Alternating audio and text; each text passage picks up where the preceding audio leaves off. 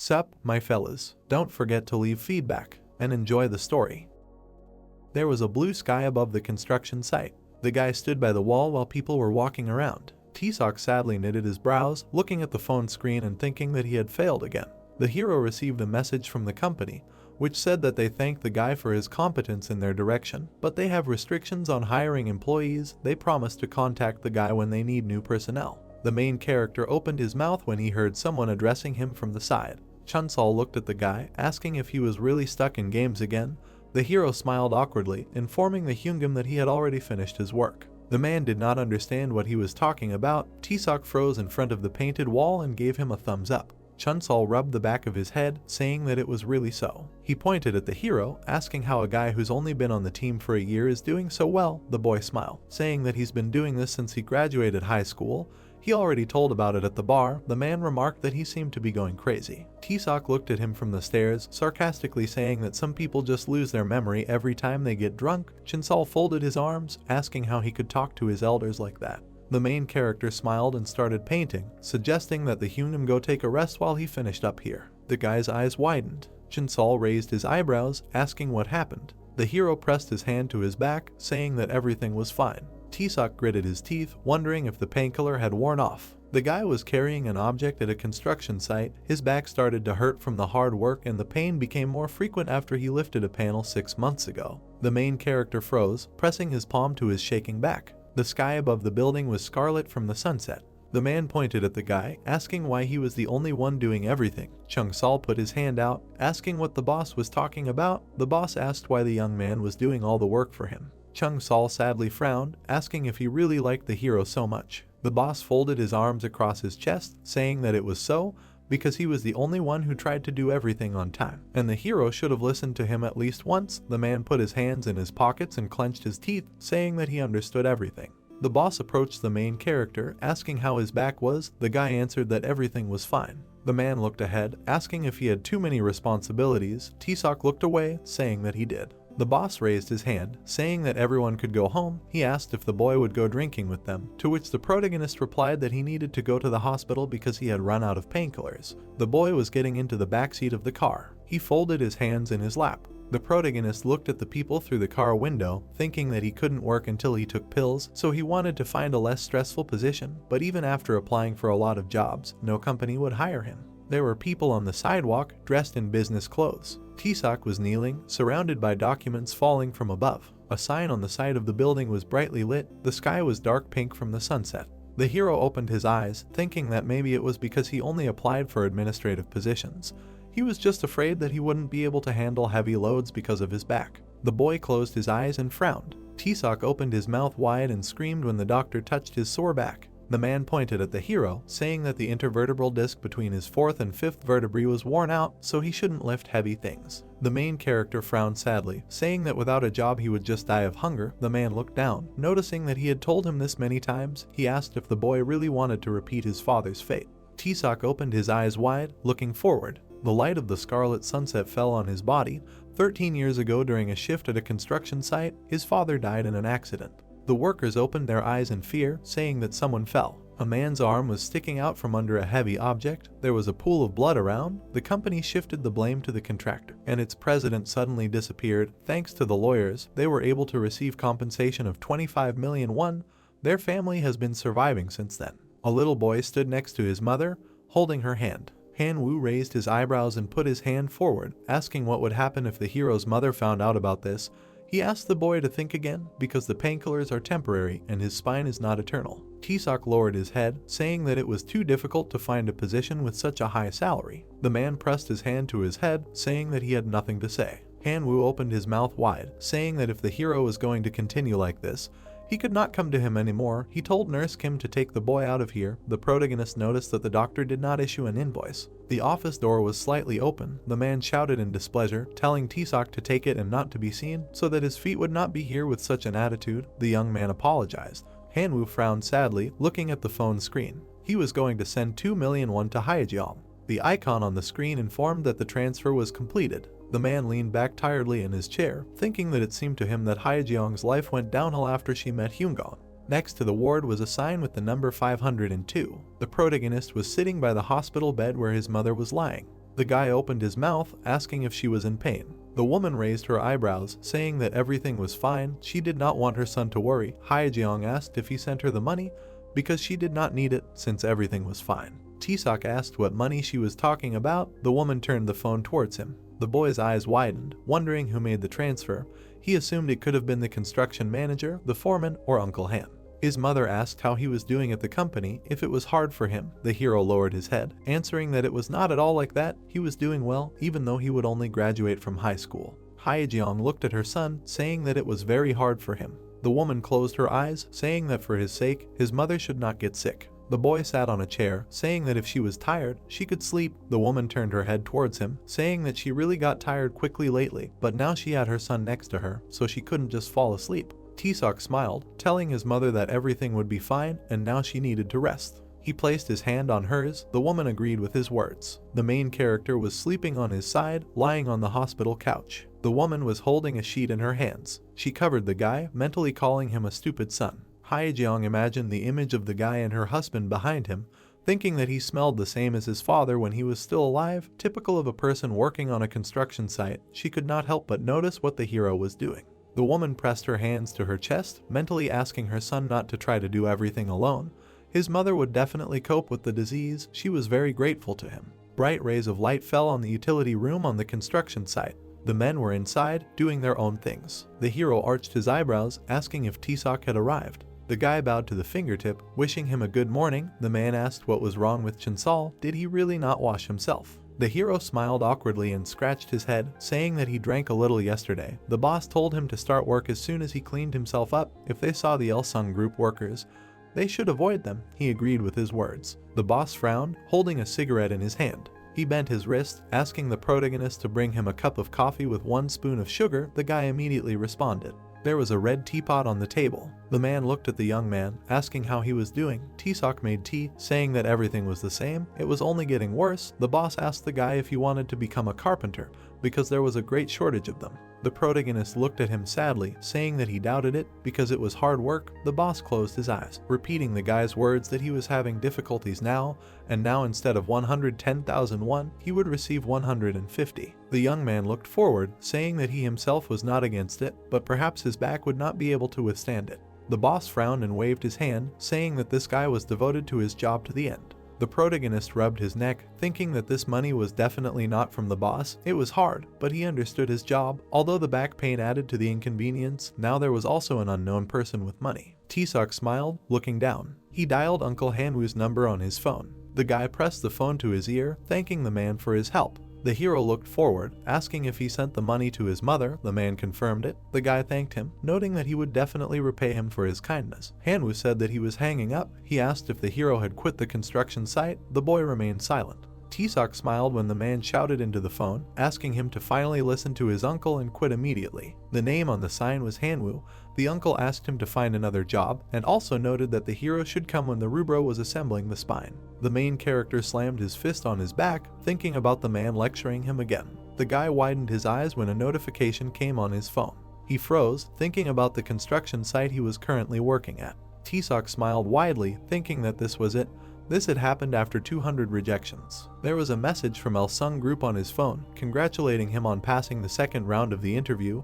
They were expecting him at their office on May 6th at 14. More details would be sent by mail. The protagonist held his hand out in front of him, seeing bright blue pixels. The guy widened his eyes, noticing a message on the system window, saying that at that moment his wish had come true. Taesok gritted his teeth, wondering what it was. He froze in front of the system pop-up window, wondering if this was really his wish. The guy tried to swipe the window away with his hand. The protagonist smiled nervously, realizing that it was not disappearing. He did not understand how he could see something like this. Had he gone crazy? His eyes widened as the system window informed him that he had joined the Ilsung Group employee course, asking if he wanted to start training. The guy repeated these words to himself in his mind. Taesok raised his hand and addressed the man sitting next to him. The hero raised his eyebrows, asking if he needed a cigarette.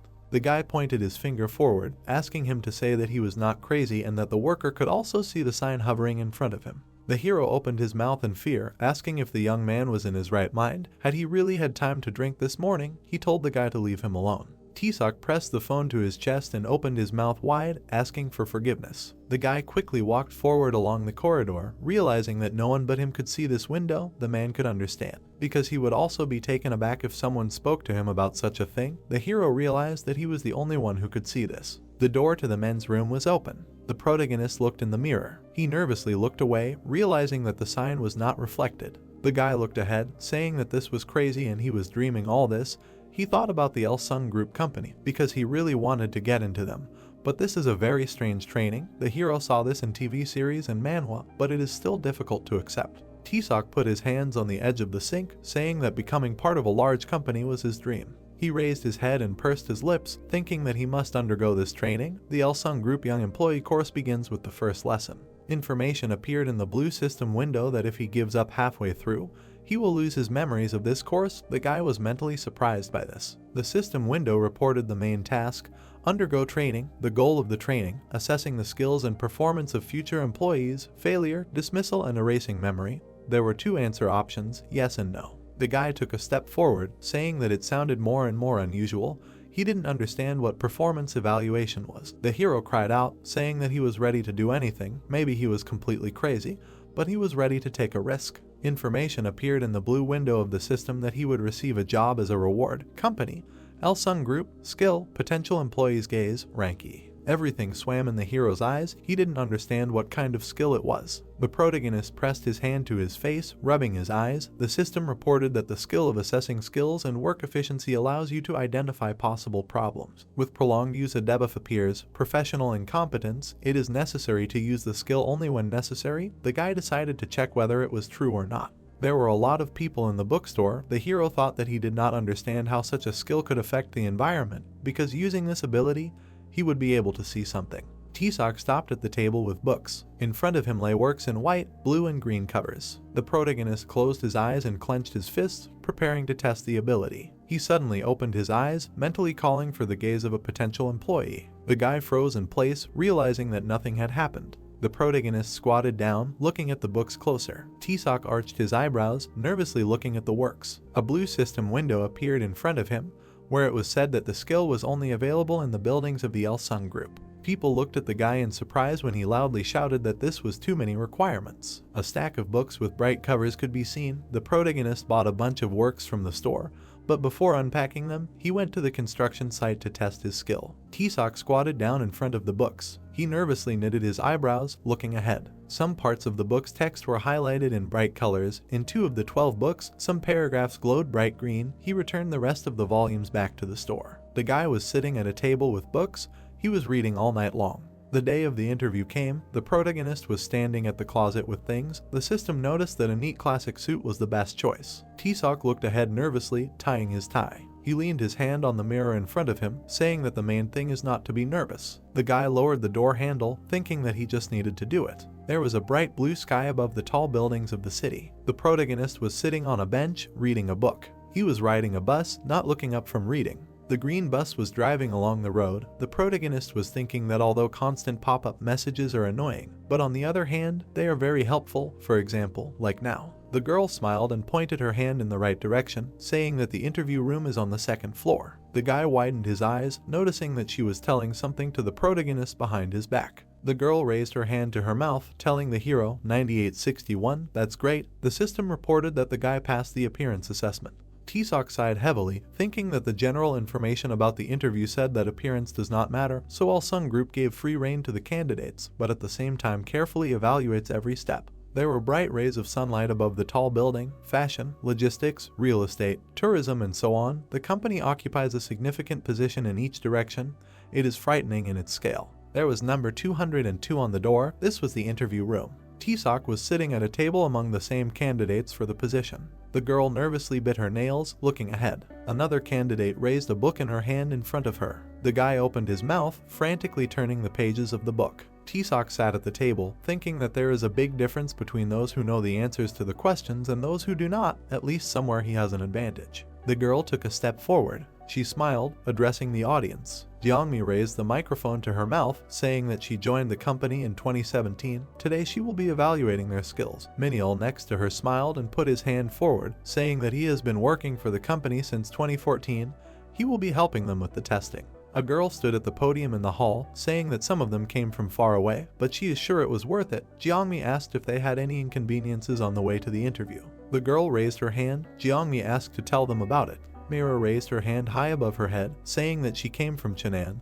In many companies, all travel expenses are covered by the employer. She said that she wanted to know if their company pays for the travel. The protagonist covered his face with his hand, wondering how the company could hire someone with such an attitude. A status window appeared in front of the guy, where there was information that Mira, a potential employee, was excluded. The hero thought that only he had these tablets. T-Sock took a pen in his hand, thinking that he needed to write this down. He stopped, realizing that the test consisted of 200 questions.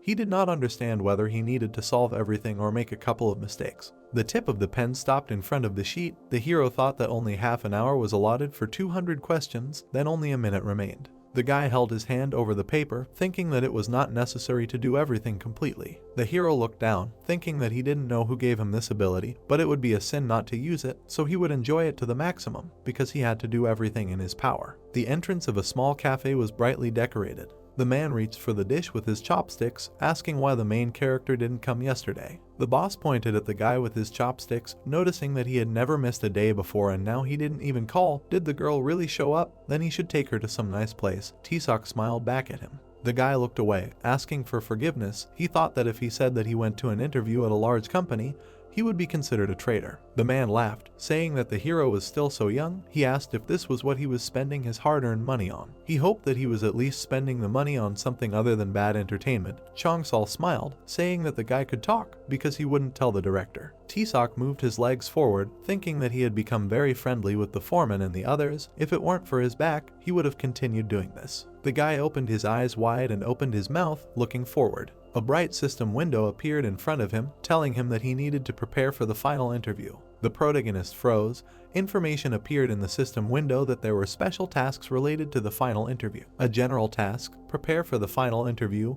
An interview awaits him, during which he will need to answer the director's questions. T-Sock gritted his teeth, mentally wondering if they were crazy to offer him to meet with the director. The system window showed that the reward was unknown. The penalty for not showing up was construction site change, Chennai, Jinju, Gyeongnam. The manager raised his eyebrows, looking ahead. He brought the phone closer, saying that it was the manager. The man was sitting at the table and holding the phone to his ear, asking if T-Sock was with them. He asked to arrange a meeting for them. The manager looked ahead, saying that he would send the guy now. He turned to the protagonist standing in front, saying that the manager wanted to talk to him. T-Sock asked if he really called him himself. The man smiled widely, asking if something was wrong, since the guy was not surprised at all. The young man closed his eyes, saying that the manager was paying him, so why should he avoid him? The guy resolutely looked ahead and opened the door, thinking that he needed to go there since he needed to talk to the manager. The door to the utility room on the construction site was slightly open. It slammed shut with a loud sound. The boss frowned, looking ahead. The guy looked at him nervously. The man folded his arms, saying that he tried his best, so from tomorrow he will be the carpenter of the senior foreman. T-Sock opened his mouth, asking the boss why this happened so suddenly. The man opened his mouth wide and pointed at him, asking where else he could find someone like him. What would he do without a carpenter? The guy lowered his head, saying that he was fine with it. The boss raised his eyebrows, saying that he would find someone who could paint the walls, but a carpenter was not so easy to find. He opened his mouth wide, shouting that he could not lose a person like T-Sock. The protagonist nervously gritted his teeth and clenched his hand into a fist, wondering how much longer the man would shout. It was impossible to talk to him. A blue system window appeared in front of the protagonist, saying that a side quest had been opened, a quest to establish connections. He needed to listen to the boss's story until the end. The man thought that the protagonist was a good person, so he needed to talk to him. The young man raised his eyebrows in confusion, looking at the quest. He clenched his teeth nervously, looking away. The boy looked at the boss, asking him to calm down and tell him everything. The man pressed his palm to his face, saying that now that he didn't have a second carpenter, he couldn't complete the construction plan. He opened his mouth wide, saying that millions of won were being lost every day because of this. The protagonist frowned, looking ahead. The boss pointed his finger at him, saying that he couldn't leave. T-Sock bowed his head down, thinking that he was only guessing, but in his opinion, it was 100% his fault. The protagonist raised his head, sitting on his knees and realizing that he had to let go. The man asked for help, at least for a couple of days or weeks. The boy nervously clenched his teeth, agreeing to stay for a week. The boss smiled widely, thanking him for this. He asked if the hero understood that he was trying to take care of him. Maybe he didn't say it, but the boy was so upset when he said that he would send him to Jinju. T-Sock looked down. The man raised his index finger, thanking the boy for coming to him. He asked if the hero understood what he wanted to say. The boss asked him to do this for him once. The phone in his pocket rang. He asked the boy to wait a minute. The man reached into his jacket pocket with his hand. The boss turned away and pressed the phone to his ear, informing Mr. President that everything was decided. He would complete the plan in a week. The voice on the phone asked if he was sure, to which the man noted that they would finish the construction within 7 days. The protagonist stood on the stairs by the wall, saying that the manager came late today. He asked how everything went. The man noted that everything was fine because the boy was still working with them. The manager raised his hand to his mouth, addressing the guy standing on the stairs. The man opened his mouth, asking him to come down for a minute and say hello to the director of Elsung Group. The protagonist carefully walked down the stairs. The young man extended his hand to the man, saying his name and saying that this was their first meeting. Kidong said that it was nice to meet him. The protagonist shook his hand with his palms on both sides. The man smiled happily, saying that he started pouring when he learned that the construction plan was in jeopardy. He thanked T-Sock. The guy smiled widely, saying that he was glad to help. The protagonist thought about the fact that he was only here for a week, and his back was already starting to give out. The director of the company gave a thumbs up, saying that he was going to the office the day after tomorrow, and since this was his last time here, he needed a drink. He asked the guy if he would go with them. The young man rubbed his neck, asking the men for forgiveness, but he already had an appointment for the evening. The sky above the tall buildings was scarlet from the sunset. Love looked in fear in the direction of the loud scream. Hanu touched the back of the guy lying on the bed.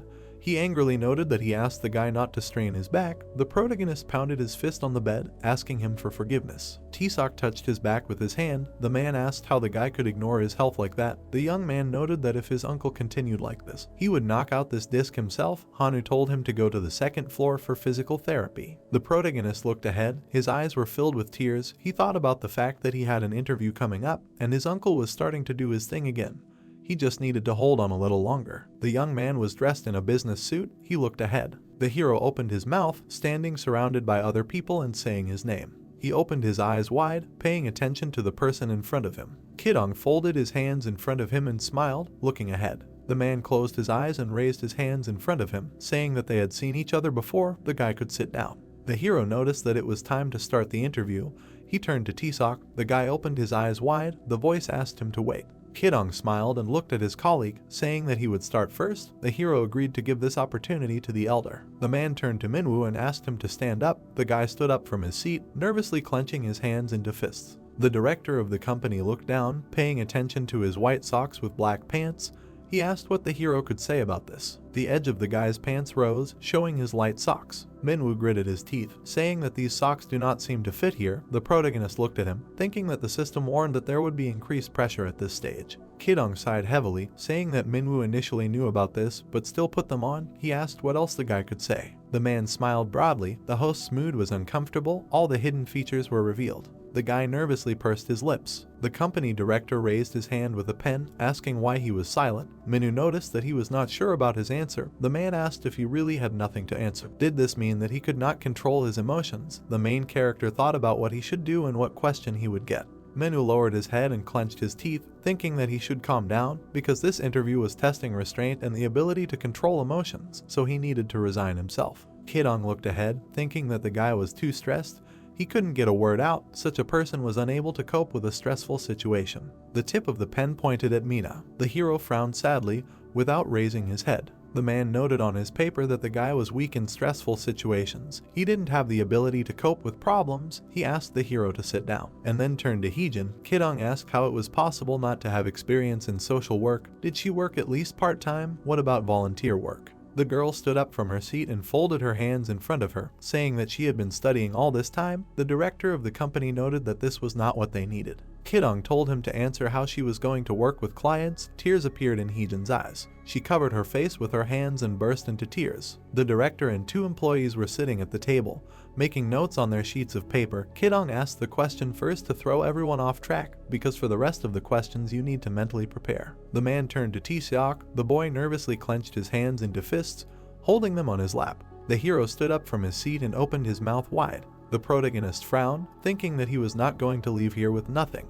The head of the company thoughtfully rubbed his chin, asking what kind of education the boy had. The hero said that he was a specialist in banking. Kidong raised his eyebrows, saying that the boy did not go to university. Taeseok looked at him, saying that it was true. The man put his hand forward, asking if he could tell them anything else. The protagonist lowered his head, thinking that if he said something wrong, he would be crossed out, so he was going to be honest. The boy looked forward, thinking that he should arouse their interest. He said that he needed to earn money. Kidong looked at him, saying that it was understandable, because they were doing the same thing. He came to get a job for the same reason, but instead of studying at the university, he went to work. Taeseok confidently looked forward. He imagined himself in work clothes, confirming his words and saying that he did not regret it at all. Instead of studying, he went to work at a construction site, and in the evenings he spent all his free time on self-education. The protagonist looked down, saying that he never neglected it. He presented documents, saying that he may not have studied at college like the others, but with the help of online courses he received the qualification of a technical specialist.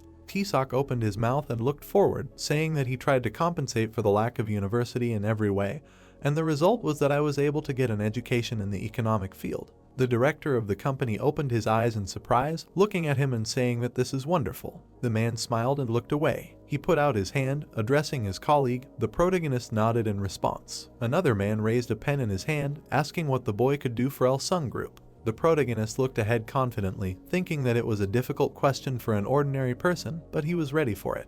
The boy remembered himself sitting by his mother's hospital bed.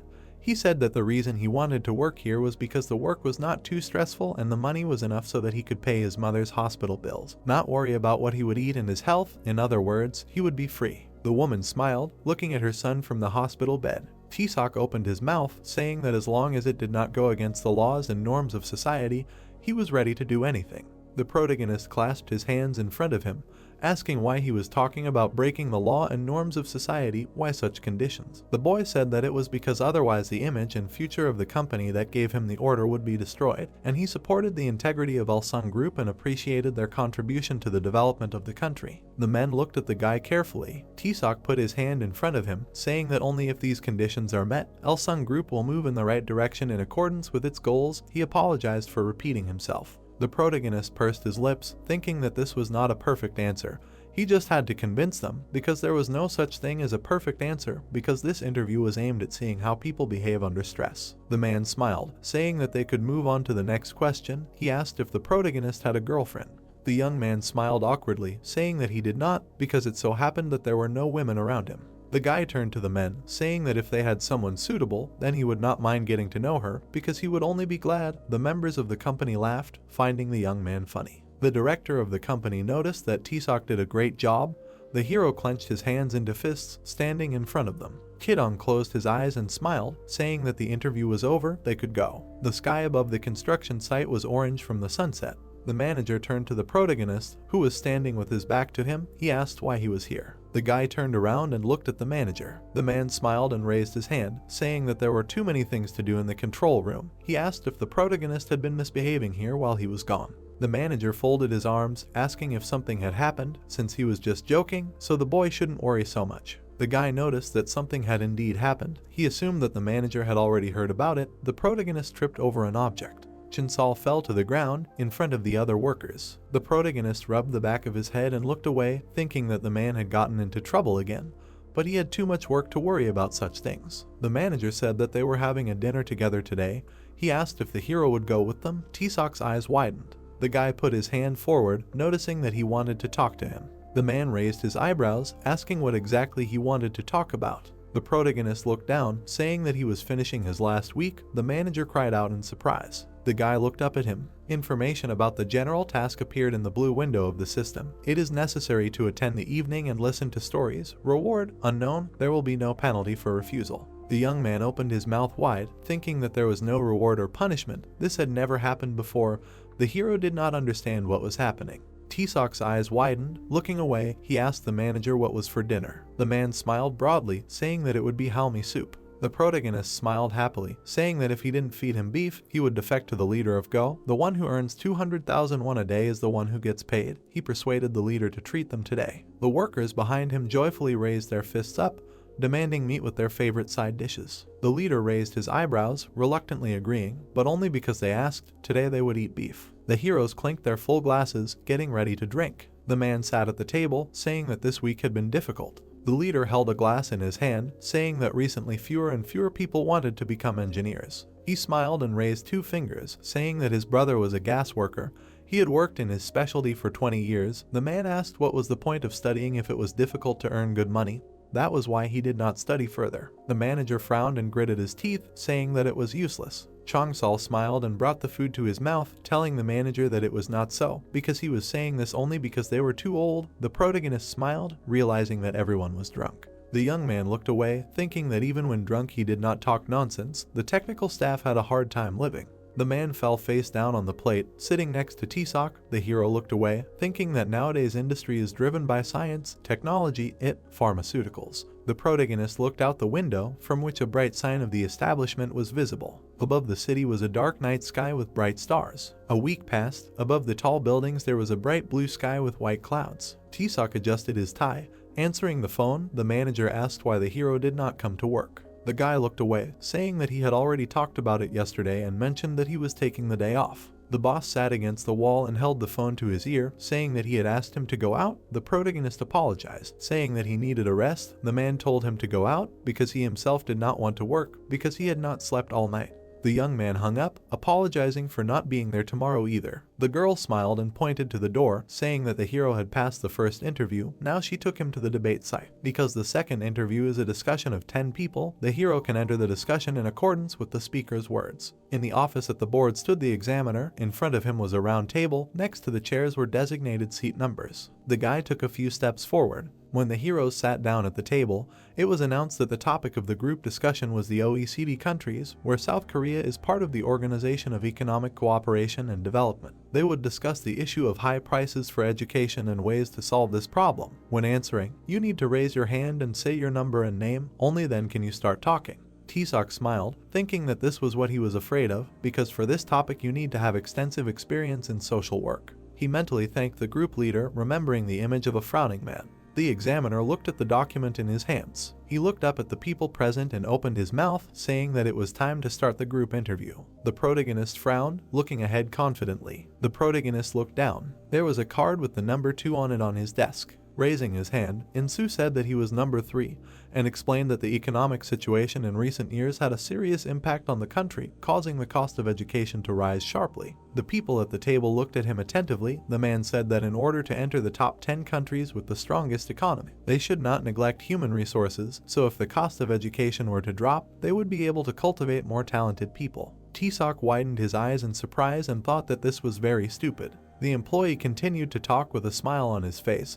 The topic of their discussion was the reasons for the increase in tuition fees and ways to solve this problem, but he simply repeated the question and did not give any answer. Sitting surrounded by other employees, the guy was glad that he decided not to answer first and that he had time to think about the question carefully. Number 7 was called next. Yoonhee, raising her eyebrows, said that her parents spent 300 million won to provide her with a good education. But such amounts lead to a decrease in the birth rate, because not every parent can spend so much on several people. The young man narrowed his eyes when she said that this is precisely why it is necessary to encourage an increase in the population and increase payments to families with children. Smiling, the examiner agreed with number 7, because families are indeed breaking up, and the birth rate is falling, and the cost of education is increasing every year, so encouraging the birth rate is a great way out. Sitting at a round table, the protagonist wondered what their company has to do with it, because it is not a state-owned enterprise that should take care of this. T-Sock frowned and said his number. The guy raised his hand and suggested looking at the situation from a different angle. The people looked at him in surprise. The young man stood up from the table and explained that their country ranks first in the world in terms of the cost of education and second in the number of applicants. The employee stepped forward and asked about the quality of education. He walked past the examiner and suggested looking at the OECD education ranking, according to which the quality of the education system in Korea ranks 75th. Pointing to the graph, the employee explained that from a young age, children have the choice to continue their education after school or not, and that compared to Germany, where education is mandatory, they have the right to choose where to go to study, college, university, or self-education. The protagonist frowned sternly and said that as a result, the number of jobs fully meets the demand, and that, despite the fact that the average salary in Germany is higher than in Korea, the difference in income between different specialties is not that great. Documents with different graphs appeared. There is a personnel imbalance in Korea since the state provides insufficient support for such areas as science and in particular, most of the engineers' positions were occupied by foreign workers. The people were assembling a car. It was very difficult to integrate such workers into society, but due to the lack of worthy candidates, they simply had no other choice. Taesok explained that creating a more orderly education system would reduce the costs of it and help development in general. The other employees looked at him in surprise. The guy thought that his words could have confused them. The man with glasses thoughtfully tapped his fingers on the table. He frowned and asked the others if it seemed that participant number 2 was unhappy with the education system of their country. The young man's eyes widened in shock. Squinting, the worker was surprised that the others would want to attack him so openly, and decided that the most important thing was not to panic. Pointing at the board, the main character apologized for the fact that someone might be offended by his words and explained that his goal was not to slander their country. Another participant said that he did not like his words very much. The man frowned and explained that the foreign education system did not take into account the traditions of their country, so introducing something like this was a huge mistake since they had enough outstanding and talented people. Raising his hand, participant number 10 explained that each of them received an education in Seoul or abroad and that they were sitting here only because of their knowledge, and asked if participant number 2 really thought that they were worse than the Germans. The examiner picked up a pen and asked his name. Sokin looked up and introduced himself. After writing on the tablet, the man thanked him for his participation and asked him to leave the room. The employee opened his mouth in fear and asked what this meant. Throwing a displeased look at him, the employee decided that he was not suitable for working in this company and thanked him for his good work. At present, the company needed talents who could integrate into the team. Sokin spread his arms. He belittled others, considering himself superior. His leather shoes gleamed in the light, considering the company's requirements. This candidate was the worst of all that could be found, since there is no point in hiring someone who wants to be in the center. Pushing out the others, the door of the office opened, and participant number 10 left it. The examiner approached the table and suggested moving on to the second topic and discussing their national pension reform. The clock showed 3:30. Number 1 declared that pension reform was necessary and began to explain why. Soon the hands of the clock approached 4 o'clock. Looking down, the protagonist thought that 25 minutes had already passed, and they still had an opposition of opinions that could not be resolved. The people at the round table were having a heated discussion. Taesok dreamed of it ending as soon as possible. The examiner scratched his chin. Judging by his face, he was also fed up with everything. The young man frowned and said that they would not be able to reach a consensus at this rate, and explained that when summarizing each presentation, 2 dominant views could be identified. Raising his eyebrows, the young man explained that participant number 1 believed that the national and professional pensions should be integrated, as in Japan, and participant number 6 said that the shortcomings of the national pension could be supplemented by private payments. The protagonist raised his index finger and suggested that they listen to one more person and sum up the results by voting. The man with glasses squinted and noticed that this participant was silent despite the heated discussion. Smiling, the examiner thought that such people acted as mediators in disputes and decided that this was exactly the kind of person the company needed. After making notes on the documents, the company employee thanked everyone for their work and said that that was all for today. The employee frowned sternly and thought that this participant had done well. He circled Taesok's name with a red pen. The boy looked back when someone shouted that it was unfair. The boy saw his colleagues cursing and thought that there were even those who did not admit their mistake. Seokin shouted that he was expelled unfairly. The candidate closed his eyes. Suddenly, he looked forward. A green aura was shining around the examiner. The protagonist rubbed his eyes and wondered why his skill was activated. Participant number 10 raised his hand and continued shouting something. Taesok looked back. A red aura was shining around Yoonhee and a yellow aura was shining around Insu. Each of the candidates had an aura of their own color. Today's interview turned out to be useful. The boy learned that if you blink 3 times, the skill will be applied automatically, and that each color is inherent to a certain person. Looking forward, the boy wondered what these colors meant and suggested that it could indicate their age, but immediately rejected this thought. There was a construction site next to the house. The workers were busy with their work. The protagonist took out his phone. A message from the HR department appeared on the screen, informing him that the candidate had passed the interview and that the last interview would be tomorrow. Looking up, Taesok was glad that this day would finally come and thought that he should be vigilant. Smiling widely, the guy decided to stay calm and pass the last interview to make his dream come true. Putting the phone away, the protagonist turned to Chinsal, saying that he was collecting too much paint on the roller, which would cause it to run out faster. Then the guy dipped the roller in the paint again.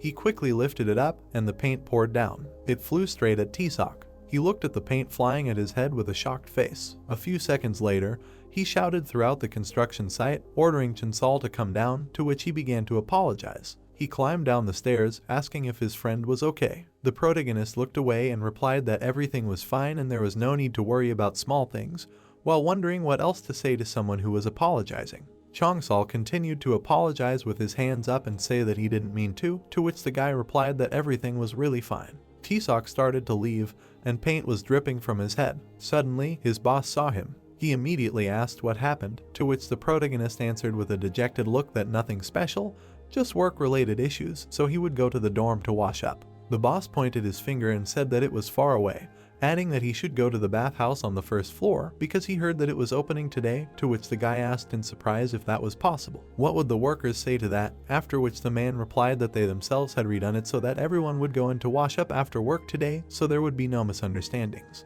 After this conversation, the protagonist slowly walked to the bathhouse. As he walked down the stairs, he said he felt very uncomfortable. He slowly approached the entrance to the bathhouse. Inside, he quickly took off his clothes. Opening the door to the shower, he took a shower and then climbed into the water. Having sunk to his waist, he exhaled heavily, and a man not far from him turned to him and asked what he was doing. The guy looked at the man and replied that he was a construction worker. The man looked at T-Sok and said that it must be hard work since he came from head to toe covered in paint, to which he grinned and asked if he was really the boss here, after which the interlocutor replied that you could say so. Hearing this, the main character smiled broadly and exclaimed that his bathhouse was just something, a great job, after which he asked if they paid well. There was no one else in the bathhouse, and the man replied, enough not to envy others, to which T-Sok thanked him for his efforts. But suddenly the boss went under the water with his head. But after a few seconds, he still hadn't emerged. Horror appeared in the protagonist's eyes. He immediately threw his hand into the water, screaming loudly. But suddenly, a powerful splash was heard from the water. The boss, emerging from the water, laughed and asked if the guy really thought the old man was dead, to which he replied, no, he was just a little surprised. Suddenly, the man said that he was actually cursed, to which T-Sok became slightly embarrassed and asked, a curse? The man smiled broadly and exclaimed, yes, adding that in a bar, he always had to dive, especially after he sweated well.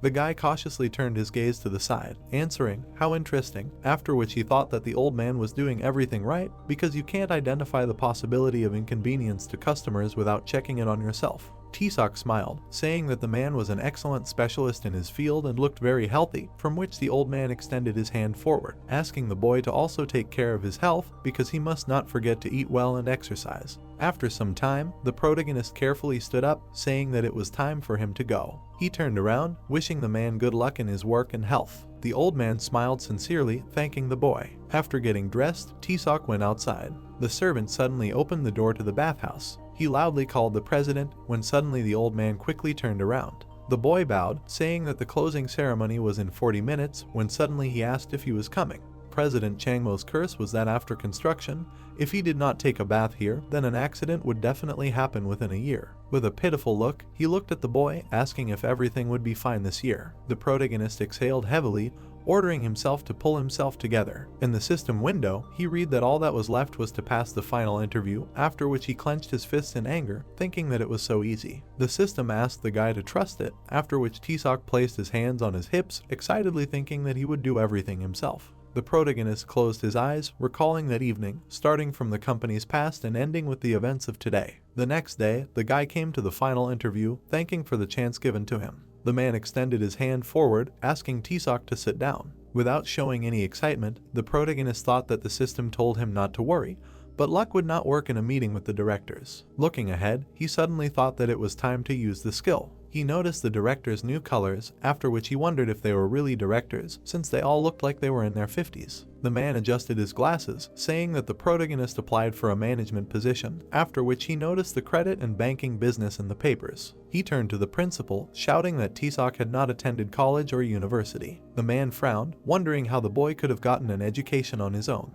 The principal slammed his fist on the table, saying that the protagonist must be very good to have made it this far, and then asked for a minute to give him the results of his previous interviews. After a while, his eyes widened, thinking that T-Sok had top marks from both interviews. Beads of sweat appeared on his face, and he suddenly wondered if the boy had done better than some university graduates. The servant leaned towards the principal, saying that he thought that the protagonist could be classified as an SSS, to which the man agreed. The SSS were relatives and descendants of the chairman's family, or mere mortals who had reached their level. The principal spread his arms out, asking the protagonist what kind of work he wanted to do. Tisok placed his hands on his knees, confidently answering that he would prefer an office job, but he would be happy with whatever activity was assigned to him. After some thought, the man answered that the guy could go, which made him open his eyes in shock. He was confused, asking if the interview was over, to which he was thanked for his work. The director turned to his colleagues, asking if the protagonist could be a relative of the chairman or someone else, to which they decided to thoroughly check this. The man wondered if Tisok was intentionally disguised as an ordinary economist so that they would not suspect anything, which made the director think, answering that anything was possible since the chairman's policy was to start from the very bottom. He suddenly banged the folder on the table, saying that since the HR department noticed the oddities first, they should not make mistakes either. They thought that perhaps a person from the SSS group came to them, while the thoughtful protagonist walked down the corridor. In a large room, a man at a table asked what had happened, had he really decided to show up. He put his hand to his head and said in a dissatisfied tone that he had failed. Although he had prepared for so long, there had never been such a disgrace in their family, and then asked if he really didn't want to say anything. The guy in front of him lowered his head and said that he was very sorry, and then asked his father to give him another chance, to which the man furiously shouted at him to speak normally, that he couldn't come to the interview because he was sick and he had failed. The guy clenched his fist as hard as he could, while his father addressed him as Tisok and asked if he was expressing himself clearly. Tisok looked away in disappointment and said yes. The next day, the weather was fine outside. While at the construction site, Tisok looked at his phone. He received a message from the HR department in which they wrote that he was hired, after reading which, the guy said to himself that he knew that it would not be easy to pass the interview with the director, but it felt like it was a waste of time. Then he received 2 more messages in which the protagonist was told that he needed to appear for a mandatory medical examination at the regional hospital. After reading this, the guy looked at his phone and asked, "Medical examination." Disappointedly looking away, he thought about how he wanted to get a job at the company because of his back, after which he asked himself that if this becomes a hindrance, then something needs to be done about it. Evening came, the regional hospital. The door to the office opened and they greeted the doctor. Hanu raised his head and greeted Tisok, then asked if his back hurt again. The guy raised his hand behind his head and answered in confusion that everything was fine today, to which the doctor asked him what was wrong then.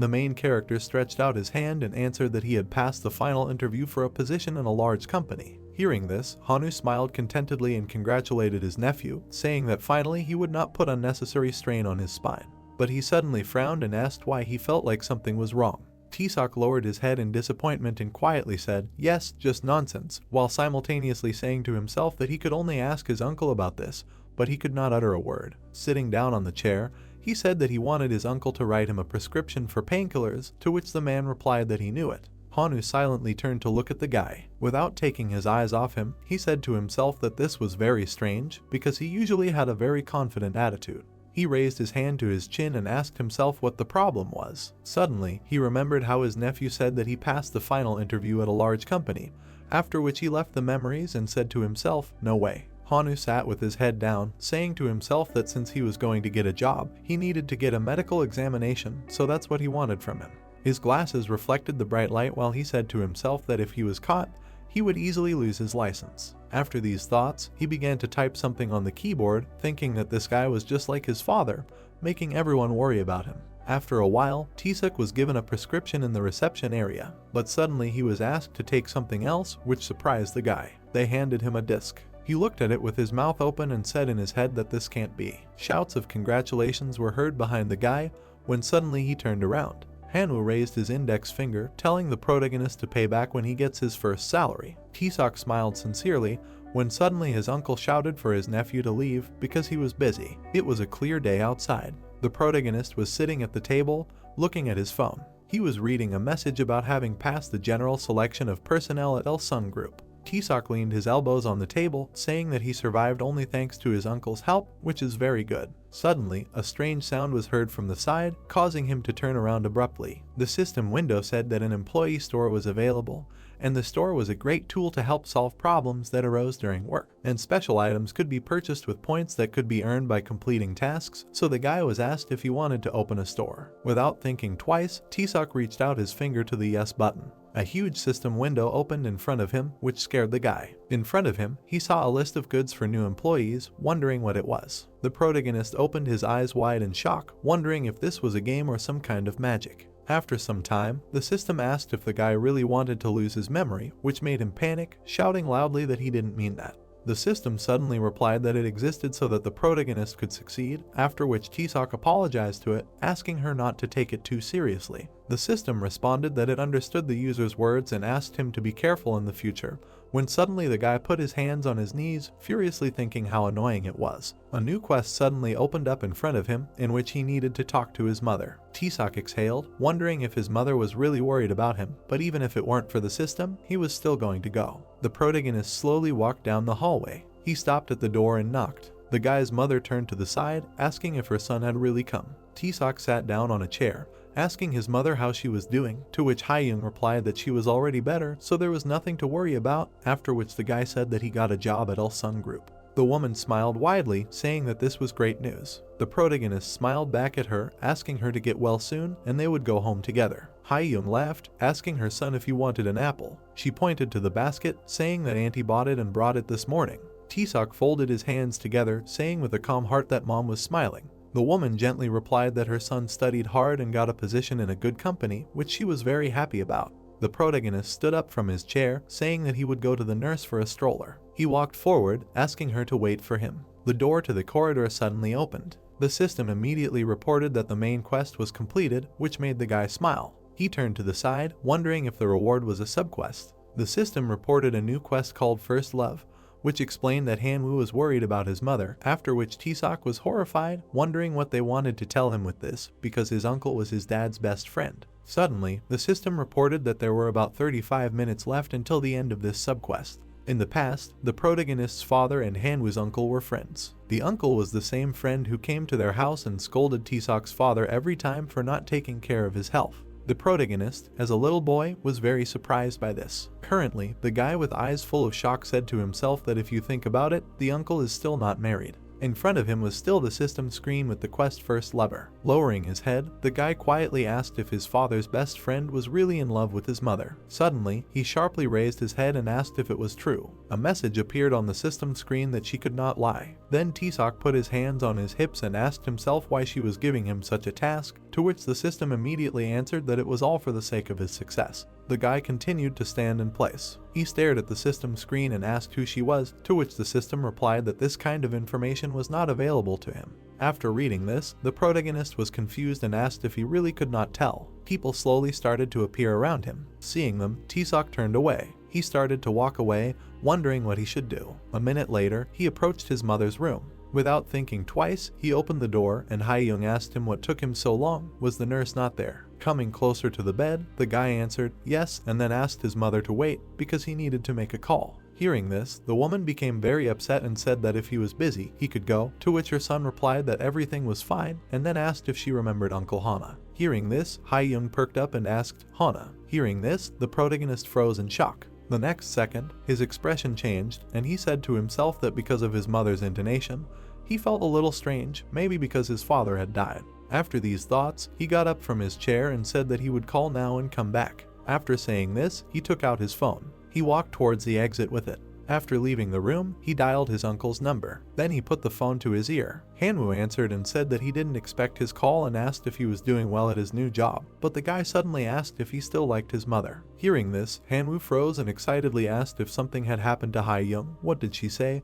And then he shouted loudly, asking which hospital he was at. The doctor jumped to his feet, shouting and asking what had happened, to which the protagonist calmly replied that he was at Seoul General Hospital number 403. Hanwoo shouted, asking his nephew to wait, but the guy silently hung up. A system screen appeared in front of him, telling him that this was a great choice, and Tiseok, after reading the message, asked who she was. Not receiving an answer, he continued to look at the screen and ask if he was not answering again, and in the end he did not wait for an answer from the system, and 15 minutes after the call, his uncle showed up. Hearing footsteps, the guy turned around abruptly. Hanwoo quickly ran forward, not noticing anything in his path. The protagonist looked after him, thinking that he ran without even taking off his hospital gown and saw him, but did not stop. Tiseok turned to the ward, thinking that his uncle met his mother, and this was their first meeting after his father's death. The system reported that the First Love subquest was completed, and the guy thought that after calming down and soberly thinking, he would be able to come to only one conclusion. The protagonist thoughtfully raised his head up, thinking that this could not be. The system window was brightly glowing when suddenly T-Sock wondered if this was his dad. He was speechless, thinking that this was one-sided help, sometimes turning into threats, but the system was doing everything to help him. She began to distract herself, typing a new text, and then said that she could not answer this question. T-Sock smiled widely, asking the system window if it was right about this being his dad. He scratched the back of his head, thinking that he was still curious about this creature, but he would learn about it little by little. Then he thought about the only thing he needed to worry about, when he suddenly turned his head back. Approaching the room, he was wondering what his mother and uncle were doing. Hanwoo was sitting on a chair while they were having a nice conversation with each other. The protagonist looked inside, thinking that he had not heard their conversation, then looked at his mother. Turning his gaze to his uncle, the guy thought that he had never seen such a sincere smile on their faces. The system reported that this was a good choice, and T-Sock smiled sincerely. The clock showed 10 o'clock. The door to the room suddenly opened. Hanwoo went out into the hallway, asking if the boy had been eavesdropping, to which the protagonist replied that he had just come over. The uncle looked down in disappointment, apologizing for the boy's agitation. The boy smiled, replying that there was nothing to apologize for. The doctor turned around, thanking his nephew for calling him and then saying that he would go. The boy called out to his uncle, who immediately turned around, then asked if he still liked his mother. Hanwoo frowned, then looked down in disappointment. He turned away, replying that he did not know. The boy lowered his head. He said in disappointment that he would be at the training center for the next 3 days, and although his aunt sometimes came to see his mother, he would like his uncle to come sometimes too, since he paid for his mother's medical bills and sent him for a medical checkup. Hanwoo looked up at the boy with pity. T-Sock interrupted him, saying that he couldn't understand his feelings, but anyway, they were the only ones who could take care of mom. The uncle put his hand in his pocket, saying that he understood what the protagonist meant, and he would think about it, but it wasn't that easy to decide. It was the dead of night outside, while T-Sock spent the next 3 days at the training center. In the morning, the captain said that they were moving to a new construction site tomorrow. He folded his arms over his chest, asking to go to bed early so that he could start work as soon as possible. He suddenly turned away, when suddenly someone called him from behind. The protagonist came closer, saying that he had something to say. The boss folded his arms over his chest, threateningly saying that the guy had to come out, since Mr. Kim took a long weekend, so there was no one to work, to which T-Sock suddenly replied that he found a job, so he had to go. The man got angry, spread his arms, and then asked how much he needed to pay the protagonist to get him to give up on this idea, since he would be making $4 million a month at this place. The guy hung his head down in disappointment, apologizing for what he said earlier. He suddenly looked up. The guy looked into the eyes of the boss, confidently saying that he had passed the final interview at Ulsung Group. The man put his hands on his hips, shocked, asking what. Beads of sweat appeared on his face when he heard about Ulsung Group. T-Sock said that he would not be able to work from tomorrow. Choi put his hands on his hips and said that he did not even go to university and still passed. The protagonist stood with his head down. Suddenly, the boss pointed his finger at him and shouted loudly that he should work hard so as not to lose face. The guy hung his head even lower, quietly saying that he was truly sorry. All 4 of them stood in complete silence. Suddenly, Chun-Sol put his hand on his stomach and asked if it was time to get something to eat. The boss turned to the guy and shouted furiously that they were talking about the main character leaving, and he was thinking about food. Then the guy's colleague extended his hand and told the boss that his wife called him because it was late, and then asked if it was really time to go their separate ways. Choi gritted his teeth and said nothing. The worker smiled broadly and asked if something was wrong, adding that he was at work all day long, but he also wanted to be at home, and T-Sock had decided to quit altogether. After these words, the guys looked at each other in silence again. Suddenly, the boss turned to the main character, addressing him. The guy raised his head in surprise. The man, with a very displeased face, pointed his finger behind him and ordered him to go have dinner with them, adding that it was not because he liked him, he was doing this because he felt awkward. T-Sock smiled, saying to himself that even though Choi said this, he was still himself until the end. After a while, in a crumbled potato, all 4 of them were sitting inside, and the boss was saying that until the protagonist had a good meal, he would not leave because office work was not as easy as he thought. The guy looked at Choi and replied that he was ready for it. Then the boss extended his hand and said that this was not true, because he did not go to university, it would not be easy for him, and then asked if he really thought that the others would not laugh at him when they found out. T-Sock, without a drop of fear or doubt in his eyes, answered that he understood everything, but he sat surrounded by his comrades and added that he had to do it. After that, Choi raised one eyebrow and said that if it did not work out, then he could come back, since they were glad to see him, there would always be a place for him. Hearing this, the protagonist slightly lowered his head and replied that he was very grateful to him. Suddenly, his companion coughed into his hand to get his attention. Putting his hand in his back pocket, he said that if he had known in advance, he would have prepared a better gift. After saying this, he placed the envelope on the table. T-Sock looked down at the envelope and asked in surprise what it was, to which the man asked him to open it. He looked at the guy with a sly smile on his face and said that everything was fine, adding that there was enough in it for several pairs of shoes. Hearing this, the protagonist waved his hands negatively and exclaimed that he did not need it, to which the man said that he could give it to him later. But suddenly, the envelope was grabbed. Chinsal picked it up and, with a smile on his face, thanked Mr. Kim. The man bared his teeth and ordered him to give the envelope to T-Sock since he did not need it. Hearing this, the smile disappeared from Chinsal's face. Mr. Kim again handed the envelope to the protagonist, telling him to take it, to which the guy smiled warmly and said okay. The guy smiled, thinking that despite leaving, they were still kind to him. That day was the last time he saw his former colleagues, and the next day he joined the Elsung group. It was a bright day outside. The guy walked forward, pulling a suitcase behind him. Approaching the man, T-Sock introduced himself. The man looked down at the paper. Raising his head, he asked the protagonist to get on the bus. Looking after the guy leaving, he suddenly asked him to wait. With interest, he asked if T-Sock was born in 1992, to which the guy shook his head. The man raised his hand, asking if he was born in 1994, which he was right about, and then asked him to get on the third, leave his luggage in the cargo hold and go ahead. The protagonist turned around, quickly heading forward. He took a step into the bus, thinking that someone had the same name as him. T-Sock walked along the bus, thinking that it was not the most common. He walked up to the seat and sat down. The leader of the group entered the bus, saying that since everyone was seated, they were heading to the training center for new employees. The main character looked out the window, proudly thinking that he was now a new employee of the company. His phone suddenly vibrated in his jacket pocket. Hanwoo had texted him not to worry about his mother and to work hard. T-Sock carefully looked at the message from his uncle. After a while, he replied that he had a long journey ahead of him. There was silence in the bus. The guy suddenly stood up from his seat, greeting everyone. Putting his hands on his hips, Min-seong introduced himself as the deputy director of the sales department of the Elsung Group branch and was in charge of the third bus.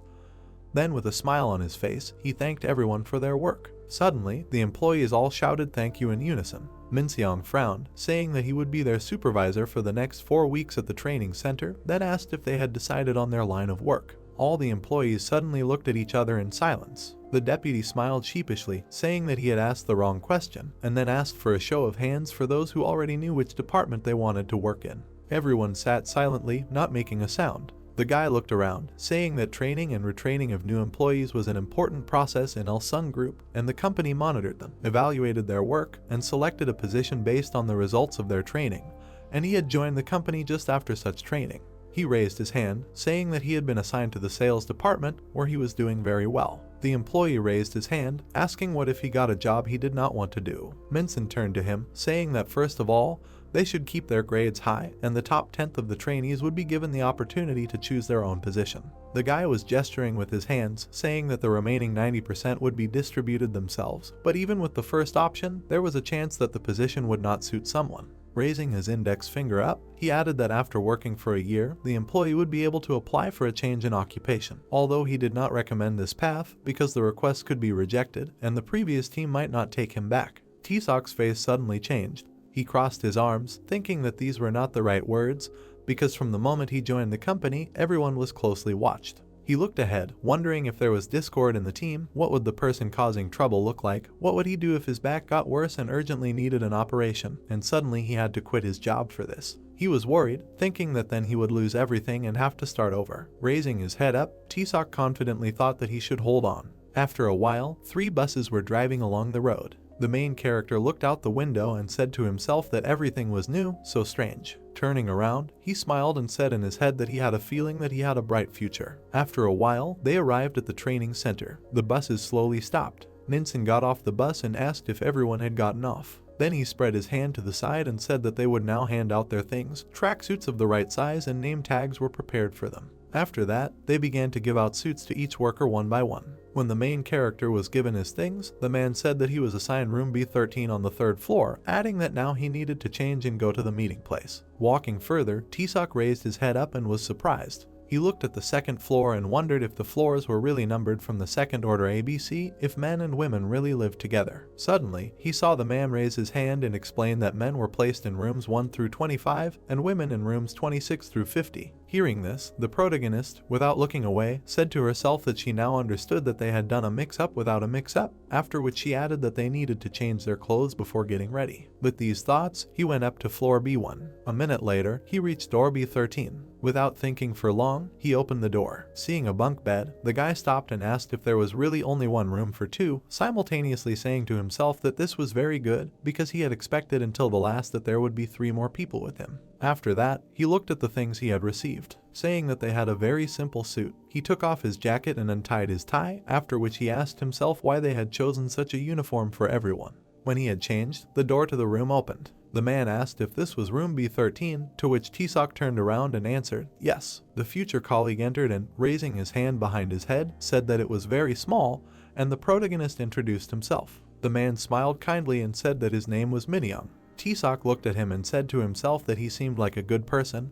He looked older than him, but should he bow to him? Without looking away, he said that Minyoung seemed older than him, to which the man extended his hand and said that he was 29. Hearing this, the protagonist smiled widely and, raising his hand behind his head, said that he was 25. He then pointed to the bed and asked where he should sleep and whether he should take the second floor, to which Minyoung replied that he would stay on the first floor in that case, after which he thanked the guy. Giving T-Sock a thumbs up, Minyoung said that he was very caring, to which the guy replied that they would live together for a whole month. Minyoung was surprised that the protagonist got a job so early, only 25, after which he asked if he really graduated from university in 3 years. T-Sock scratched his head in embarrassment and replied that he had a degree in credit and banking, so he really did get his education earlier than everyone else. The speakers announced that everyone needed to gather in the hall of the main building in 10 minutes. The boys turned around in surprise when they heard that they had 10 minutes left. Minyoung turned thoughtfully to look at the protagonist. He smiled in confusion and said that it felt like they were in the army. T-Sock smiled and agreed with him and said that they should go before they were late.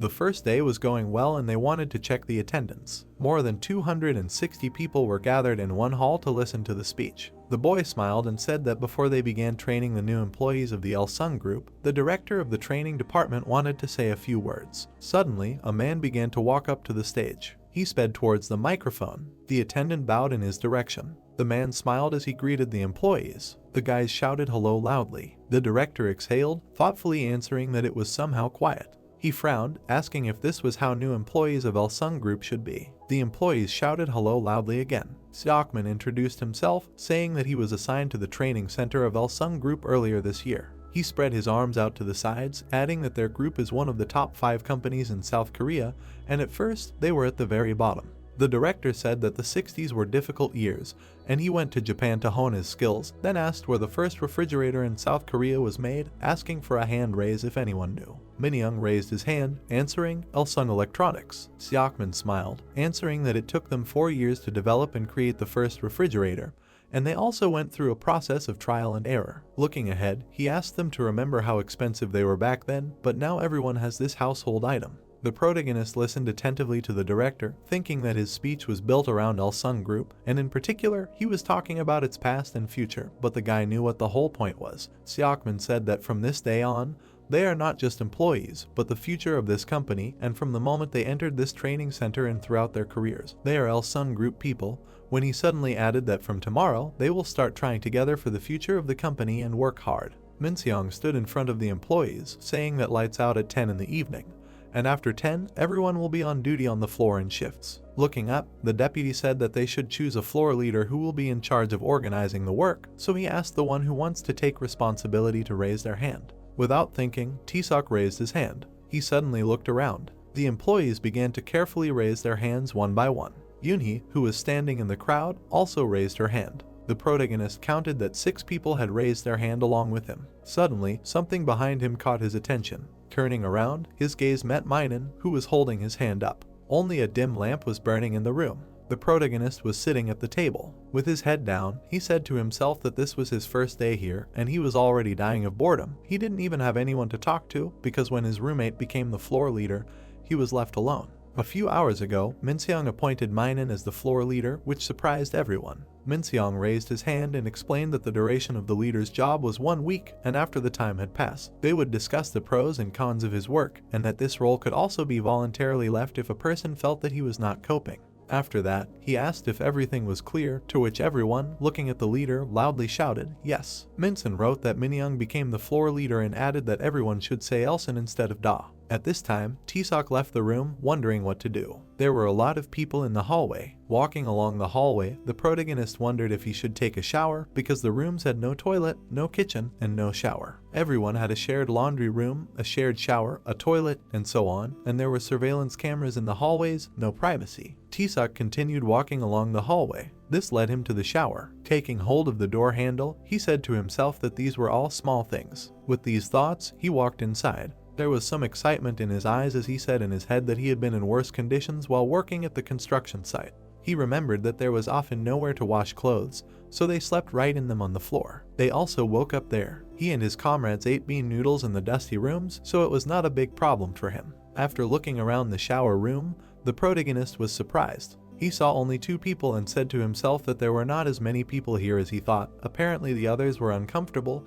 Perhaps they had never been in such conditions, but one thing was for sure. He imagined Minseong watching and evaluating everyone, even those who were unfamiliar with such a life and the need to share something with others. After a while, Taesok returned to the room. There was a book on the table in front of him. The clock said 9:30 in the evening. Suddenly the door opened and the protagonist turned around abruptly. Seeing Minon, he asked him if it was really over, to which he stopped and quietly answered, not quite. He handed him a paper and asked if he could fill it out. Taking the paper in his hand, the guy asked if it was a questionnaire. Minon exhaled heavily and answered that it was, adding that he was told to hand it out to everyone, to which the protagonist replied with a smile that, of course, he would fill it out, after which he asked if he needed help. Minon waved his hand negatively and answered no, adding that the guy should go to bed, and he still had things to do that he could handle himself. Without taking his eyes off his comrade, Taesok said, oh well. It quickly became dark outside. It was 1 o'clock in the morning. The protagonist was sleeping, quietly mumbling. Suddenly, he leaned his hand on the bed, getting up from it. He smiled, asking if Minyoung was free, to which the guy chuckled, answering that there was more work than he thought, when he suddenly asked if Taesok had filled out the form. The protagonist nodded, which surprised Minyoung. The guy pursed his lips, thinking that his neighbor seemed to have become slower, while Minyoung looked tiredly at the floor and an awkwardness hung between them. Minseong suddenly burst into the room, loudly calling out to Minyoung. The guy froze in place, greeting the deputy, to which the guy came closer to him, shouting that he asked him to bring the forms by 10 o'clock, asking what he was doing. Minyoung gritted his teeth and replied that many people were sleeping and he couldn't disturb them, so he would pack everything tomorrow morning. Minseong got angry and asked if the guy really wanted to cause trouble from the first day, to which Minyoung bowed and replied that he was really sorry and he would bring everything by 7 in the morning. The deputy exhaled and said that he would forgive him for the first time, so they would see each other in the morning. The door to the room suddenly slammed shut. Taesok turned around at the loud sound. The guy looked down in frustration, thinking that he wanted to ask if Minyoung was okay, but he wouldn't. He remembered that he had asked his neighbor twice already, and both times the guy answered that everything was fine. Standing opposite each other, the protagonist thought, just a few words, and maybe they could get along. In the morning, a loud voice was heard in the hallway calling Taesok. The protagonist walked forward. He was called again, after which the guy turned around. Minseong came closer, asking where Minyoung had gone, to which Taesok replied that he had just woken up. The deputy frowned, asking him to find a guy for him, since he would be in the small hall at 7:30, so if he saw Minyoung, he should call him, when suddenly the protagonist asked if he could ask for his number just in case. After parting with the deputy, Taesok wondered where Minyoung was, since they hadn't even exchanged phone numbers, but if he had known that this would happen, he would have asked. The guy suddenly remembered that he had no time for this at all, since Minyoung had been very busy yesterday. Walking further down the corridor, the protagonist heard a loud scream in front of him. He ran forward, frightened, wondering what was going on. In front of room B19, he saw 2 guys standing guard. The boy crossed his arms over his chest, shouting loudly that Minon had given him the questionnaire at 6:30 and asked him to do it by 7, and did he really think that was possible? Since he was busy with the morning procedures now, and since the boy had volunteered to be the class monitor, it meant that he should have taken control of everything from the very beginning. Minon bowed in fear, answering that he would definitely improve, but the guys needed to fill out the questionnaire. Walking away, he repeated that he was very sorry. The boy put his hands in his pockets, asking if he was not too strict, to which the employee frowned, asking what. He looked at the boy, menacingly saying that this is the fate of the class monitor, and whoever is appointed to this role can get 20 extra points by the end of training.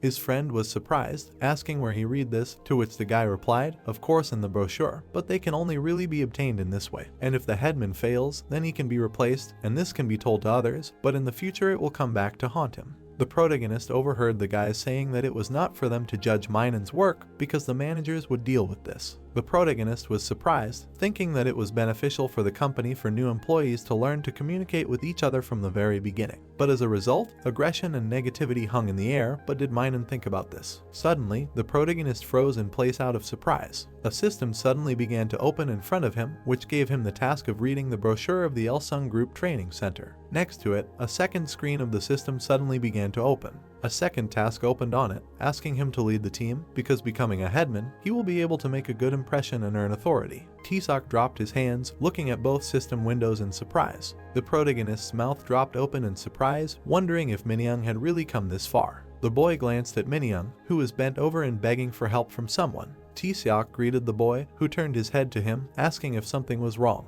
Minyoung stared at the phone in surprise when T-Seok said that the boss was looking for him and was waiting in the small conference room on the second floor, and that he had to come before 7:30. The protagonist glanced at the folder in Minyoung's hand when he said that there were only 15 minutes left and he had not finished the work yet. T-Seok extended his hand, saying that he could help him. Minyoung suddenly ran away, telling the boy that he did not have to worry about anything, because he could handle everything himself. The boy soon knocked on the door. The protagonist frowned, barely containing his anger. He thought that it was all because of the points, although he would not want to share such a thing either. The protagonist called Minseong's boss while Minyoung was trying to solve his problems. He was so blinded by the desire to improve his reputation that he forgot about human relationships. The protagonist turned away and told Minseong on the phone that he had already conveyed everything to Minyoung. Sitting at the table and looking at the folders, Minseong suggested that the protagonist go and have lunch together if he had not had lunch yet. The boss tapped the table looking at the time. A minute passed, the 8 was replaced by a 9. Another minute later, Minseong began tapping the table again. The man chuckled, feeling dissatisfied and looking at the phone. The protagonist, meanwhile, was calmly reading a brochure sitting at a distance. T-Seok closed his eyes. He did not understand why Minyoung took on a job he could not do. Besides, the guy had to do at least an interim report. Suddenly, an agitated Minyoung entered the office, apologizing for being late. He put his folder on the table. Standing in front of the leader's desk, the guy said that everyone except 11 people had filled out the questionnaires, so he attached the list. Minson heard this and became angry. In anger, he raised his head and shouted, asking why everyone agreed to participate except them. Wasn't it the group leader's problem? Frowning, the leader said that he couldn't summarize the team's total based on a simple list. Minen bowed his head, not knowing what to say. The protagonist closed his eyes and covered his face with a book. He involuntarily glanced at Minen, not understanding how he just left, abandoning the leader who was waiting for him and hadn't started eating. While Minen was leaving, Minson began to study his folder. Minen himself, no longer worried, glared angrily at the protagonist. He abruptly slammed the door. The system notified the protagonist about the task being completed and awarded him 5 points as a reward. Approaching the boss, the guy said that he should have breakfast. The boss, checking the documents, told him to go himself, because he needed to check the questionnaires of Team B. T-Seok looked at the other folders and asked if the other teams had filled out the same questionnaires. The leader answered by telling him that everyone was required to fill out these. Minson looked at the protagonist when he offered to help him and apologized for the situation in their team. Minson, looking at the guy, asked if he would like to have breakfast. The guy awkwardly scratched the back of his head and said that yesterday he had a good dinner, so everything would be fine.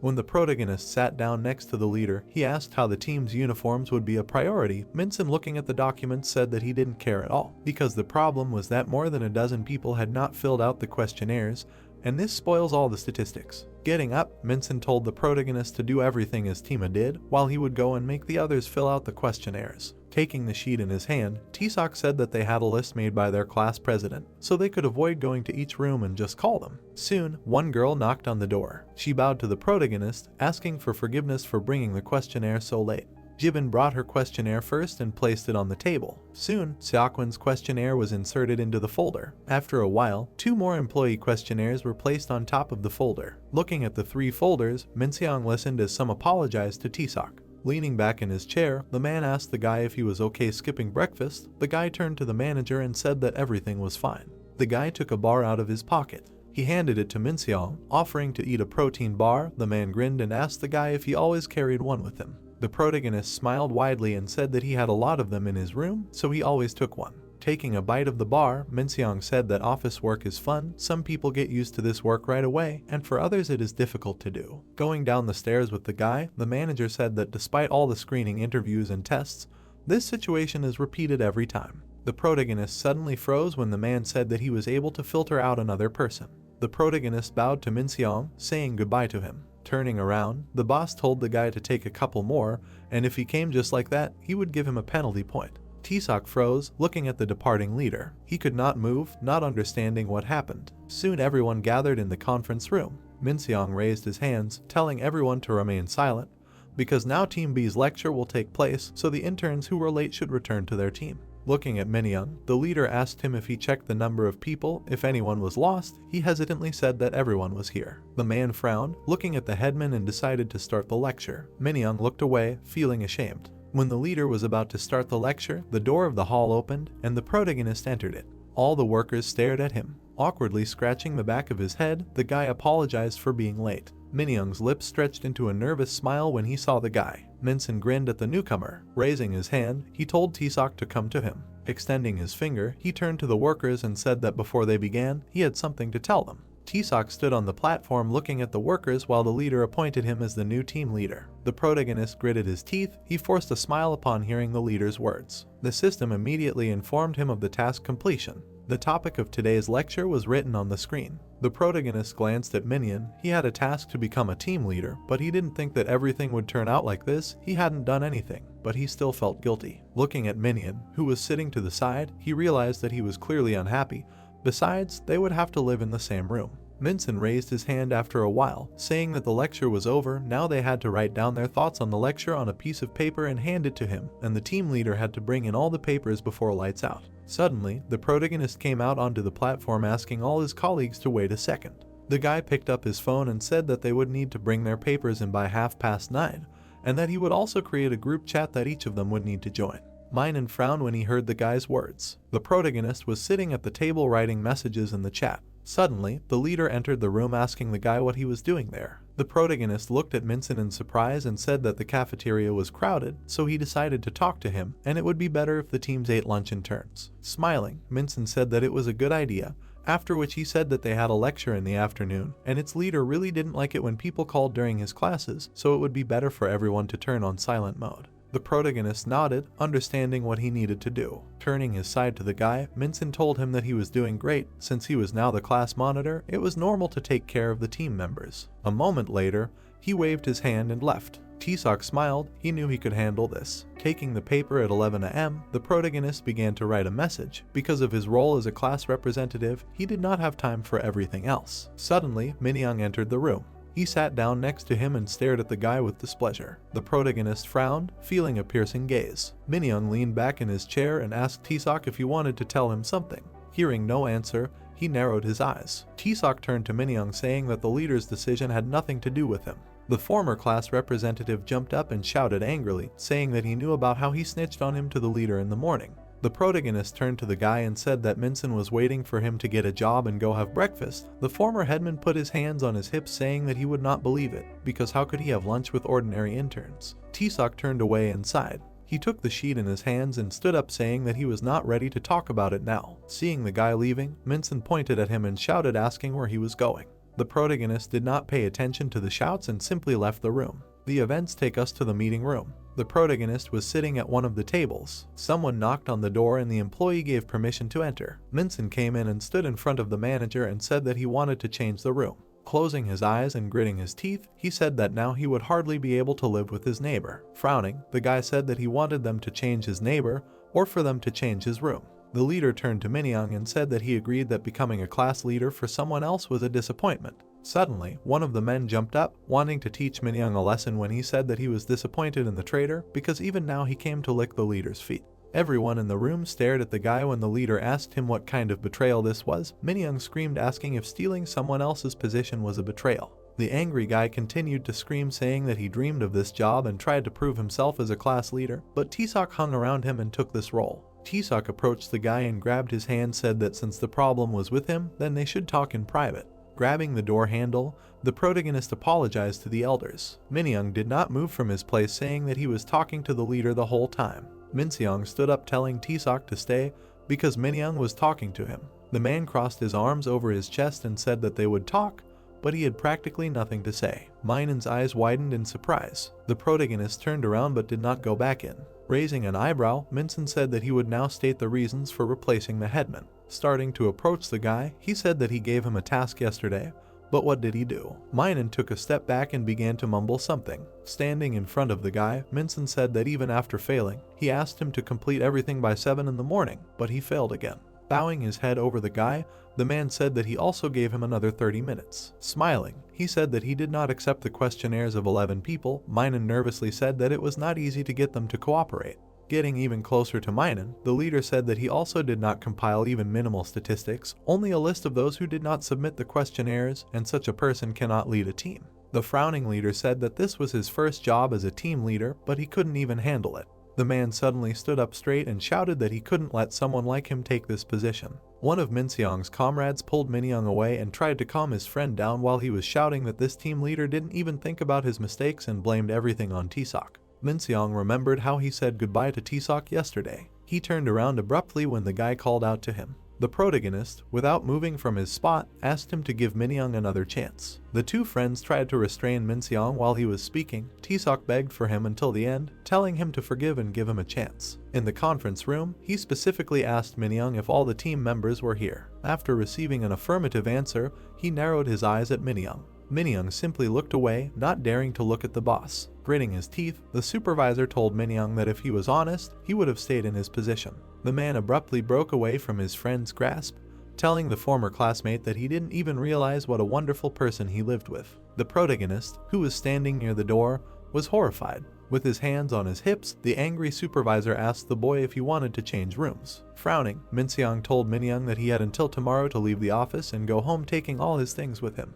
As they walked down the stairs, the protagonist told him that he needed to learn to listen to others and that he should go to the supervisor after dinner and apologize. Minyoung froze when the protagonist told him that he couldn't go home and that Minseong was a human just like them. Taesok turned around abruptly. The former team leader bowed his head and apologized to Taesok, then thanked him for everything. The protagonist turned away from the guy, saying that it was just advice from the team leader because even though there is a difference between them, they are all interns here. The events take us to the square in front of the office. The protagonist, standing on the steps, apologized to the interns for calling them right after lunch. Extending his finger, he asked the guys if anyone was familiar with the company's gymnastics. All the interns froze in silence. Taesok picked up a brochure, saying that after reading it, he realized how important gymnastics is. Extending his hand and spreading his fingers, the guy said that out of 1,000 points that they can get during training, 50 can only be scored in one way. Teams A and C are already competing with each other, and those who show the best results will receive 50 points. Taking the brochure with both hands, the class monitor said that only the best trainees have the opportunity to choose their own activity. It would be good to practice so that they win. Raising his hand, the protagonist said that he was familiar with this gymnastics, so he would record everything on video, and they would only have to devote a little time after dinner. Smiling widely, Taesok said that as a class monitor, he would try to make sure that they had the best. Some of the trainees raised their hands in support of the guy when he told them to have a good rest and bring him the sheets before 10. As they left, the trainees began to praise the new class monitor for his knowledge and his efforts. The protagonist smiled, feeling proud. He suddenly turned around, remembering that it was almost time. Minyoung was left alone in the square, looking at the guy's back. He frowned, starting to think about what had happened. Soon night fell. The protagonist entered the supervisor's office. The two men looked at the device, not knowing what to do. Taesok approached the leader and asked if he could take a look. Minson was surprised and asked the guy if he was familiar with the technology. The guy handed over the sheets and told the leader that he came because of them. Looking at the stack of sheets, the man asked if everything was ready. The guy sat down in front of the device, saying that after the last lesson, when the former class monitor was late, everyone did everything pretty quickly. Although two had not yet turned and Taesok stepped back and looked at the leader and said that now he could check everything. The speakers in the office hummed when the leader announced through them that he was testing the broadcast. The two guys standing in front of the protagonist's room turned around when they heard the leader telling them to bring their messages to the small conference room. The guys immediately ran, realizing that they needed to hurry. Arriving at the small conference room, the guys opened the door and apologized for being late. Taking the sheets of paper, the protagonist asked the guys if they heard the announcement. One of the guys immediately confirmed it. Friend Minson stared at him, asking the guy's name. The leader grinned, saying that he would not give up such an employee. Turning to the leader, the protagonist asked for permission to make an announcement. The speakers trembled when the protagonist told all the members of Team B to gather for evening gymnastics in the training center hall. The events take us to the building of the hall. Only 5 people out of all the interns came to the hall. The protagonist, seeing this, said that at least it was spacious and light here. The girl, looking at the headman, asked how he knew about the company's gymnastics. The protagonist, raising his hands nervously, said that not long before coming here he worked at a construction site of this company. The protagonist scratched the back of his head and smiled broadly, saying that first he would show them everything and then they would learn the movements. Raising his hands, he said that first they needed to warm up so that no one would get hurt. Lin Xiang was watching all this from the second floor. He crossed his arms over his chest, watching the trainees. He liked the protagonist's approach. He didn't fuss and did everything gradually. Stroking his chin, the man said that he didn't think that someone so special would appear in the training center. While the protagonist was warming up, 2 guys were recording how the girls repeated the exercise after him. Lowering his hand, the man said that he hoped that T-Sock would decide to go to the sales department after training. The events take us to the men's shower room. Soon T-Sock approached his room. He smiled nervously. Being very tired, the main thing for him now was not to be greedy with the class monitor points and to ask others for help more often. Entering the room, the protagonist heard Minyoung's mother asking him if she could call the company and ask how he was doing. The protagonist looked away, feeling ashamed. He sighed, trying to calm himself down. He abruptly closed the door and left the room. The protagonist sat down on the floor. He picked up the phone and called his mother. He put the phone to his ear and asked his mother how her treatment was going. The guy's lips stretched into a smile when he heard his uncle's voice. T-Sock was lying on the bed and looking at the phone. A notification about 50 points for gymnastics came to their chat. Seeing this, the trainees immediately began to thank and praise the headman. The guy smiled and wrote to the group that they should continue to be diligent.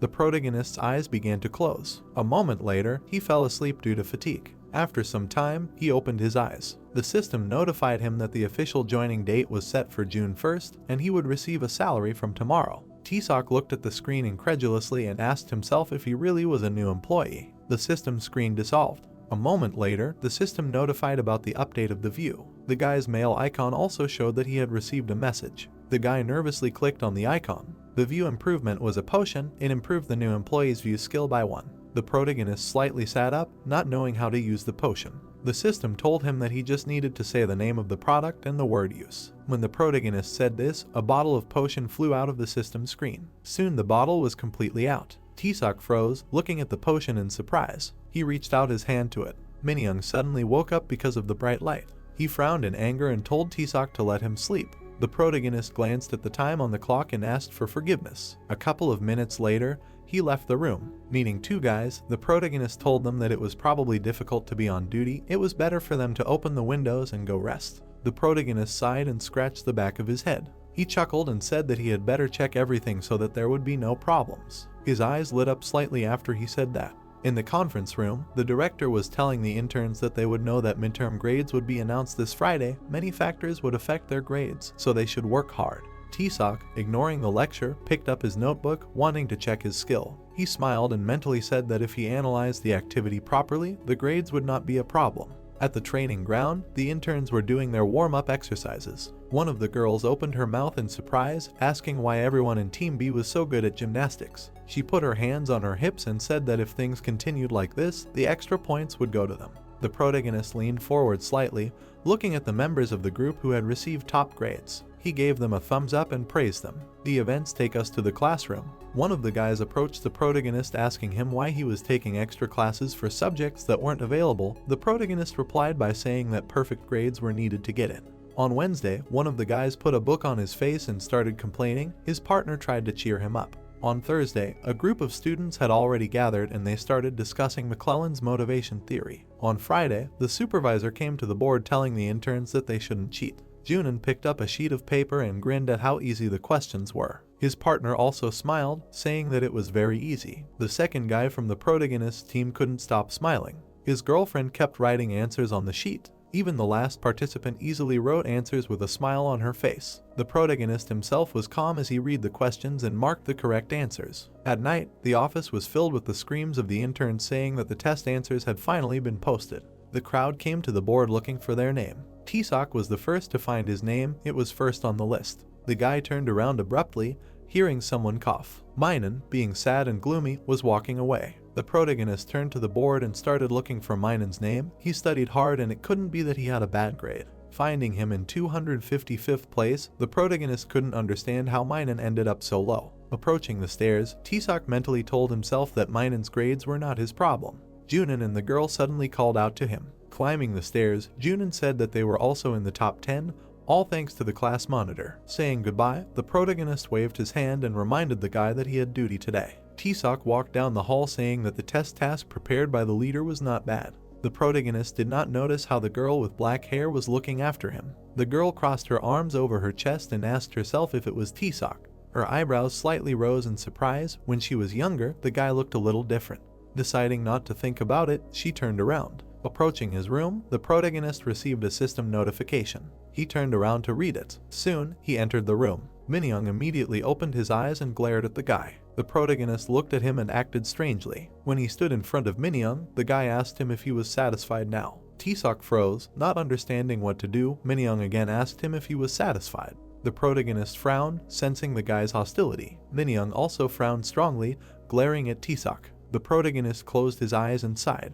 Opening his eyes, he told Minyoung that they had already agreed not to fight, so he would pretend he hadn't heard anything, and that he would have to be more careful with his words in the future. Minyoung stood up, feeling displeased. His face twisted in anger as he asked the protagonist if he even needed to apologize. Walking up to the protagonist, he said that he would do it again for him. Gritting his teeth, the guy asked the protagonist if stealing his position wasn't enough, but now he had stolen first place as well. Tiseok didn't move and looked at Minyoung and said that him being in last place had nothing to do with him. Poking the guy in the chest with his finger, Minyoung said that he was only at the bottom because the boss was unhappy with him. Gritting his teeth with all his might, the guy said that they needed to honestly admit that the boss was blind. Pointing his finger at the protagonist again, he asked what kind of relationship he had with Minseol. Minyoung kept poking the protagonist's chest, asking if they were friends. Why was he causing him so much trouble now? The protagonist couldn't help but widen his eyes in anger and surprise when the former class chief suggested that he had bribed Minseol.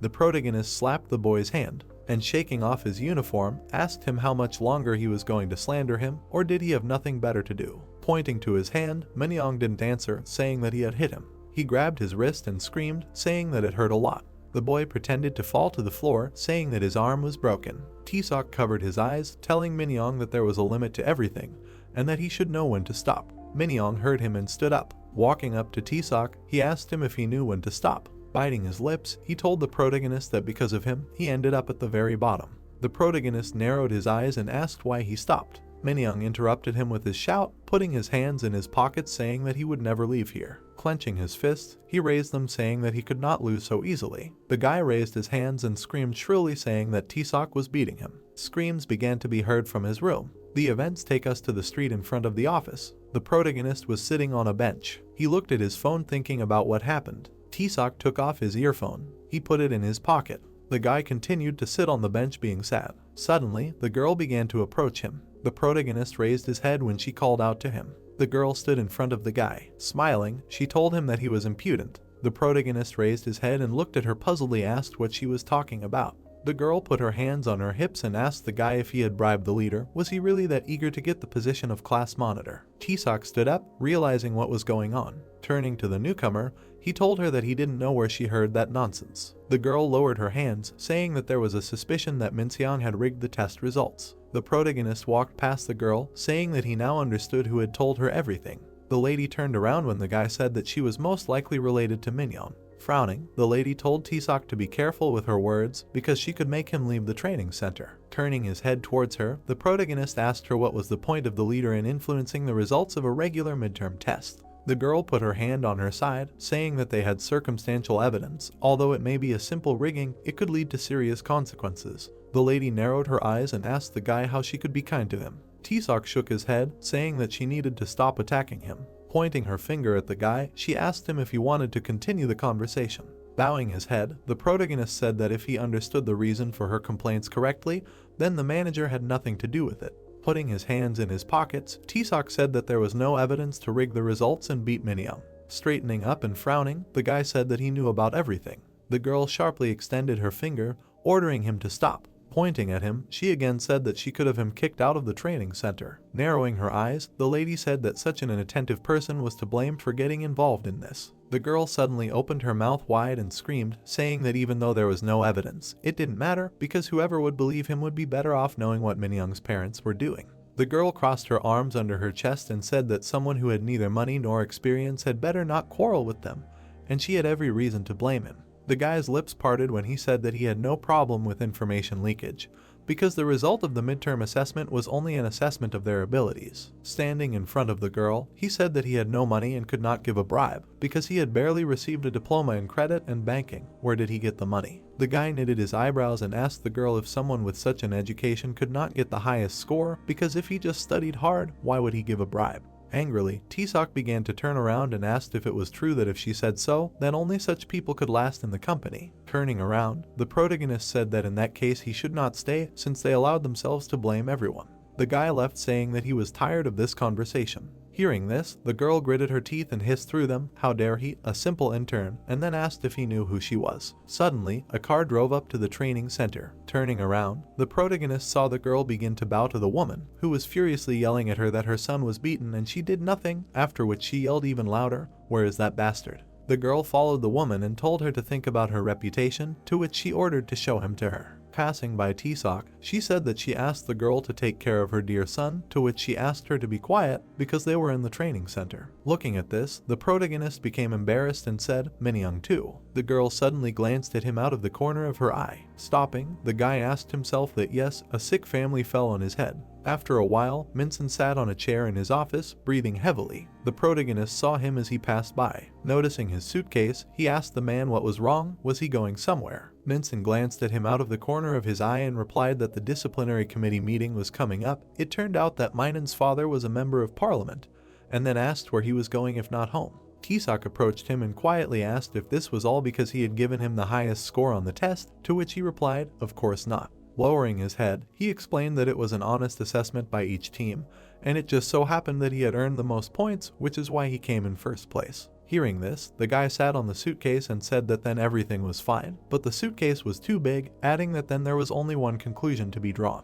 Minseong looked at the protagonist with a blank look and asked if he knew how to put out a fire with straw, adding that no matter how much you try, nothing will change. Sometimes everything does not go the way they want. Looking down again, he also said that the father of this bastard from the third line, it will not be possible to fix, and he will simply have his salary cut or transferred to a smaller office. Well, as for Taesok, he closed his eyes and said through tears that now it will be difficult for him. But even though Minyoung was quiet, he needed to keep an eye on him, but he did not do a good job. The protagonist looked at the elder with sadness in his eyes. Suddenly, he smiled and asked if a company employee could be so weak in spirit, to which the latter looked at him in surprise and asked if he really decided to make fun of him. Then the guy said that they were innocent, and the rest did not matter, to which the man asked what innocence gives them if their opponent is the son of a member of parliament. Suddenly Minson narrowed his eyes thoughtfully. Suddenly, his expression changed and he shouted in shock, asking if the protagonist was planning something. Taesok looked into the distance and replied, yes, he had a plan from the beginning, he just needed to be determined, and now he had made his final decision. He remembered how he sent Junyoung to sleep while on duty, saying that he would wake him up.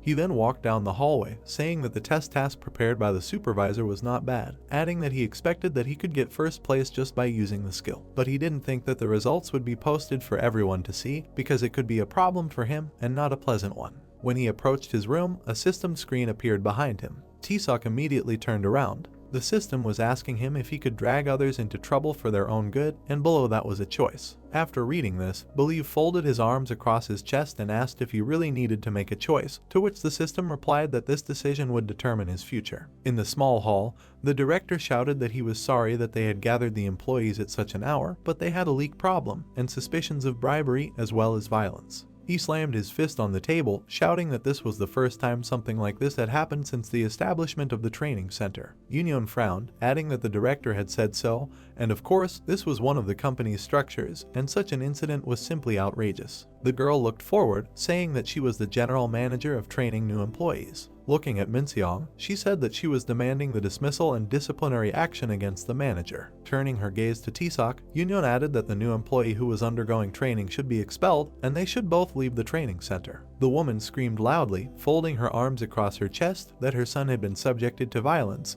and that was the most important thing. She stroked Minyoung's face, asking why they did this to a child. The woman turned to the director, saying that violence was serious, so if they did not make the right decision, she would make such a fuss that the whole country would know about it, because she was capable. Seokmong folded his hands, saying that he was responsible for the well-being of all the trainees, so he would listen to both sides and then analyze the testimony and announce his decision. He frowned, adding that if the woman was not satisfied with his judgment or had any objections to the decision he made, it would be better to voice them here and now. The mother and son answered in unison, no. Minseong and Taesok looked at each other. Turning around, they said that they had no objections. The director picked up Minyoung's statement, saying that Team B leader Minseong had given Taesok the questions for the assessment test and then asked if there was any evidence. The boy turned around, saying that all the staff at the training center had a first-class education, but none of the B team members, including himself, had a perfect score, and there was only one person in their team who got a perfect score. He pointed his finger at the protagonist, indignant that he hadn't even gone to college. Seokmin adjusted his glasses, saying that the statement was circumstantial evidence based on speculation.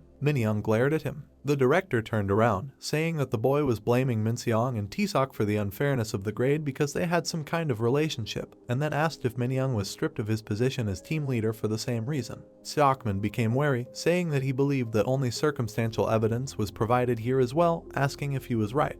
Minyoung answered with a trembling voice that he was right. The director exhaled, starting to sort through the papers, saying nothing again. He said even if they are circumstantial, they are reasonable doubts, then turned to the protagonist, saying that he has no refutation. The director said that he will have no choice but to accept Minyoung's statements, when suddenly Minseong hung his head down in disappointment. Seokmong turned to his assistant, asking what he thinks, to which the boy agreed. The director put his hands to his mouth, saying that he now wants to hear from Minseong, asking if he has evidence to refute Minyoung's words. The assistant looked down, saying that he has nothing to say since there is no refuting evidence. The director looked over the papers, saying, okay. He frowned, saying that it was time to listen to the protagonist, asking if he has any refuting evidence. Taesok turned, saying no, which shocked Minseong, exclaiming loudly. Seokmong was surprised, wondering if he should accept Minyoung's statement then. The boy slammed his hands on the table, jumping up from his chair. The protagonist confidently added that there was someone standing outside who could testify to his innocence. He looked at the director, hoping that he would be allowed to enter. Hearing this, Minen's entire side became very tense. Minseong looked at the protagonist standing there in surprise. When Minen's mother had just arrived, she had furiously ordered him to show her the one who had offended her son. But when Taesok was left alone, a system screen appeared next to him. Seeing it, he read the system's question whether he had a close colleague, to which the guy asked in surprise, maybe Deoksu's brother and sister. Then the system answered him that in human relationships it is customary to take and give, but such relationships are based on trust, so the protagonist should be the first to extend his hand, because the more trust, the more generous the reward. He should ask for help, because if they are true friends, they will help. After reading this, Taesok took out his phone and said that he needed to get down to business, and then wrote in the chat that he was accused of cheating because he got a perfect score on the test, and this also caused a lot of trouble for the team leader. So, walking down the hallway, the guy read the answers and wondered if there was really no one he could trust. As he climbed the stairs, he continued to read the messages in which the guy said that it was unlikely that anyone would believe him. Continuing to walk further, he suddenly saw one of the guys say that he should leave it to them because they would help. After that, the protagonist saw Minseong, who was depressed by the situation. At this time, Taesok turned to the director and asked if someone from his team could say a few words. Seokmong looked at the guy and agreed. The door to the office opened and a person walked in. It was Junyoung. He introduced himself, and in his hands were sheets of paper. Approaching the principal's desk, he asked him if he had any proof that Taesok knew the test answers, to which Junyoung firmly replied yes, adding that first, they would need Team B's assessment test and the ORM cards. Seokmin looked at his colleague and asked if he could bring it, to which he replied, of course. A few minutes later, the test sheets and ORM cards of the 5 people who had studied the material together with the team leader were lying on the table. The principal stared at Junyoung and asked where the proof was. The guy looked at the sheets and replied that the 5 of them had studied together with team leader Taesok every evening, and unfortunately, with the exception of the leader, everyone had answered one question incorrectly. Hearing this, the principal handed the sheet of paper to his comrade and asked if he shouldn't be even more worried about information leakage. Junyoung then held out his hand and replied that if all 5 of them had made the same mistake, his suspicions would be justified, but they had answered different questions incorrectly. After assessing the results, Seokmin's colleague put his hand to his chin and replied that if that was the case, it would seem that they had intentionally made mistakes in different questions, to which the director added that this was true and then asked the boy to continue. Junyoung then stepped closer and asked if Seokmin could take a look. The man raised his head and asked what it was, to which the boy replied that it was a list of people who had answered 3 or fewer questions incorrectly in the assessment test. Without taking his eyes off the director, he explained that in order to prove their innocence, they had obtained all the signatures. After saying this, he held out all the sheets of paper, and the director said that he would check it. Suddenly, Seokmin raised one eyebrow and asked if there were really that many who had 3 or fewer mistakes. Junin did not look away and replied that it was so he thought that the problem was not the leakage of information, but the difficulty of the test. It was too easy. He then looked at the protagonist and added that the representative of Team B was less educated than everyone here, and that was true, but even though the company had a difficult recruitment process, he was able to get here thanks to his talent. He looked away and continued to say that even when they studied at night, he studied harder than everyone else, considering the difficulty of the test was low. After that, Junin firmly said that he did not think that a perfect score was an impossible task, to which the director folded his arms and said, "Indeed." After listening to the guy, he looked up and asked if it was really so that the representative of Team B got the maximum score on his own.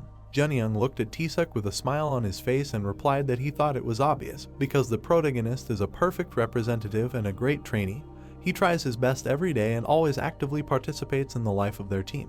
Taesuk looked at his friend with a smile on his face while he said that the idea to prepare the material and shoot a video with gymnastics came from him, and it was this that brought the team a lot of extra points. Turning to the director, Junyoung added that he understood that his words were only a subjective assessment based on his opinion, and then asked if such a person was not more than worthy of receiving the highest score. Then he glanced at Minyoung out of the corner of his eye and said that the protagonist is talented and died. Is this not a reason to suspect him of having a special relationship with the team leader? The system suddenly reported that the protagonist had been cleared of suspicion, while he thought that the system window had appeared at the wrong time. The staff stood near the door, asking if everything was okay with the chief. The door to the office suddenly opened. Junyoung trembled in fear, saying that he thought he would die of excitement. Seokmin looked at his colleague, saying that after Minyoung's circumstantial evidence, Junyoung's words seemed more weighty to him. He folded his hands together, adding that regarding bribery and information leakage, they would accept the answer of team leader Minseong and long-distance runner Taesuk. The boys smiled when they heard that they were declared innocent. The director added that he would not accept any objections to his decision, while Minyoung gritted his teeth in anger. The woman slammed the table with all her might, shouting loudly, "What nonsense." She pointed her finger at the protagonist, asking what the point of her son lying was. She gritted her teeth, shouting that she was not going to give up, and allowed Taesuk to beat Minyoung and get a perfect score. Madam Kang suddenly turned to the principal, asking what about the boy hitting her son and what they were going to do about it. Minyoung became angry, looking down. Jumping up from his chair, he shouted that his mother was being too presumptuous. The protagonist turned to him, asking him to calm down, when suddenly the deputy shouted that he had something to fight for. He turned red with anger, shouting that Taesuk did not live Minyoung, asking why he should be responsible for it then. The protagonist put his hand on his shoulder, asking him to sit down. Minyoung looked down in frustration, slowly sitting down. Taesuk suddenly turned forward. Minyoung was looking intently in his direction. The protagonist slowly turned to the principal. He clenched his hands into fists, shouting that he had a refutation about the violence. A system window appeared in front of the guy, asking if he could drag others into trouble for their own good, when suddenly he folded his arms across his chest, thinking that the choice was difficult. The system said that this decision would determine the future, so he needed to think carefully. It said that he needed to turn on the voice recording function on his phone, after which the protagonist asked if he really needed to do this. The system again said that this would determine the future, to which Taesuk replied that he would leave it on, come what may. Holding the phone in his hand, he entered the room. The voice recorder recorded Minyoung asking if the protagonist really thought he could stab him in the back and run away, and also decided that nothing would happen. Taesuk extended his hand with the phone forward, where the class president was shouting that he was treated unfairly, but he would not give up so easily, and maybe he fell, but he would drag the protagonist with him. The boy remembered how Minyoung had thrust his fists forward, shouting that he was being beaten, adding that Taesuk was a bastard. Minseong turned around in surprise. Minyoung's face was sweating in anger as he listened to himself screaming over and over again. Junyoung looked away in fear. Madam Kang pursed her lips. The director frowned as he listened to the recording. Taesuk suddenly stopped the recording. He gritted his teeth, saying that it was like that for another 10 minutes, and then asked if they wanted to listen. The woman crossed her arms over her chest, glaring at her confused son. The protagonist looked at the phone, asking what would happen if this recording were to be made public, since Minyoung's father was a member of parliament.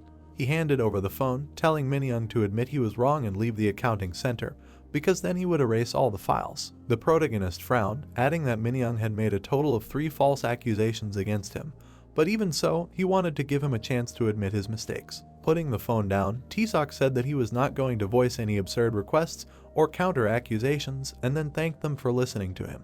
The director fiddled with his hands, saying that if the protagonist decided to give Minyoung such a punishment, then it was allowed. Madam Kang jumped up from her seat, starting to hit and call her son names. Yoonyeon turned around menacingly in their direction. After a while, Minyoung's mother's car left, and the girl saw them off. Suddenly, someone called out to her, causing her to turn around. Minseong was standing not far away in front of her, asking what was going on, adding that he would never have thought that she could grovel in front of someone like that.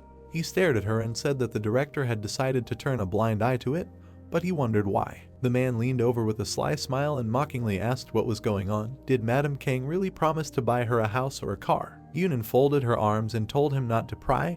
It was too complicated for him to understand, to which Minseong said that it probably wasn't very pleasant to lose to worthless people like them. Gritting her teeth, the girl hissed through them, was he really trying to slander her? What? The man asked mockingly, smiling widely. Then he took out his phone and turned on the recording in which Yoonan asked the protagonist that even if there was no evidence, did he really think anyone would believe him? And did he at least know what Minseong's parents were doing? Hearing all this, the girl furrowed her brows in anger, ordering the interlocutor to stop. Minseong stopped the recording and asked if she was really in the mood to talk now. Staring intently at the man, Yoonan asked what he wanted. Minseong did not lower the phone, answering that the main character's request was for her to disappear from here. Lowering his hand, he added that she should come up with a reason herself, and then asked if she was capable of it. Yoonyeon suddenly extended her hand and ordered him to hand over the records, and as soon as he did so, she would leave. Minseong picked up the phone again and said that he was not as skilled in intrigue as she was, so he needed confidence. Turning the phone screen to the girl, he told her to call the HR department, or for him to make the necessary call himself. Yoonyeon looked at the interlocutor in silence. Receiving no answer, the man turned away, saying, "Well, nothing can be done," adding that he had no choice but to report this. But Yoonyeon suddenly stopped him. Then she took out her phone. Turning away, she called the boss. Hearing the girl apologize, Minseong did something on the phone. After that, he turned away with a smile on his face. While he was leaving, Yoonyeon was still talking to the boss. She looked away and apologized again. At this time, the light was on in the protagonist's room. The guy was holding his hand on his head, breathing heavily. He was lying on the floor and saying that it was very hard. The next day, Taesok was shouted at to come back quickly, which made him turn around in surprise. But after apologizing, the guy ran on. At this time, an announcement was made from the disciplinary committee about Yoonyeong's voluntary resignation.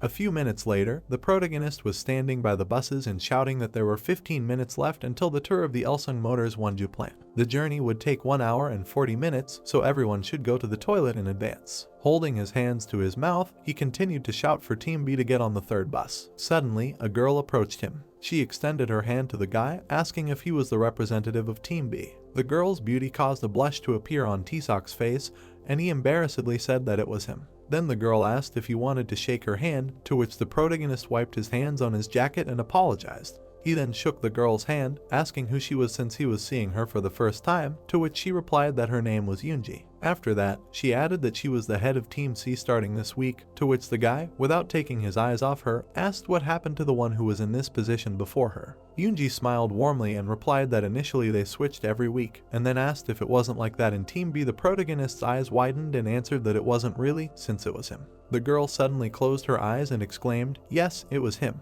Opening her eyes, she finished saying that she would hold her hand for a long time, which made Taesok very confused and apologize. The guy smiled widely, saying that he would remember her name. The girl was upset, wondering if the guy really didn't remember her, and if this was really that Taesok. The protagonist lowered his hands down, saying that the girl came in second on the midterm test, and that was amazing, to which Yoonji lowered her head down, saying that the one who came in first place was telling her this. She closed her eyes, wondering if the guy was doing this on purpose. The protagonist scratched his head in embarrassment, apologizing because he was a little nervous, so he couldn't put two words together. The girl smiled, saying that she was being too persistent, because if the guy, like her, decided to apply for the strategic planning department, they would see each other often, and she decided to get to know each other in advance. Taesok's eyes widened when he heard about the department. Behind the smiling girl, he read in the system window that this department is the brain of the Ilsung group, determining the future and important moments because it is considered the key. The guy was speechless when he read about the endless income.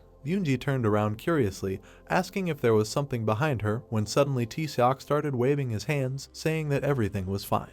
The girl came closer, asking if they could have dinner tomorrow in the city near the training center. She put her hand in her pocket, saying that she thought it would be nice. Yoonji looked down, adding that there was an idea to work out a strategy together for studying at the training center, and in order to get into the strategic planning department, one needs to be in the top 5 in grades. She turned around with a smile, telling the guy to think about it, and hoped that with all the work, the protagonist could spare some time for her. The girl handed Tae-seok a piece of paper with her number on it, with a sweet smile on her face. Yoonji said that for those who aim to get into the best department, there is nothing wrong with exchanging information, after which the guy accepted the paper, thanking her. The girl looked at her watch, saying that it was already boarding time and that she needed to take care of the team. Tae-seok smiled sheepishly, answering, "It's time." He watched the girl leave. Yoonji turned around, saying that it didn't matter what their colleagues were doing now, since their alliance was above all else. The protagonist put the paper to his chest, answering, "Yes." He smiled, watching Yoonji leave. Behind Tae-seok stood a guy. Blushing, he looked ahead. The protagonist folded his arms over his chest, displeased, thinking that Yoonji's intentions seemed less than pure. Remembering her, the guy thought that it was strange back then that the girl decided to contact him. He rested his hands on his knees, thinking that he was worried. Yoonji folded her arms over her chest, looking ahead. She stood in front of the board. In first place, she noticed Tae-seok. Looking down, she noticed Kim Tae in last place. The girl looked away, thinking that the same name was in first and last place. She narrowed her eyes, saying that the only information she had was that the Ilsung group chairman's grandson Kim Tae was in the training center. She put her hand on her hip, saying that she didn't have much information, so she needed to look into it further. Spreading her arms out to the sides, she shouted that she already knew enough, and then wondered if the company had pushed the chairman's grandson to last place. The protagonist walked up to room B20, knocking on the door and calling for Junyoung.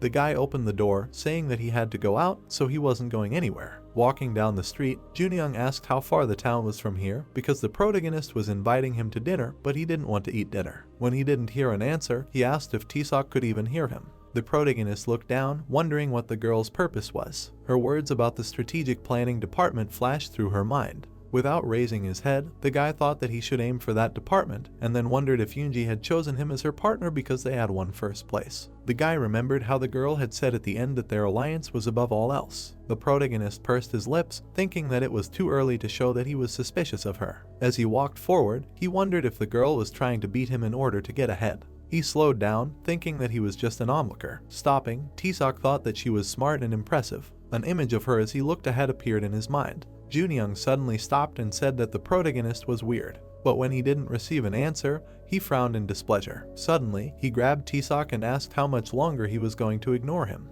When he knocked the protagonist down, Junyoung asked what was wrong, adding that he made him leave the room. Tae-seok looked at his friend and apologized for ignoring him, to which he asked, "So?" Without taking his eyes off his comrade, the protagonist replied that Yoonji invited him to dinner. When Junyoung heard this, he was very surprised and asked again if she was the new representative of Team C, the same one who took second place in the midterm test. The protagonist frowned in displeasure and said that his interlocutor was somehow talking too enthusiastically about her. Then Junyoung put his hand to his chin and asked what kind of look that was, adding that she was called the goddess of the training center's trainees. Without getting up from the ground, Tae-seok asked in surprise, "The goddess of the trainees, since when?" To which his friend replied, "Since the very beginning," after which the protagonist asked why. Junyoung started listing that she combined beauty, high intelligence and excellent skills, after which Tae-seok ordered him to stop. Then Junyoung raised one eyebrow and asked when they were meeting. Getting up from the ground, the protagonist dusted himself off and answered, "Now," to which Junyoung, who was squatting, said in surprise that he could have warned when he suddenly said that Tae-seok, who took first place, Yoonji, who took second place and who took third place. He stared at his friend and finished, by coincidence, also having dinner outside the center, and then asked if it was strange. The protagonist dusted his hands and replied that it was not a coincidence, but an alliance. Putting his hands on his hips, he asked if his interlocutor had thought about getting into the strategic planning department, to which he was very surprised. Raising his eyebrows, Junyoung asked why so suddenly. Is the strategic planning department really the main goal of this dinner? Then Tae-seok replied that Yoonji actually only wanted to meet him, but he didn't have much desire, so he was asking him. Hearing this, Junyoung stood up and asked, "Yes." Without taking his eyes off his friend, the protagonist replied that he was also at the top of the list, so he decided to invite him too. After saying this, he raised his hand and apologized for not telling him right away, to which he waved his hands and said that it was okay. After that, they continued on their way, with Junyoung saying that in fact, ever since the interview, even since entering the university,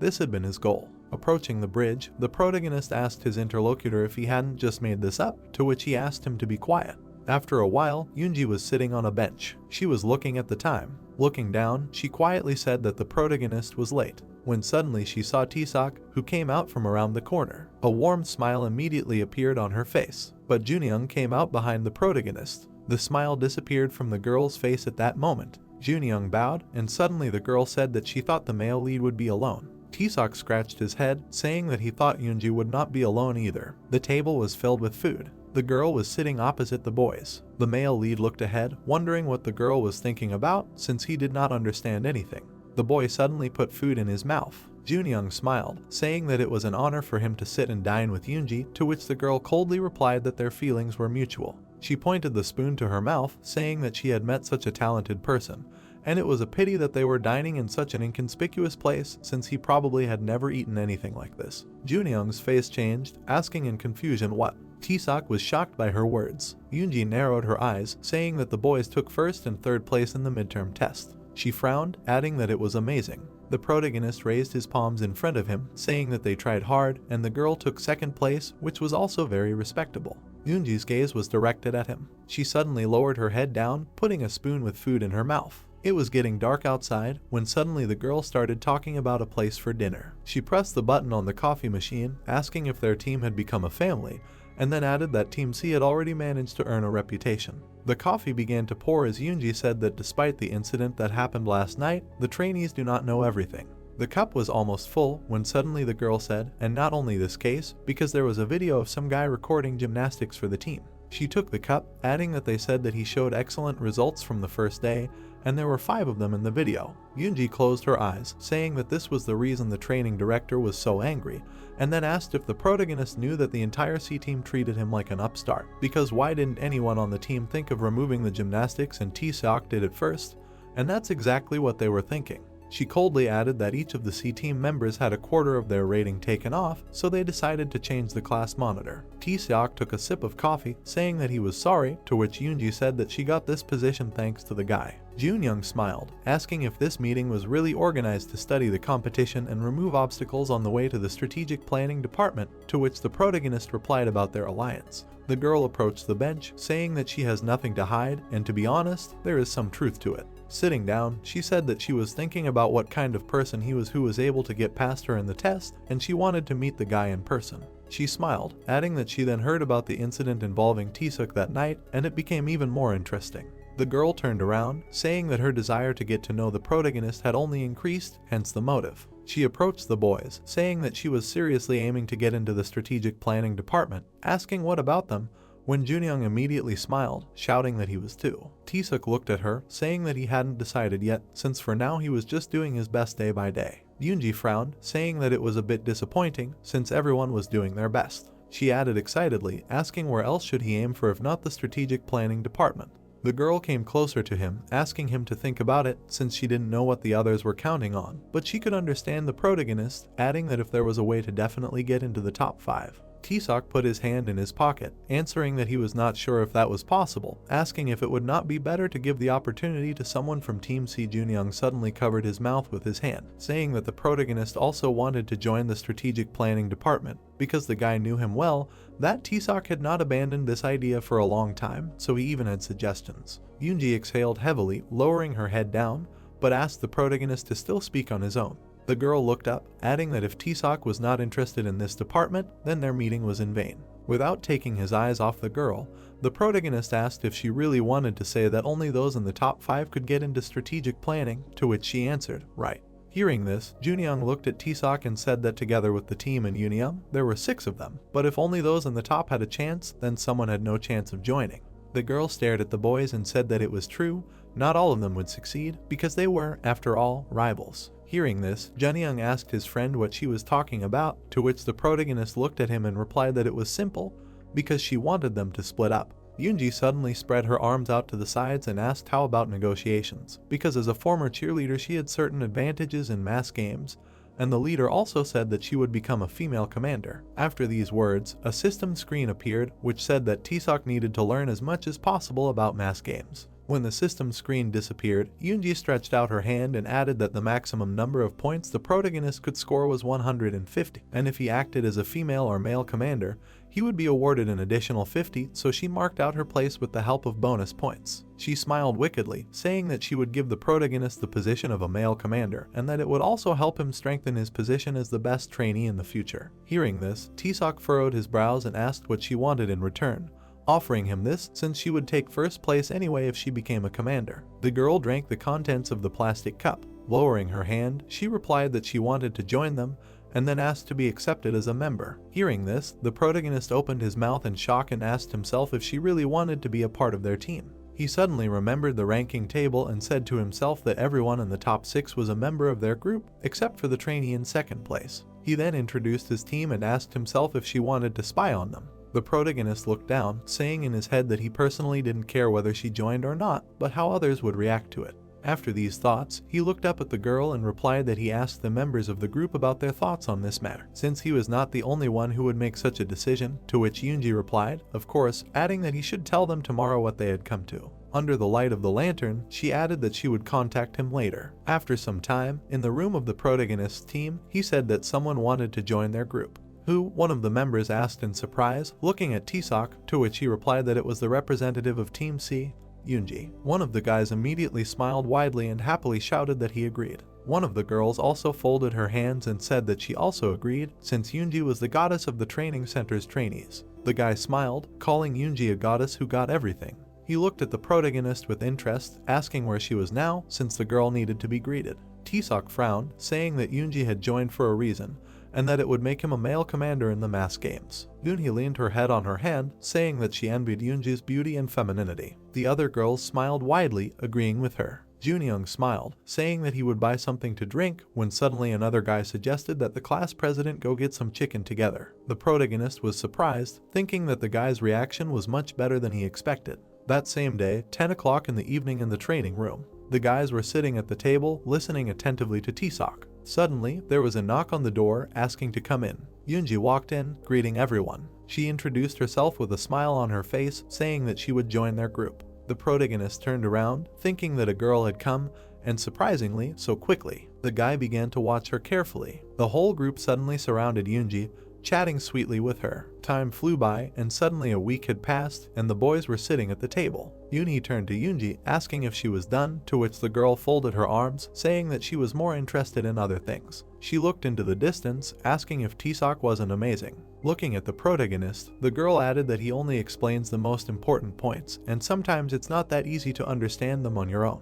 Yoonji narrowed her eyes, thinking that the guy was talking about the need as if he had memorized everything in advance, and that was impossible unless he was the director's grandson. A few days later, the staff stood in front of the board. In the crowd, someone was surprised that Taesok was back in first place. The protagonist frowned, telling Hyunsoo that he was no longer at the top. He turned to the side, asking the guy to work harder next time, since they were in the same study group. Hyunsoo rolled his eyes, saying that his results were okay and that the guys were monsters, to which Taesok told him to give it his all, because there was nothing he couldn't do. The class president put his arm around his shoulder, saying that maybe he would surpass him later. Yoonji folded her arms, thinking that Taesok was good at building relationships, because people usually avoided the best intern because they saw him as a competitor. She frowned, wondering if it was because of his calm personality, because he had developed leadership qualities and a good sense of humor. The girl looked at him carefully, wondering if that was why people liked him. The protagonist scratched the back of his head when Yoonji suddenly wondered if the grandson of an influential family didn't have any weaknesses.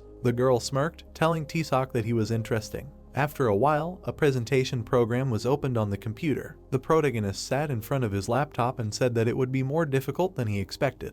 Junyoung suddenly came up to him and said that his presentation was coming soon, after which he asked if he needed help, to which Taesok closed his eyes and replied that he should do it on his own. When his friend left, the protagonist bowed his head and anxiously asked himself what he should write here. Without taking his saddened gaze off the monitor, he thought about how his life was not so easy and time was passing. Suddenly, a system screen appeared in front of him, informing him that new items were now available for purchase. The guy looked up in surprise at the notification that said he had been awarded 2 honor points for maintaining first place in the leaderboard for 2 weeks in a row, and the more honor points he had, the more rare items he could purchase from the store. After reading this, Tisoc happily asked what the new items were. The miracle set items such as RRT Master and Presentation Master immediately appeared in front of him. When the protagonist saw this, he smiled contentedly. After a while, he gave his presentation. Returning to his seat, Junyoung gave him a thumbs up and said that he did a great job, and Hyunsu added that it was incredible. Junyoung looked at his friend with a wide smile, saying that it looked like he would take first place again, to which Hyunsu thanked him for his support.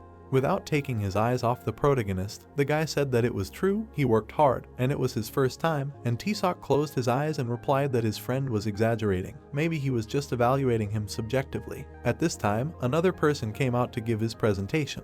The protagonist looked at the screen, saying in his head that this was not the first time, because he learned a lot at the construction site, where he did physical exercises in front of an audience of more than 600 people. Tisoc also remembered arguing with someone he just met about the amount of construction work, because sometimes you had to work hard for several days to get paid. The protagonist always communicated with Chinsal, because you always had to be confident. You had to believe that you can do everything, combine hard work and a sense of responsibility, and even that was not all. The protagonist remembered sitting with his boss over a cup of tea.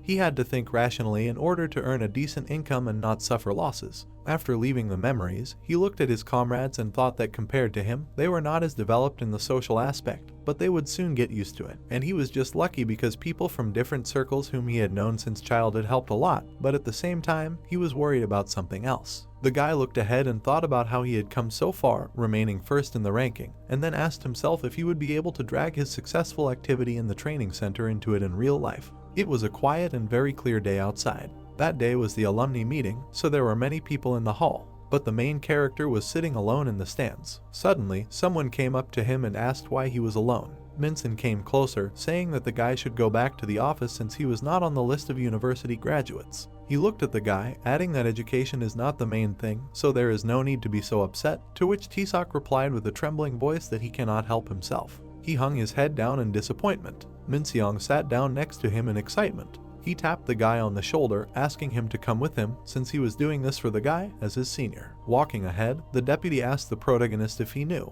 He turned around with a smile, saying that the director of Elsung Group really likes swimming pools and saunas, so each of his buildings is equipped with them, which surprised Tisoc, saying that it was the first time he heard about it. The deputy took a step forward, suggesting that they go to the sauna. As they walked down the stairs, Minseong said that the alumni meeting would last for 2 hours, then asked what else they would do for that long, when suddenly the protagonist looked at him, asking if it wouldn't be weird to spend time in a sauna. Stopping inside, the guy said that it was quite unusual since he used the pool and sauna at the construction site before. Minseong spread his arms wide, answering that the CEO's horoscope doesn't have many water signs, so there were incidents when the company was first founded, so such a large company makes decisions based on Chinese feng shui and the position of the stars. The door to the sauna suddenly swung open. The boys leaned against the wall, sitting in it. Minseong turned to the protagonist, saying that he had a strong body. Tisoc turned his head in shock, answering that he had the same. The deputy smiled, answering that he needed to pay more attention to his physical fitness because he was not getting any younger, because working in the sales department was not that easy and he had been invited to drink many times to get a discount. Minseong turned to the guy, saying that he wanted to take advantage of the opportunity while they were alone and he wanted to suggest something. Sweating profusely, he asked the protagonist to move to sales because the deputy would teach him. The protagonist was frightened and surprised. Minson leaned his hands on the sauna, answering that the protagonist does not need connections with classmates for this. The guy said that it does not matter where Tisoc is from or what he did, because it is enough that he is diligent and hardworking. The protagonist looked down, asking him for forgiveness because he still needs time to make a decision. The guy began to slowly descend. He plugged his nose with his hand and closed his eyes. At that very second, Tisoc found himself underwater. Opening his eyes, he was very surprised by the bright glow. A system window opened in front of him, informing him of a hidden mission. The protagonist read that he had won the new program, so he could now cure his back, which surprised him, asking if there really was a healing elixir that could cure all ailments. The temperature in the sauna was 73 degrees. Minson, folding his arms on his chest, exhaled heavily. The sand in the hourglass slowly fell. Suddenly, Minson looked at the protagonist. Closing his eyes, he said that if he worked with him, the guy was guaranteed to succeed because he would take care of it, and then asked what was there to think about. T-Sok looked at his comrade and replied that he had a reason for his doubts. Hearing this, Minson looked questioningly at the guy and asked what the reason was. The protagonist turned away and replied that he had a goal to get into the strategic planning department, to which the man asked in surprise, strategic planning. The guy smiled and answered, yes, the strategic planning department. There was a sign on the wall that said cold bath. In it, Minson looked at the protagonist and told him not to join there because this job would break him. Straightening up, he added that most people got there through connections and most likely no one would help him. And in general, to be honest, the only thing beautiful about this department was the name, because it would not lead him anywhere in life. Having said this, he began to get out of the bath, telling the guy to think about it, because their world is not as magical as it may seem at first, especially the strategic planning department, where all the elite gathered, so it would be better for him to move to it, because in the sales department he would at least be rewarded and appreciated for his work. The protagonist looked at the elder and replied that he would take his words into account, after which he asked how he knew this so well. Coming out of the bath, Minseong turned around and replied that at first he also wanted to get into the planning department, and then he saw and experienced what the elite was capable of. T-Sok, with surprise in his eyes, listened to his comrade, who was telling him that he graduated from the center, being in the 4th position in the top, so he had a chance to join the planning department. Turning away, Minseong asked the guy if he knew that in order to join this department, he needed to work in each position for a year, adding that he failed the final selection, wasting a whole year. He suddenly turned around and asked the boy if he knew why, immediately answering that it was because of his education, because he graduated from a less popular university than those he competed with. After listening to the elder, the protagonist lowered his eyes and said to himself, so this happened with graduations too. Looking at Minseong taking a shower, he thought that if this was the case, then now he understood why he was so eager to advertise the sales department to him. He put his hand to his chin and asked himself if he couldn't get there at any time, while the chance to join the strategic planning department was only once. While Minseong was standing in the shower, T-Sok said to himself that he was sorry, but he had already made his decision. Folding his hands, the protagonist firmly said in his head, strategic planning department. It was a nice day outside, a training center. A guy came into one of the rooms and asked another if he had really poured into the company, adding that he was Sung-hoon's assistant manager. A guy named Kim-tae was playing with his phone and asking if he knew him. Sung-hoon bowed and said that they had met at Jix University at a class meeting. But before he could say anything else, Kim-tae held out his hand, telling him to shut up. Frowning, the guy told him not to pretend that they knew each other and not to talk nonsense. Without lowering his hand, he added that the others were not allowed to know that he was here. Sung-hoon put his finger to his lips and said he understood, adding that he never thought he would meet him here like this. Kim-tae continued playing on his phone, telling the manager to stop sucking up to him, then asked what he could teach him. Sung-hoon leaned down and said he had a few exam questions from previous years, but the guy responded with an indifferent yeah and asked where he could have fun nearby. The assistant whispered that he didn't know, and suddenly the guy got angry, asking what use he was. Sung-hoon scratched the back of his head in embarrassment, saying that he wasn't knowledgeable about such things, and Kim-tae, without looking up, ordered him to buy him something fizzy, to which the assistant replied that he would be right back. The guy frowned, asking why he had to put up with this if he wouldn't even get the position of director. His expression changed, thinking that it wouldn't work out anyway, since his grandfather was going to hand over his position to his father, and his father was really greedy. The boy crossed his legs, asking if he was one of his father's men. Sung-hoon looked at the ranking board, noticing T-Sok in first place. He bowed, telling the young master that the vice president would be happy to hear that he had taken first place in the top again. After a while, he told the vice president that Kim-tae had taken first place in the top for the first and second week. He put his hands behind his back, adding that it was a good idea to give the boy some of the exam questions in advance, to which the chairman sighed in relief, saying that his only son had caused him so much trouble, but now he seemed to have finally settled down. He turned around, asking how the director was feeling. The guy thought for a moment and replied that he was, unfortunately, in good health, and the doctor said that the old man would live for at least another 10 years, after which the man put his hand to his face, menacingly asking how he was still holding on. The assistant smiled, asking if doctors always said something like that, because who knows, maybe the director was hiding his true state of health. The vice president frowned, saying that he had to collect as many shares as possible and obtain the rights to manage the company. Sung-hoon bowed, answering that they were buying them little by little, using close partners, but it would take some time. The guys laid out the flags on the table, asking Yoonji if there were enough colors. The girl examined them, asking her to take 2 at a time and check the order of the flags with the drawing. The protagonist looked up at her, saying that they needed to take the flags in the required order. Yoonji raised her index finger up, saying that they should watch the video from last year first, and they would practice based on it, and maybe they should try adding a new color. T-Sock took the flag in his hands, saying that they should move as they planned and they would be able to do everything. The boys smiled, saying that together they were strong. Thus, the preparation for the games began. The protagonist leaned over, asking if this was right, to which Yoonji frowned, threateningly shouting at the boy to fully extend his arm and watch her position.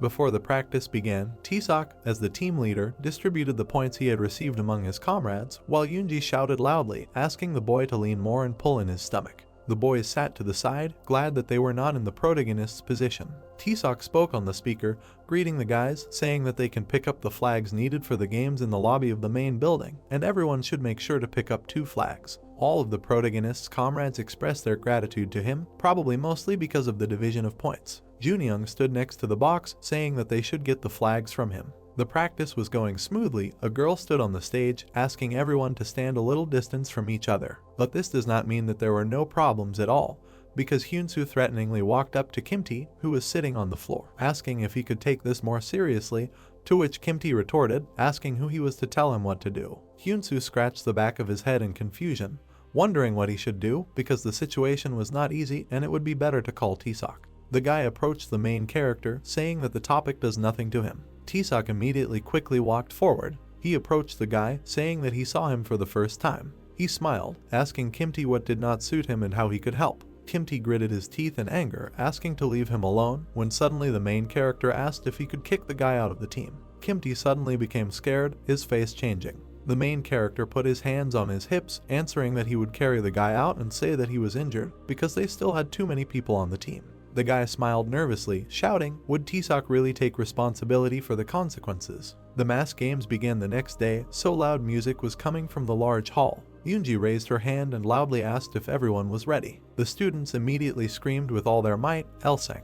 The protagonist said with his eyes closed that the Ilsung Training Center was starting its 68th mass games. Suddenly, he raised his hand high and shouted, this is the jubilation of Ilsung. There were people with cameras in the stands. The director and others were there too. One of them looked at the people with the camera and said that the atmosphere in the training center was surprisingly pleasant. Then he looked at the stage and added, especially from these 2 commanders. Looking at the director, the man said that it seemed like they were worth paying attention to. The director looked at the interlocutor and asked, however, adding that it seemed like T-Sock and Yoonji would not leave others a chance to be in 1st and 2nd place in the final selection. As soon as the man heard this, his shout rang out throughout the training center, asking if this young man's name was really T-Sock. At this time, Kim-tae was in 2nd to last place in the rankings. The guy looked at him with hatred in his eyes and said that it was the same thing for the 3rd week, after which he asked if these idiots were doing anything other than studying. He suddenly grabbed his head, saying that his father should not know about this. Suddenly, the phone in Kim-tae's pocket vibrated, and the guy asked with displeasure who was writing at such a time. Taking out the phone, he asked in surprise what it was. He received a notification stating that the limit of his card had increased. After reading this, Kim-tae smiled and asked if his father was in a good mood. After some time, the company held a meeting of the leaders, during which they finally suggested watching a video of mass games. Then one of the people present leaned over to the director and said that he heard that Kim-tae took 1st place in the ranking of the training center, to which the old man asked in surprise if his grandson was Kim-tae. The man with a big smile on his face said that he had a good chance of winning, because the 2nd place was behind him by as much as 18%. Changmo sat with his arms folded and wondered if the guy had really won, adding that he must have pulled off some kind of trick. Suddenly, the man who was at the games leaned over to the director and said that he had been there. Smiling, he said that he saw Kim-tae for the first time and he thought he was a noble young man, adding that he was impressed because he sang well and successfully led the process of the mass games. The old man looked at the man and asked in surprise, really? Changmo raised his eyebrows and said to himself that the CEO did not throw compliments around in vain, but it would be better to see his success when he watched the video. Kim-tae's father smiled contentedly and wondered when his son had managed to become a commander, had he finally settled down. After a short pause, the director ordered the video to be turned off, after which the lights were immediately turned off. In complete darkness, everyone looked at the big screen. The video began with the moment when Yoonji raised her hand and shouted, asking if everyone was ready. Then the main character appeared on the screen. Then the CEO turned to the director and said that his grandson had a trained voice. But only Kim-tae's father trembled when he saw T-Sock on the screen. He looked at the screen with his mouth open and asked himself how this was possible, because this guy was not his son. He immediately looked at his father, who was already burning him with a displeased look and saying to himself that he knew that cats would start flying sooner than his grandson would grab his head, because a person cannot change so quickly. Raising one eyebrow, he looked at the screen again. Looking at the main character, he wondered who this young man was. Then he suddenly remembered how he met T-Sock at the construction site in the bathhouse. That day, he wished him all the best. The old man smiled broadly and wished the same. Leaving the memories, the director smiled contentedly and asked himself if this guy had really come to Elsung. As they left the room, the CEO walked next to the director and said that his grandson had become very handsome, then asked why he hid him for so long, to which the old man firmly replied, "No." Hearing this, the man leaned towards the director and asked what, to which the old man replied that it was not his grandson. He walked forward with a smile on his face and added that, however, he personally knew the one who won first place. Then Changmo glanced at the man next to him out of the corner of his eye and asked when the training center program would end, to which he replied, "Next week." Looking forward again, the old man said that perhaps he should drop by. At this time, only one person remained in the conference room. He was clenching his hand tightly into a fist. The chairman was menacingly clutching his phone, asking where his assistant was. He gritted his teeth, ordering Kimti to be brought to him. At the bar, the guy was told that he owed 2 million won. Kimti proudly held up his card, shouting that he was treating today. The bartender asked if the guy would pay all at once or split it into monthly payments, to which the guy smiled, holding out his card, and said, of course, all at once. The bartender looked down. He held out the card, asking Kimti if he had another one, since the system said the card was blocked. The guy took out another card, saying that it was impossible since it was his father's card, and then held out a second one, asking him to try. The bartender crossed his arms, looking at the terminal. He handed it back, saying that it didn't work either since it was considered lost. Kimti frowned, wondering what had happened to his father since he had just recently raised his son's limit. The bartender put his hands on his hips, asking if the guy had another card, when suddenly the guy smiled sheepishly, starting to stutter. The man grabbed his phone, saying that if the guy didn't have any working cards or cash on him, then he would have to call the police. After a while, there were several buses driving along the road, and each of them announced that the next morning they would finally see the sunrise at Dichenbong Peak on Seoraksan Mountain. The buses moved quickly forward while the guys were explained that it was a very serious request to notify about their inability to participate in the hike due to health reasons, because it was not worth squeezing everything out of themselves for 20 points. The protagonist was sitting with Min Seong, who asked how he felt about the fact that the training period at the center was coming to an end, to which the guy smiled and said that he was very satisfied. The elder smiled and said that it seemed like he would hold on to first place until the very end, which was impressive. At this time, Yoonji was sitting nearby, and her eyes were closing from fatigue. Someone was sleeping. Most of them were actively talking to each other. After a while, the guys arrived, and T-Sock, coming forward, said that it was dangerous on hikes at night, so you should always stay in pairs and move like that. A little further on there was a large sign that read Seoraksan National Park. A few minutes later, the boys were walking along the bridge in pairs. The protagonist suddenly turned around. He saw the others, who were keeping up with him. After a while, everyone continued walking along the wooden bridge. Min Seong turned around excitedly to look at the protagonist, who was breathing heavily. The deputy grabbed the boy by the shoulders, asking if he was okay. T-Sock grabbed his back, whispering that it hurt. His eyes immediately began to water. Min Seong asked how long it had been like that, to which the protagonist replied that it was nothing serious. The deputy frowned, saying that if the boy had something inflamed, he should have said so right away, and then asked who was going on a hike on pills, to which the protagonist lowered his head, answering that refusing to take part in the hike due to health reasons was equivalent to disqualification, so he had no choice. Without looking up, the boy asked the elder to close his eyes to the situation. Min Seong was scared, asking if T-Sock could continue, to which the protagonist replied that he would have to. The guy raised his head, adding that he would have to go, and he would reach the top again. He looked the deputy in the eyes, asking him to pretend that he had never seen it. Min Seong laughed, calling the guy crazy, and then asked why he agreed to go such a distance. They began to slowly climb to the top. The protagonist frowned, thinking that if he gave up now, he might as well not have started at all. The guy grabbed his back, thinking that it was starting to hurt again, and it seemed like the painkillers were slowly wearing off. As he climbed higher, he thought that he couldn't give up now because he had to endure and not give up until the very end, even if it hurt. The guys took a photo next to the rock. It was a clear day outside. Standing on the stage, Min Seong said that it was time to start awarding those who had achieved amazing results and called them up on stage. Yoonji stood up to the applause. The man in the jacket quickly walked towards the stage. Junyoung and Hyunsoo looked ahead with a smile on their face. The male lead clenched his fists and quickly walked forward. The staff lined up. Min Seong smiled and said that for such a special occasion, the director would personally give everyone an award. The director started to walk up to the stage and was immediately greeted. The vice director started clapping and asked him to stand up and greet Changmo. Taesuk was shocked, thinking that he had heard that the director rarely appeared in the media. Changmo turned to the audience and waved to the guys with a smile on his face. The male lead immediately realized and opened his eyes wide. Their old conversation popped into his head. Minsung pointed to the microphone for the director. The male lead froze in place, not making a sound. Yoonji looked at him and mentally imagined herself. She smiled, thinking that she had returned after 10 years, being indebted to him. Minseong took the papers in his hands, saying that the employee Taesuk would receive an award for his persistence in maintaining first place in the top during the training center program for new employees. Changmo smiled, asking how it felt. The protagonist was shocked, saying that he could hardly believe it. The director handed over the certificate, saying that the guy did a great job, so it is better not to stop there and continue to conquer amazing heights. Taesuk accepted it with trembling hands. Changmo turned to Yoonji, saying that she was not so lucky and she would have been first if her activity was counted by last year's standards. He handed over the certificate, asking the girl not to lose her desire to do better because their company needs more talents like her. Yoonji looked at him, thinking that everything happened only because of his support, and thanks to him, her heart disease was cured. The girl accepted the certificate, thanking the director. Minseong said after a while that this was the end of the training center program for new employees. Taesuk was packing his suitcase, thinking that the program had ended after the awards ceremony, and now all that was left was to wait for the results to find out which department they would be transferred to in order of priority according to their first, second, and third choices.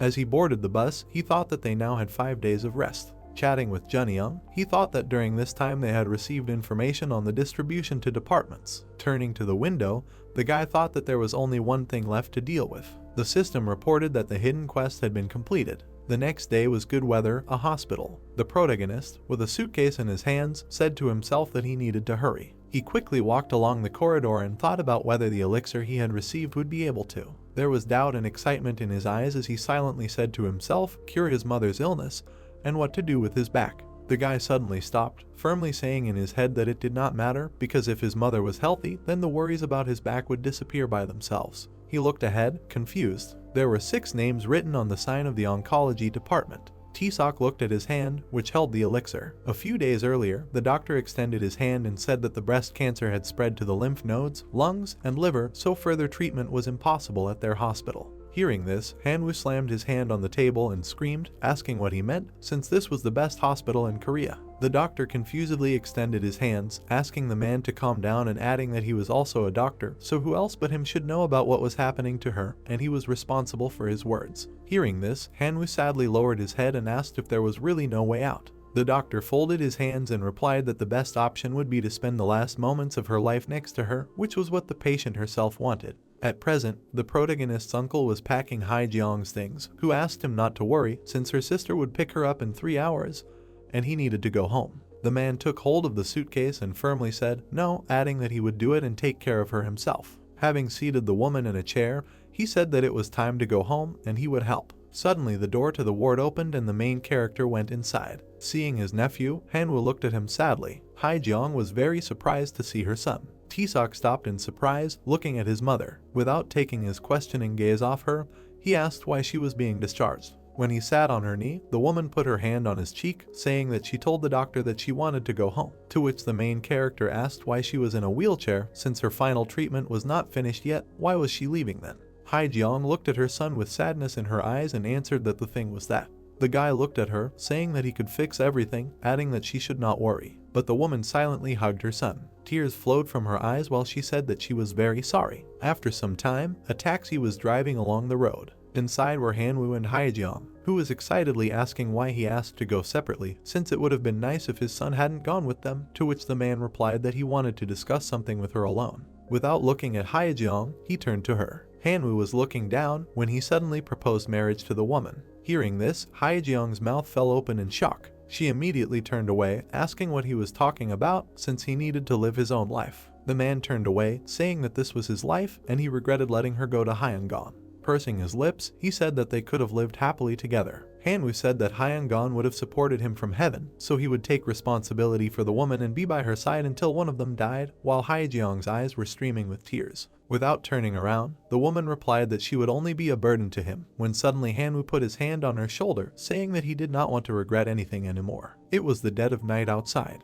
The protagonist was carrying his suitcase up the stairs. Entering the apartment, he asked if anyone was home. Noticing Hanwoo, he said that they were early when suddenly the uncle put his finger to his mouth, saying that his mother fell asleep after taking painkillers. Sitting on the couch far from each other, silence hung between them. Noticing that Hanwoo had gotten up from the couch, the protagonist asked if he was leaving, to which the uncle replied that he would soon return with his things since he planned to live here for a while. Taesuk suddenly smiled. He was standing in the hallway, watching his uncle get dressed. Hanwoo turned around. The protagonist was looking ahead attentively. The uncle came to the door, asking the boy not to worry about his mother because he would take care of her. The door to the apartment immediately slammed shut. Taesuk carefully looked into his mother's room. The boy slowly approached her bed. He suddenly sat on the edge of the bed. Looking at his mother, the protagonist said that she had been through a lot. The boy reached into his jacket pocket. He took out an elixir. Opening the lid, the boy handed the elixir to his mother, saying that he wanted to give it to her. Taesuk suddenly began to shake the jar in surprise. Bringing it to his face, he was surprised, asking why it did not flow out. The system suddenly reported that the elixir would automatically flow when brought to the right place of use. Hyejeong opened her mouth when suddenly the elixir began to slowly flow out. The woman's body began to glow brightly. A bright light came from the window. The elixir suddenly stopped again. Taesuk shook the bottle again, asking if it had stopped flowing again. The system reported that he had used enough, which surprised the protagonist. The system told the protagonist to use the remaining amount to cure his back. Taesuk started to scroll the bottle, asking if the system knew that he would use the elixir to cure his mother and not himself. It was a clear day outside. Hyejeong sat on the bed, surprised that her body did not hurt. She looked back, asking if this was some kind of miracle. The protagonist was peeking around the corner with a smile on his face. Taesuk looked at the elixir with a smile, thinking that he did not know who it was, but thanked them for helping him because he was eternally grateful. It was a nice day outside the protagonist's house. Hanwoo helped Taesuk's mother down the stairs, asking if everything was okay, adding that he could carry her in his arms while they went down, to which she replied that she was fine and thought she could do it on her own. She looked at Hanwoo with a warm smile on her face and asked how this was possible. Was she really sleeping? To which the man suggested that they first find out what the doctor had to say, and for now it would be better for her not to overexert herself. After some time at the hospital, the examination confirmed that all the cancer cells had completely disappeared from Hyejeong's body, and the attending physician accepted the results, although he had a hard time believing it. The protagonist and his mother sat in the hallway, and his uncle, being a doctor of a different specialty, could not accept the reality of what was happening without a proper medical explanation, but in the end he had no other choice. A few minutes later, he left the doctor's office. Sitting down next to him, Hanwoo quietly said that, of course, miracles happen, but they will need to monitor her health, and after a while, Hyejeong, Hanwoo, and Taesuk finally got used to the current situation of the day. One day, the main character received a notification that he needed to go to the HR department on the second floor of the main office, the headquarters of the main office of Elsung Group. Hyunsu spread his hand to the side and asked the guys if they had received their salaries. Weren't they supposed to be credited with 3 million won, but he only received 2,210,000. To which Junyoung folded his arms across his chest and replied that the elder said that they would receive 18% of the rate only during the internship. After that, Hyunsu turned to Donghun and asked if he was the leader of Team A, to which the guy turned around and replied that he was. Hyunsu immediately extended his hand, saying that it was nice to meet you. Standing next to him, he said that almost all of them here are 26, so there is no difference in the return. Donghun put his hand behind his head and said that he was 28 this year.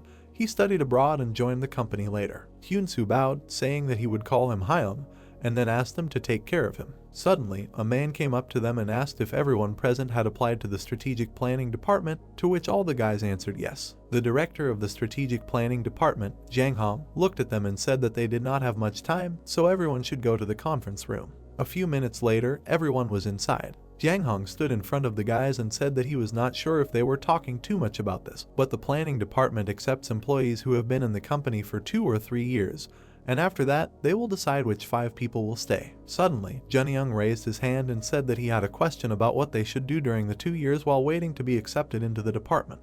The director of the department looked at the guy, answering that they all knew that the strategic planning department is the company flower.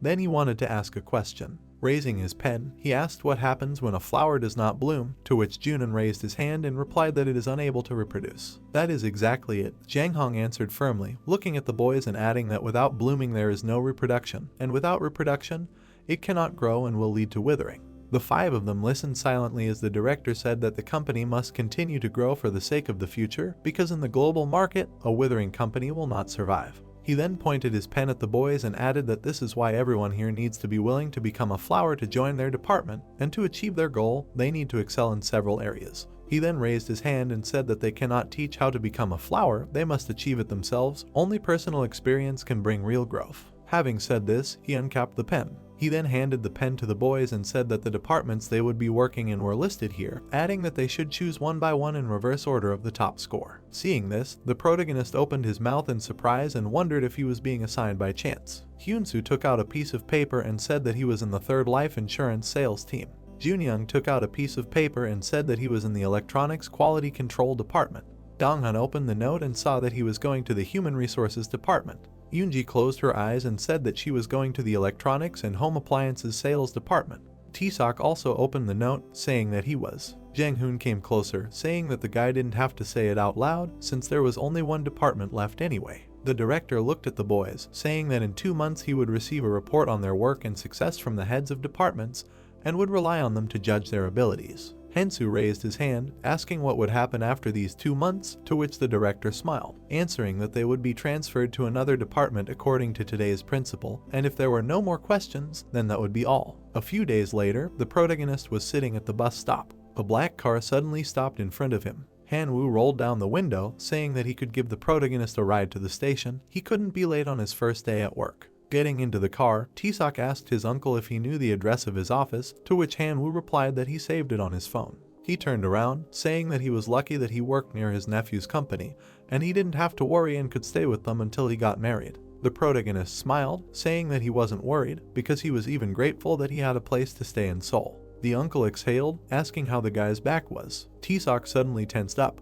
The guy remembered how his mother, sitting on the bed, asked what happened. He peeked out from around the corner with a smile. The protagonist grabbed the jar with his hands. The system asked him to use the remaining remedy to cure his back. The elixir shone brightly. Suddenly, Taesok drank the elixir. His back began to glow brightly. The guy opened his mouth in surprise, thinking that it was really incredible, because he immediately felt better. In the corridor, the main character suddenly heard the screams of his mother, who was calling Hana and her son. Turning around, the guy read in the system window that he needed to hurry up and hide the elixir. Opening the door, Haejeong asked what Taesok was doing here. The uncle immediately said that if his nephew needed painkillers, he could ask him, because they could make things easier, but this was only a temporary solution. He suddenly added that he would not tell his mother for now, but the operation should not be postponed, when suddenly the main character interrupted him. Turning to the window, Taesok said that he would soon come to him, because he wanted his uncle to examine his back. The man smiled, answering, "Okay." The bright sun was shining above the branch of the life insurance sales department.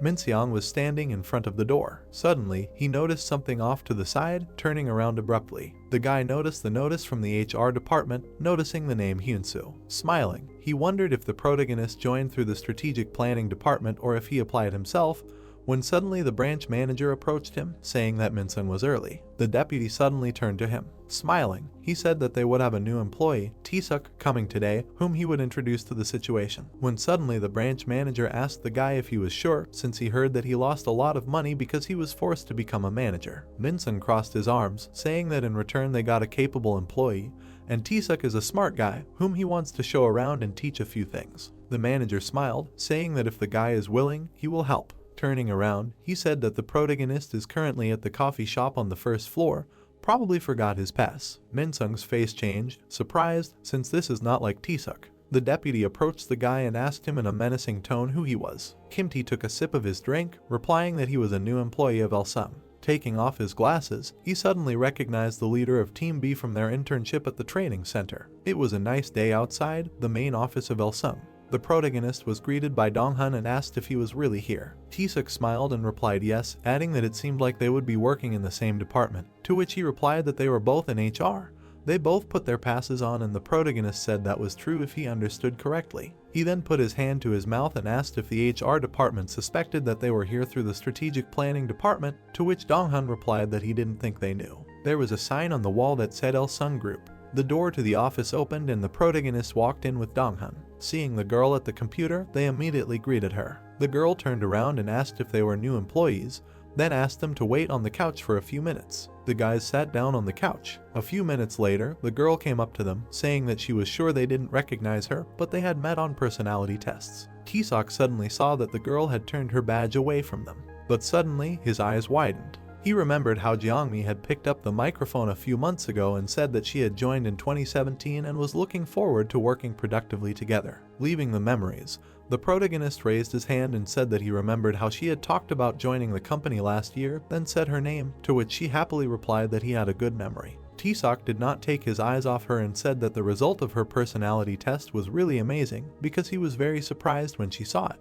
Suddenly, a man entered the office, asking the girl what the party was about. Jeongmi pointed at the newcomers and said that the new employees remembered her name, adding that they must have done well on the personality assessment tests. Hearing this, the man turned to Donghun with a wide smile on his face, asking what his name was. Hearing this, the guy was stunned, asking himself how he knew his name, moreover, how he knew it, adding that he couldn't see anything on the badge, which meant he needed to guess his name to earn their favor. He lowered his head and began to think of something. After a short pause, he looked at the man and asked if he wasn't the assistant manager of Jinyu. Hearing this, the man became very embarrassed. Realizing that he was mistaken, Donghun lowered his eyes and apologized for not remembering. Jeongmi looked at her colleague and said that everything was fine since 2 months had passed since their meeting. Suddenly, the man stared at Donghun and said that even if he wanted to impress, he shouldn't just guess, and then asked if he was also going to randomly name the clients. The protagonist stared at the man in silence. Suddenly, he looked at Taesok and asked if he remembered his name. At that moment, the protagonist answered without a trace of hesitation that he was Minjul's assistant manager,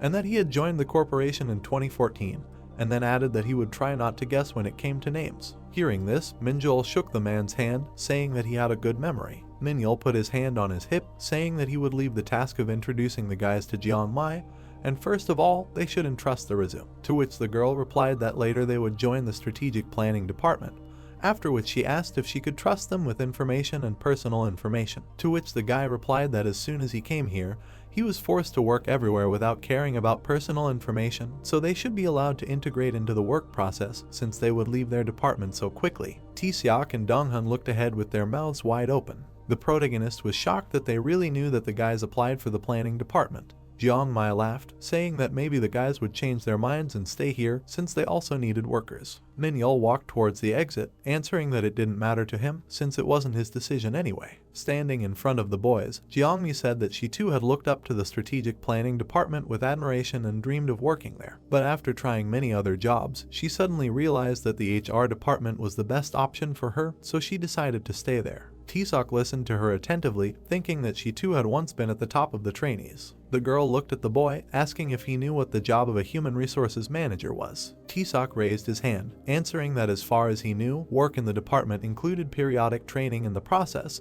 They were related to the recruitment of personnel. For example, state or special purpose, and the employees of the department were also responsible for the reassignment of employees. Jeongmi folded her arms across her chest, saying that the boy had prepared for the meeting, and roughly speaking, they were responsible for everything that could be related to personnel and its management, and their main task was to collect data on employees and structure it into a database. She stretched out her palm forward, asking if the boys were familiar with the office programs of their company. The girl raised her fingers, adding that they currently have about 3,000 applications for special forces, so she asked them to sort them by location, whether they are abroad or not, whether they have 3 years of experience, and what department they are from, and the guys will be working on this together, so it is better to divide the responsibilities. The guys nodded their heads, answering, okay. Donghun turned to the guy, suggesting that they split the applications in half. He suggested that the protagonist start doing the first 1,500, and he will continue with the next one. Taesok thought about it, asking if this will really be faster. Donghun frowned, asking if he disagreed.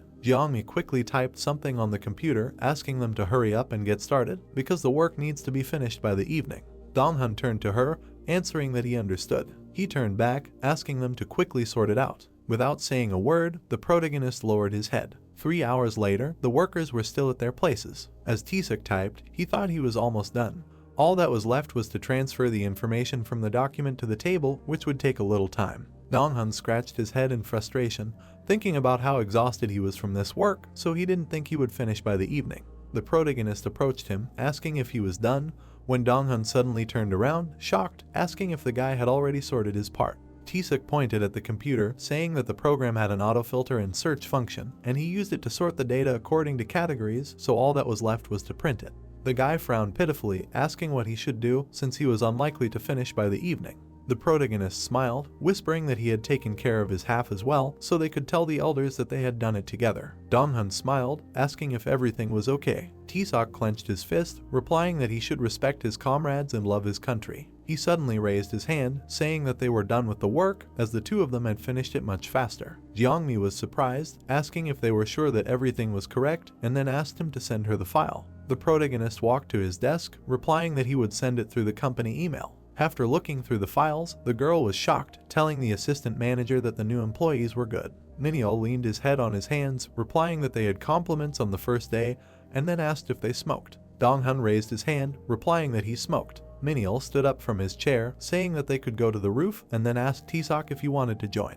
The protagonist scratched his head in embarrassment, replying that he would refuse. The smoking area on the roof of the Ilsung Group headquarters was very well furnished. Minyo sat on a bench with Dong-hun and asked him how his day was going, whether he was coping, to which Dong-hun replied that he himself did not yet understand. Then Minyo spread his hands and said that there was no need to worry, it was always difficult at first, but then you get used to it. His interlocutor looked ahead and said that he really hoped so. After that, Minyo put out his cigarette and asked if the guy knew the main character well. Dong-hun looked at his interlocutor and answered, quite well, he was the leader of Team A, and he was the head of Team B during their training period, after which he asked if he really wanted to know something about him. Hearing this, Minyo put his hand to his chin and said, I see, the leader of the first team, who went to the strategic planning department, it seems he understands that he is the best of the best. Then he turned to his interlocutor and said that Taesuk was incredible for many reasons. Then he folded his arms and added that he was not a graduate of a prestigious university, but was worthy of everything with the help of a training credit bank. And he was doing just fine here, the only work experience in his life he had gained through physical labor, which is of no use in an office. Hearing this, Dong-hun widened his eyes in surprise and asked, is it true?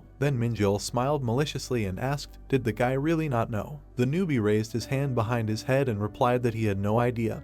After all, they had only met him at the training center. After that, Minjil stood up and said that judging by the information from the HR department, his situation was completely different from his. After saying this, he patted the guy on the shoulder and asked him to be kinder to him. After all, he was older. Dong-hun smiled warmly and said, that's right. Minjil started to leave, saying that it was time to go back, adding that it was always nice to be friends with your colleagues, but you shouldn't be careful with the protagonist because they were ranked differently. Dong-hun looked at his colleague with a smile on his face and said in his head that the seniors here were very kind because they cared and gave advice. It was quiet that evening. The protagonist left the office with Dong-hun, after which Dong-hun asked him if the team didn't have a celebratory evening for newcomers, to which Dong-hun replied that they didn't do that anymore in their time. Walking on, Dong-hun looked at his comrade and suggested that he celebrate his first day on the job himself, to which the guy agreed, asking where they were going. Dong-hun turned around and said that he knew a place. A few minutes later, they came to a small tent. Sitting at the table, Dong-hun raised his hand and asked his aunt to bring them fish cake soup and 2 bottles of soju, which surprised the protagonist. When everything was brought to them, his friend poured him some alcohol. Then he ate some pie and asked where Taesuk was from. The protagonist looked away and answered, Cheonan, and then asked if his friend was from Sokcho. Dong-hun took another stick with fish, saying that it was true. They were both from provincial towns, so it was better to get to know each other better. Without taking his eyes off his friend, he said that he was glad they joined the company at the same time. He could talk to him in a way that was comfortable for him. The protagonist extended his hand and answered, okay. But suddenly he received a message on his phone. The protagonist was being angrily cursed at in the study chat. The guy widened his eyes, wondering in horror what he had to do with it. The protagonist asked, what do you mean? To which Hyunsu replied that he was not talking about him, but about Kimti. The guy began to explain that today their boss from the training center almost signed a contract with a client about insurance. He added that Kimti was hanging over her, crossing his arms and bulging his eyes. The woman pointed at him in fear, shouting loudly why the boy was looking at her like that. Hyunsu added that the woman had not signed anything, and because of this incident, the department head gathered all the newcomers, including him, for a talk, when suddenly Junyoung asked if the boy was okay in the head. Fear was on Taesuk's face. Junyoung asked what Yoonji was doing, to which the girl replied that she was having dinner with the female staff of her department, so she asked not to disturb him.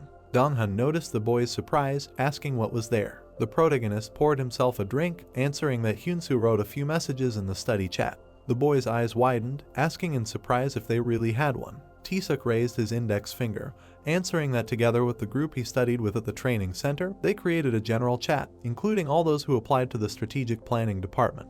He asked if the guy remembered Kimti, and Donghun gritted his teeth, saying that he was just awful. The protagonist looked away warily. He remembered leaning over, asking what was bothering the guy and how he could help. Kimti frowned, asking him to leave him alone. Donghun put his glass down, asking with a trembling voice if Yoonji was in that chat. The protagonist answered without hesitation, yes. Donghun immediately blushed, saying that she was beautiful and smart, and then asked if he could add him. Tisuk smiled, saying that he would ask the others if they would mind. Donghun suddenly raised his hand, shouting that the drinks were on him. The next day, Jeongmi folded her arms and said that at the bottom of their company's website, there are videos that list the criteria for selecting personnel. So today's task is to check these videos, and next week they will be published, and she also asked them to think about what they should prepare and what they need to check. The protagonist smiled and replied that they will start by reviewing the materials. His phone suddenly vibrated. He picked it up and saw a call from Minseong, wondering why the deputy was calling him at this time. Suddenly, Tisuk answered the call. Minseong started shouting loudly,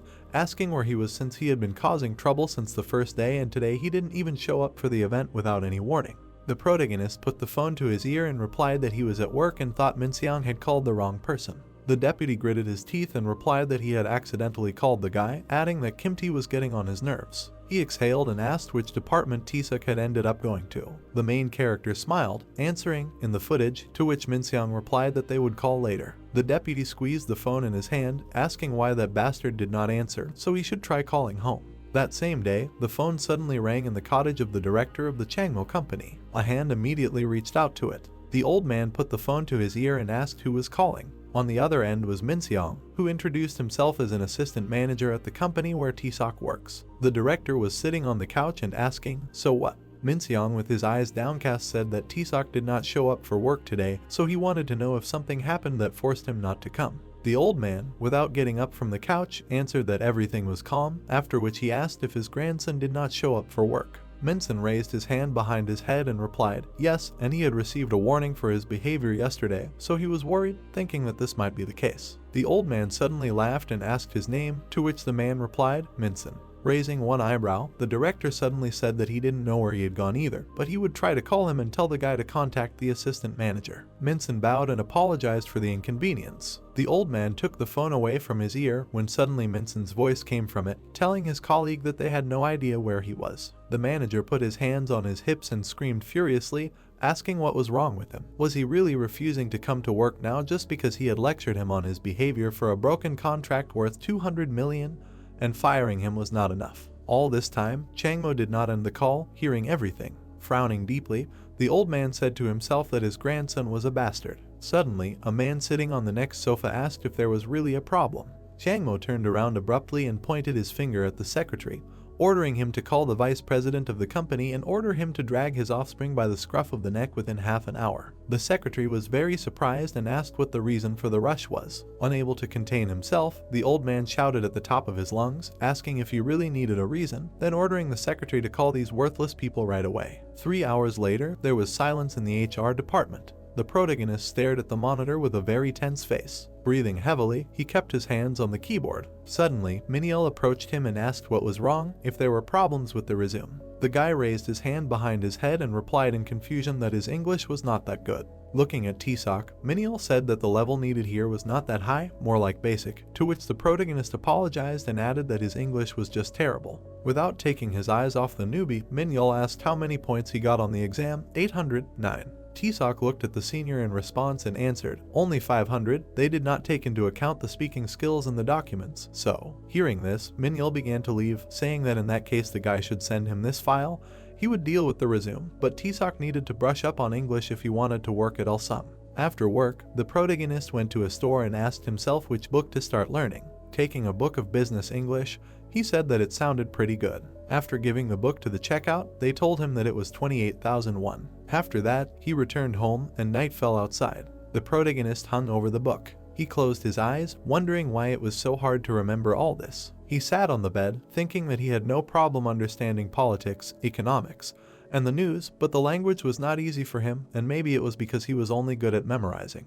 The system suddenly told the protagonist to try using the exclusive goods store. A store immediately began to open in front of Tisuk. The guy began to carefully familiarize himself with the assortment. The system added that there were 7 days left until the store was updated. The protagonist put his hand to his mouth, saying that there was Arabic, but maybe later they would sell English, and then asked how he could collect enough points. The system said that he could use the available mini quests, and to activate it, he needed to look at a person or object for more than 10 seconds. T-Sock looked down, answering that he was tired, so he would think about it after a good night's sleep. The next day at the Ulsung headquarters, Jeongmi was typing something on her computer. T-Sock looked ahead attentively. After some time, he closed his eyes. The guy was thinking about looking at an object or person for more than 10 seconds when he suddenly smiled, seeing that he had succeeded. A mini quest immediately appeared above the girl, in which he needed to update her computer. The protagonist approached the girl, asking if it was true that her computer had been freezing up a lot for the past couple of days. Jeongmi was surprised and replied that it was. The guy stood up, saying that it might be because of the update, since he had been acting the same way before, and then asked if he could take a look.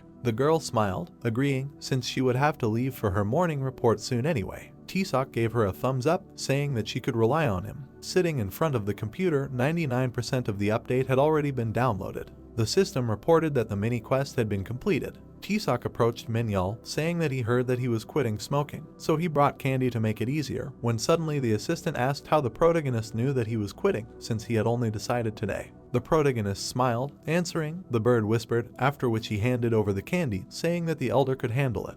Minyul accepted the candies, thanking him for them and the words of encouragement. The second mini quest was also completed. T-Sock leaned on his hands, thinking that he now had 4 points, but were there any other quests? The protagonist suddenly turned to the side. After some time, he turned again, hoping to find a quest. The guy exhaled heavily, sadly thinking that there were no more mini quests left. Jiuk went inside, smiling, asking if anything grand had happened during his absence. The guy stood up, answering that everything was stable, when suddenly the girl asked how the manager had rested. He looked to the side, asking who these guys were. The protagonist introduced himself, shaking his hand, and shouted that he would try his best. Donghan also approached the manager, introducing himself and giving the same speech, when suddenly Jiwook asked if it was true that they applied to the strategic planning department, and he was a little disappointed that none of the new employees went specifically to the HR department. Minjul spread his arms out, answering that they didn't specifically accept anyone so that they could choose someone from the strategic planning applicants, when suddenly the manager put his hands behind his back, answering that if you think about it, they never had new employees right after the training camp. He laughed, saying that it felt like Assistant Minjul and Jeongmi had just decided yesterday to stay in this department even though they applied to planning. Jiwook extended his hand, saying that after their period of working in the HR department under the planning department program ends, if the guys realize that they like it here better, they should let him know. Donghan was surprised, thinking about staying here instead of going to strategic planning. The manager looked ahead from under his brows, adding that this was not a place where you could just wish to stay, and everything would depend on the work results. A mansion was visible, and a scream was coming from it that someone had been told to show up half an hour early. Changmo, standing in front of his grandson, exclaimed why he was late for so long and why the hell he didn't show up for work. The young man bowed his head and replied that he was late for a friend's birthday party. The man gritted his teeth and asked if he really considered that an excuse. Swearing even lower, Kimti apologized again. The man was holding a phone in his hands, and it was ringing. Someone was sitting at a laptop and suddenly there was a call. The protagonist, taking the phone, introduced himself and asked how he could help. Frowning, Changmo introduced himself as the chairman. The boy's eyes widened, unable to believe it, and asked again. Everyone in the office looked at him, surprised by such a call. Holding the phone to his ear, the director confirmed his words and asked to transfer T-Sock to the construction department of the company. The hero, holding the phone in his hands, introduced himself as an employee of the HR department, asked again that the chairman really wanted to transfer him to another department. Raising his hand, Changmo explained that it was not the main character, but his grandson, since he had the same name, adding that he should transfer him to construction work. Bowing his head, the young man said that he understood and was transferring Kimti from the insurance department to the construction department. He also wanted to ask how else he could help, but the call was disconnected. Jiuk, folding his arms, asked about the chairman's call and what he was talking about. Looking at the manager, the young man explained that the director wanted to transfer Kimti to the construction department. Putting his head in his hands, the man asked where such strength comes from and why Changmo called him. The girl, looking at Jiuk, explained that Kimti is the guy from the insurance and also the grandson of the chairman himself. Holding up his glasses, the man exclaimed that this was the same person who was codenamed SSS. The boy, looking away, realized that the young man from the training center was the grandson of the director. Kimti was kneeling, asking for forgiveness from the chairman. The man, looking at him, said that he no longer needed to apologize because he was transferring him to a foreign branch and he would work at a construction site in the Middle East for a year, adding that the desert heat would bring him to his senses. His eyes widened. He could not believe that he was being sent to the desert.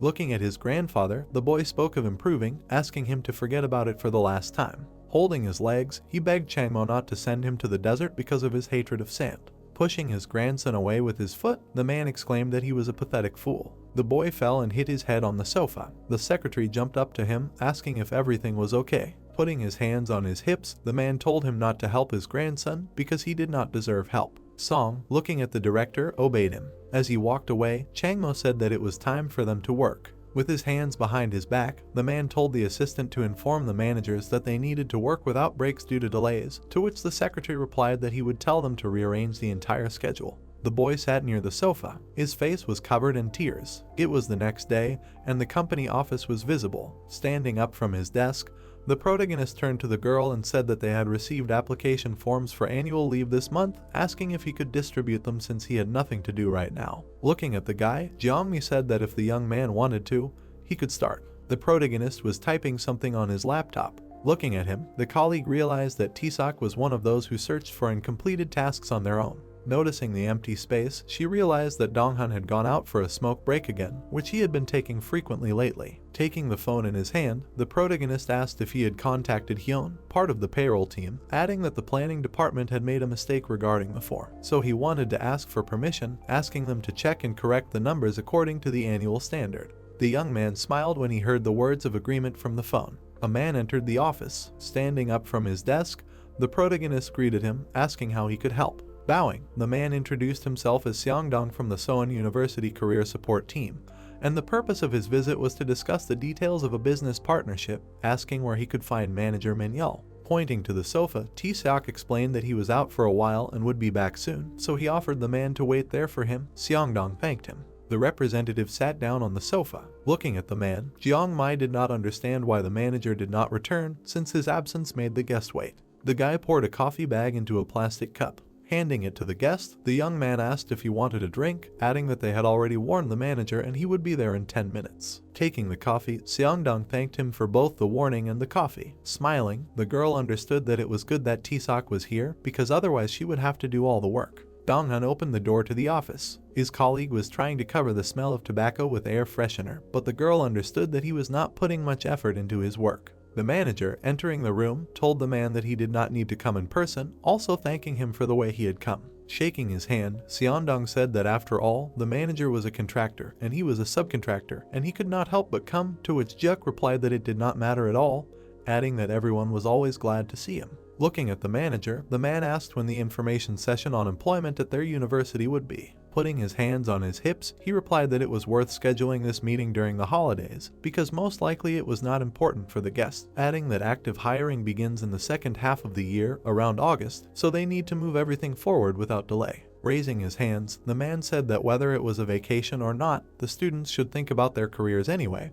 because whether they would become employees of this company depended only on them. Putting on his bag, Sungdong suggested that the manager talk outside, because they were distracting others from work, adding that he would first go to the restroom. Smiling, the manager replied that he would wait for him. Turning around, he called out to the protagonist. The young man, raising his head, asked what was going on. Showing more of his finger on his hand, the manager thanked him for informing him about the guest's arrival, because he had completely forgotten that they had an appointment. The young man noticed the ringing phone. Tae-seok looked at the girl. She was talking to the boss about the fact that she had already heard about the part that he had outlined, not mentioned earlier. Looking at her, the guy decided to take on a new call himself. He pressed the button on the phone. Taking the phone in his hands, the hero introduced himself, adding that he was currently replacing Min Yeol. The chairman, with one hand on his side, asked to urgently send a man to his office. The guy answered with his eyes wide open that he understood everything and that he would come soon. The girl looked at him and asked who was calling. Raising his head, the protagonist answered that the chairman asked him to come up to him and that he was most likely going to call Min Yeol, but he was busy, and also asked the girl if he could go himself. The colleague, looking at him, asked who picked up the phone. The guy answered that he did. Putting her finger on her chin, Chanmi said that he should listen to him himself. Scratching his head, the young man said that it was probably so. The elevator doors opened in front of him. Pressing the button, he realized that this was his first call to the director. The hero passed by the counter where the secretary was sitting. The protagonist approached her when she asked how she could help, to which the young man replied that he was from the HR department and had come in response to the chairman's call. Taking the phone in her hand, the girl asked the chairman if he had called the person from the HR department, to which she heard an affirmative answer. Smiling, she said that the boy could come in. Looking at his grandson, Changmo shouted about how many times he had already repeated that he should go abroad. Kimti, kneeling, said that his grandfather should just forgive him at least this once. Entering the office, the protagonist introduced himself, asking if he had been called. The chairman's grandson turned to look at the boy, not understanding what was happening.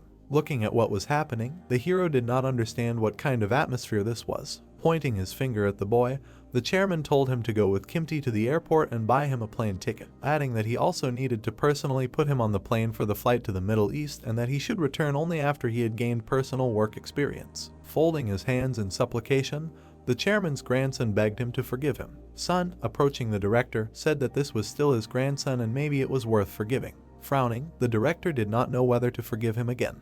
Jangalchi Market in Busan was visible. Someone was calling Jinti. The girl, with tears in her eyes, continued to shout his name. Looking at the man, she asked what they should do because they could not find him. The man, holding the girl, said that he would figure it out because they would be able to find him. All this was because of the missing child named Jinti. Leaving him, the girl said that she wanted to die and she would kill herself, but the man told her not to do it because he could not live without her. An orphanage was visible. The girl, sitting in front of the couple, asked if they were sure that they wanted to adopt him. Hugging the guy, the girl said that they would take good care of him and raise him as their own child, and the man added that they would be very grateful if the orphanage provided them with such an opportunity. Looking at his grandson, Changmo understood that troubles had been following him since his birth and he was simply furious. Looking at them, the man said the name Tisak. Bowing his head, his grandson responded. Frowning, the hero also responded. Looking at the young man, he explained that he was talking about the guy from the HR department, adding that he could come back. Looking at the chairman, the protagonist said that he understood everything and left.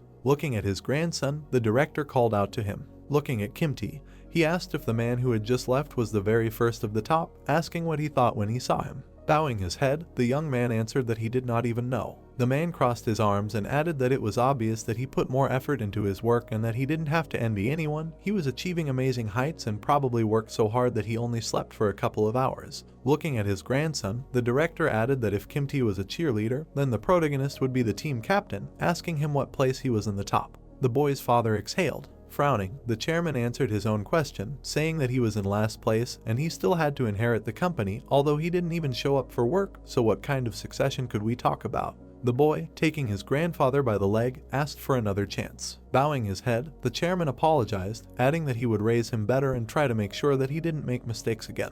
Closing his eyes, he added that he begged him as an only son because Kimti was his only grandson, asking for leniency. Looking at the chairman, Changmo was silent. Raising his finger, the man said that this would be his last chance and that Kimti should not disgrace him this time. Smiling, the chairman's grandson thanked him, and so did his son. Frowning, Changmo also added that he was giving him a chance but not his company, and since he made such a mistake here, he needed to find another job. The hero was sitting in the HR department. Kimti entered the office. Looking at him, the protagonist asked him what brought him here. Smiling, he replied that Mr. Chairman asked for his transfer to another division, asking the young man to transfer to Seoul. Suddenly, a new message about some madman appeared in the interns group chat. The guy, looking at his phone, could not understand who it was about. The new message said that Kimti was transferred to their department. Looking at the phone, the hero thought that they were laughing at his name again. The young man asked in the chat if he could be offended, to which the girl replied that she was not talking about him, and began to tell a story. A couple could be seen choosing a TV. The girl explained that the couple had simply been switching channels for about 30 minutes and it looked as if they were going to watch a movie. Kimti approached the couple and said that if they were not going to buy anything, they should leave. The couple's faces were surprised. The couple reported to their superiors, and the girl explained that all of this had reached the management of the point of sale. They said that the new employees had no manners at all, and because of this, the entire workforce was ordered to gather together and apparently they would now be scolded and told that it was impossible to speak to customers like that. The girl wrote that it was time for her to go and she would write later. The young man's eyes widened. He could not believe that he had been causing problems from the first day in the new department. The meeting room was visible. Kimti said he was going to the restroom for a bit. The girl texted him that he just asked to go to the restroom but never came back. The Jeonan church was visible. The boy stood in front of his mother and her new husband, Hanwoo, who thanked the protagonist for coming. Pointing to his head, the boy asked his mother what kind of hairstyle she had and if it was a wig, to which she asked if it looked weird. Rubbing his neck, the boy explained that he couldn't tell right away, adding that she didn't need to explain anything because he would always support her. They stood in front of the pastor as he told them to love and not to forget that they were people who loved each other, because a husband and wife should be each other's support. Raising his hands, he added that he wished for their love to only grow and for their relationship to develop favorably. The boy watched all this, understanding that this was a wedding with only one guest, but this was exactly what his mother and Hanwoo wanted. The man looked at the pastor as he spoke about whether he promised to give his all to the marriage, just like when he confessed the feelings he had been holding onto for a long time, to which Hanwoo exclaimed affirmatively. The protagonist's mother also stood in front of the pastor as he spoke to her about whether she agreed to give all her love to her husband, since heaven does not often give a second chance to find the right person, to which she answered affirmatively. The man folded his hands and said that in that case, it was time to end the ceremony. They kissed. The sign to the pastor's office was visible. Sitting in front of the couple, he said that he congratulated them, since all this time he was thinking about Hanwoo remaining single. The man, with his head down, thanked the pastor for taking the time to make the ceremony official, adding, looking at the couple, the pastor said that it was nothing since he was going to retire soon anyway. Hanwoo, with his hands on his knees, asked what that meant, since so many kids were relying on the principal, since even when he and Hyeon, as orphans, were counting on him. The man folded his hands and replied that he wasn't sure the priest would approve of that, since the second marriage was sealed by a mediocrity like him. The protagonist's mother, looking at him, told him not to say that, since he was her benefactor too. Smiling, the pastor replied that he couldn't say that he was such a benefactor anymore, and also thanked them for such words, asking what the two were planning to do now. A grave was visible, and the woman replied that they would go to the cemetery where Hyeon was buried. The pastor asked again, his eyes wide open. Hanwoo, with his head down, answered affirmatively, adding that they should stop by first before going somewhere. The man bowed down and asked how someone who was supposed to outlive them all could leave this world so early without understanding how he could do it. The car was driving towards a bridge. Hanwoo was telling the story of how Taesok's father, before he met the protagonist's mother, paid for his medical school education. The woman turned her head to him and asked if that was true. They were driving across a bridge. The man explained that when they had to leave the orphanage at the age of 20, they only had the government's money for the first few months in their pockets, and medical school was expensive, so Hyeon helped him a lot with the money then. Looking at the woman, he asked if he had told her about it. The woman turned around and said that he was just saying that they were just friends. The protagonist lowered his head and thought about how his father might be doing now. The cemetery of Cheonan was visible. Kneeling in front of the grave, Hanwoo asked how he was, adding that he had married Hyejeong. Bowing his head, he continued, saying that the heavens themselves wished them a good life, because the doctor said that the woman was completely cured of cancer, adding that now he would have to support their new life. The protagonist's mother cried, saying that even before his death, he asked her to continue living happily, adding that she would fulfill his request to raise Taesok and take care of him, because she would try to enjoy every day, asking him to support them. The hero, bowing his head, thought about doing everything possible to make his father proud of his son, thanking him for everything. Holding the protagonist's hand, the woman asked if he was already leaving, offering to have dinner together before he left again. Waving his hand, the young man replied that they needed to prepare for their honeymoon and so he would not interfere. Leaving, the protagonist asked them to take care of themselves. The man and his mother said goodbye to him.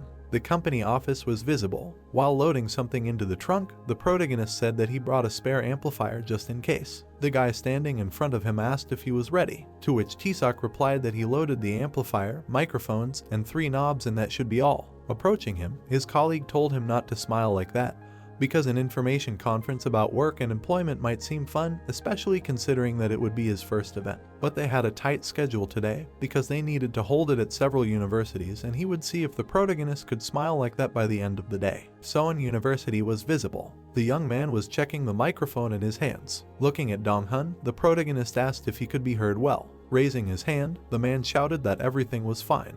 Pointing his finger, the young man asked him to go to the other side and check the sound there and that there was no background noise, to which he heard an affirmative answer. Putting his ear up, Dong-hun asked how much background noise there should be. Standing up, he exclaimed that he heard the hero's voice twice. Raising his hand, the guy explained that this meant that there was background noise, so he needed to adjust something on the amplifier, asking his colleague to wait there for a while he checked the volume settings. Crossing his arms, Dong-hun thought about what Taesok might not know at all. Squatting next to the amplifier, he explained that if he adjusted the parametric equalizer like this, everything would work. Bending his head towards the microphone, the young man said the words of verification again.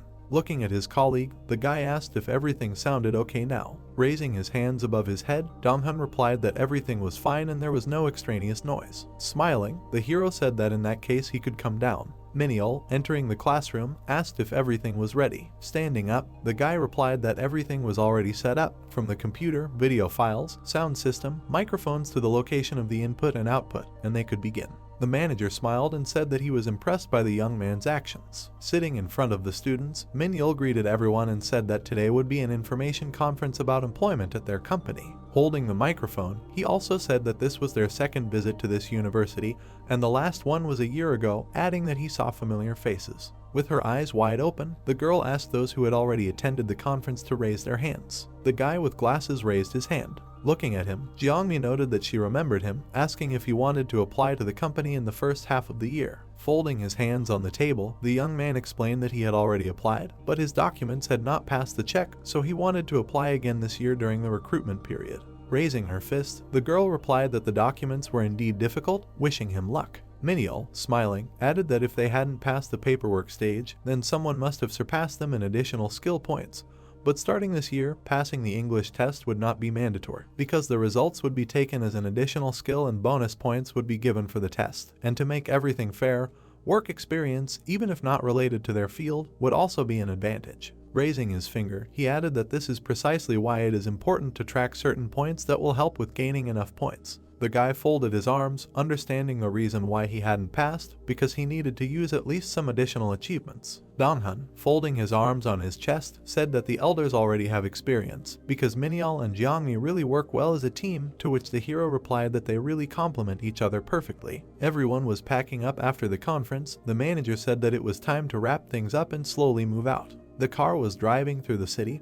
From it came the speech about the manager's words that he wanted to entrust the conferences to the newcomers this week. Jeongmi, looking ahead, asked if it was too early. Smiling, Min-yeol answered that it seemed like he wanted to check them in the company's conference room before moving on, and the results would certainly affect the evaluation that would go to the strategic planning department, asking the guys if they understood the seriousness of it. Looking at the manager, the protagonist said that he would prepare everything for tomorrow. Dong-hun answered the same. The hero's colleague widened his eyes, thinking about such a sudden check. The company office was visible. Raising his hand, Jae-wook asked about who wanted to start first. Looking at the boss, Min-yeol said that Taesok was younger and they should start with the younger ones. The manager did so. The protagonist's eyes widened, realizing that going first wouldn't give him any advantages. His colleague raised his hand, saying he wanted to be first. The protagonist's mouth dropped open, unable to believe that he had heard right. Dong-hun and Min-yeol stood against the wall, the manager explaining that he would pull Taesok out first so that he could prepare better, but the boy couldn't understand why. He bowed his head and explained that the second would have an advantage, since he couldn't let a person who had taken out a loan for education pass, since there were places where some people weren't destined to be. Dong-hun looked down and couldn't say a word. The protagonist heard the entire conversation from around the corner. Jeuk, holding a pen, said that there was an established order, so seniors should be given way. Dong-hun went to the board and said that 300 people would be hired in the second half of the year, and in order to pass the document check, the first thing they needed to do was prepare a resume, and then additional points, which could be earned in different ways. The girl, watching the presentation, thought that the beginning was really good and the breathing was stable, but there was a minus. Min-yeol crossed his arms. Yumi understood that the presentation was boring and nothing attracted attention, and besides, his voice sounded monotonous and monotonous. Jeuk also crossed his arms over his chest. Raising his hand, he said that this was enough and Taesok was next. Smiling, the guy introduced himself, adding that before getting to the main thing, he wanted everyone to pretend that they were students at the university they would visit next time. Smiling, the manager understood that the beginning was really good. Pointing to the presentation, the young man said that their company was at the top of the rankings for a reason. Everyone looked at the graph while he was saying that no other company could compare with their indicator, so they were, without exaggeration, the best in Korea. Raising his hand, he added that they were there because they were interested in applying for a job at the company, asking everyone who was interested to raise their hand. Raising her hand, Jeongmi said that she was interested. Looking at Dong-hun, the young man asked why he was standing there, since he should already be handing out the gifts that the company had prepared for the students, since they wanted to give them to all the participants of the conference. With wide eyes, the colleague asked if he really had to do that right now. Folding his hands, the manager thought that the presentation was very interesting. Looking at the group, the hero also talked about why they should choose their company since it is keeping up with the era of globalization and its main activities are focused on 6 projects. Smiling, he also added that their electronic technology branch is in the process of developing a new growth mechanism using OLED panels. The girl, smiling, noted that he is doing well since his speech makes people want to apply, showing the future prospects of the company. Minyul, with his hand on his chin, thought about how his voice was action-oriented and focused on the facts, and the young man worked on the visuals of the slides. Adjusting his glasses, Jae-wook also noted that the hero was doing well because he was doing even better than his assistants. Raising his hand, Minyul asked him to take a break, asking about the hero's level of English. Smiling, he added that he should imagine that the assistant was a foreigner and his name was Alex, and he asked in English, asking what the protagonist would do. Looking at his partner, Taesok called out to him. Pointing his finger at himself, Donghan asked if it was really him again. Winking, the guy asked him to go to Mr. Alex and explain the details of the hiring in English. Jae-wook smiled. The girl left. Crossing his arms over his chest, Minyul understood that the winner had already been determined. Smiling, the young man asked the manager if he should continue. Laughing, Jae-wook replied that that was definitely enough for today, adding that his work was excellent. Soan University in Daejeon is visible, where an information conference about employment at the company is taking place. A man in a suit holding a microphone announces the need for everyone to sit closer and says that the conference will start in 15 minutes. Minyul, with his arms crossed, tells Seokin that there are a lot of people today, to which Seokin replies that their company is one of the largest in Korea, so people are interested in listening. Taesok, standing in the center of the room, introduces himself, adding that he works in the Human Resources Department and that he will be the host of the conference today. Seokin smiles slyly and says that this guy is in charge of the conference. Minyul, with his hands in his pockets, replies that he is a new employee at their company. The man with glasses, with his hands in his pockets, noted that he looked like a professional and was not surprised that he was so kind and respectful. Crossing his arms, the guy objected that it was unfair to make the main character, since he did not even graduate from a prestigious university and his knowledge of English was poor, and also that working in such a company was not for him. The man, looking into the distance, replied that he did not share this point of view, since now the prestige of the university is not valued as highly as before and that competent people can be seen by how they are respected and recognized at such a young age. Taesok, holding up 3 fingers, said that it was time to start the conference and asked the audience if anyone knew the 3 qualities that were valued in their company. Everyone in the audience was silent. The protagonist, holding the microphone to his mouth, continued that these qualities are enthusiasm, ethics, and innovative thinking, and that their company is looking for people who will start working with sparkling eyes, after which he added that they are waiting for those who do not limit themselves to the beliefs of the past, but can move the company into an innovative future. Holding the microphone in his hands, he said that in the process of work, one should not completely abandon one's values and principles, and that these qualities apply to everyone present. A student raised his hand and asked permission to ask a question. Taesok, stretching out his hand, said that he was listening. He, timidly looking at the lecturer, asked if it was true that the graduates of rural universities who applied to the company did not pass the document check, and if not, then what were the hiring conditions. The protagonist, with his eyes wide open, said that he was not sure how to answer his question since it was the first time he had heard of such a thing. He continued by saying that the hiring process for new employees was a blind check that did not take into account the focus of the university, and ended by saying that he had studied using the academic credit banking system, but was still accepted. The students in the back looked at each other and one girl said that then it would make sense to try applying, to which another suggested that she apply together. The guy in the back introduced himself as Kim Hak and said that he had been applying for 3 years and despite having graduated, he still had not passed the check, after which he accused the speaker of lying. Donghan, with his hand in his pocket, thought that this guy was being rude. Taesok, smiling, began to say that since the guy had been applying to their company for 3 years, which means he was older than him, after which he began to talk about how he started working at a construction site as a carpenter at the age of 20. The protagonist also recalled that despite a back injury, he changed his specialty to a painter and continued working. The protagonist recalled how, sitting at a table, he studied at the Institute of Continuing Education, thanks to which he joined the company because of his multitasking.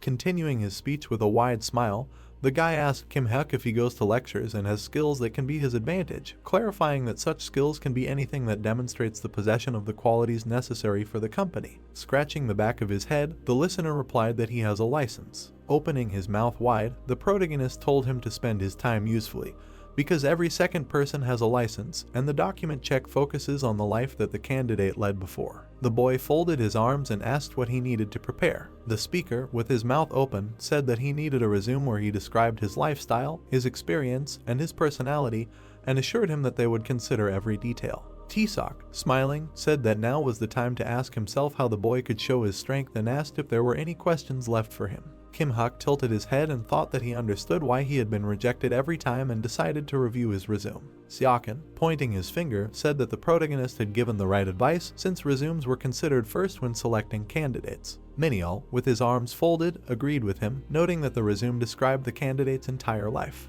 Miniol remembered what had happened 4 months ago. With his hands in his pockets, he asked Jongmi why she had put aside the questionnaires that were lying on the table. Holding a folder in her hands, she replied that they contained information about the vice president's son. Looking at the folder, the man said that this resume was very interesting because it described how he got to the construction site, worked there, and also described his values and beliefs. The girl said that on the other hand, the resume lying on the table from the guy from abroad was just terrible because of the monosyllabic sentences without any sincerity. Holding the protagonist's resume, Miniol said that it must be the codename SSS and that he imagined the vice president raising his son in modest conditions. Then he remembered an incident that happened 2 months ago. The guy, bringing a glass to his face, said that he thought that the vice president's son was in first place. Jeongmi, holding a glass in her hands, replied that SSS was in last place, and the guy with a good resume came in first. Her colleague, wide-eyed, was surprised that the guy with a loan education came in first place. The girl, smiling slightly, suggested that it was because he had a lot of work experience despite not the best education.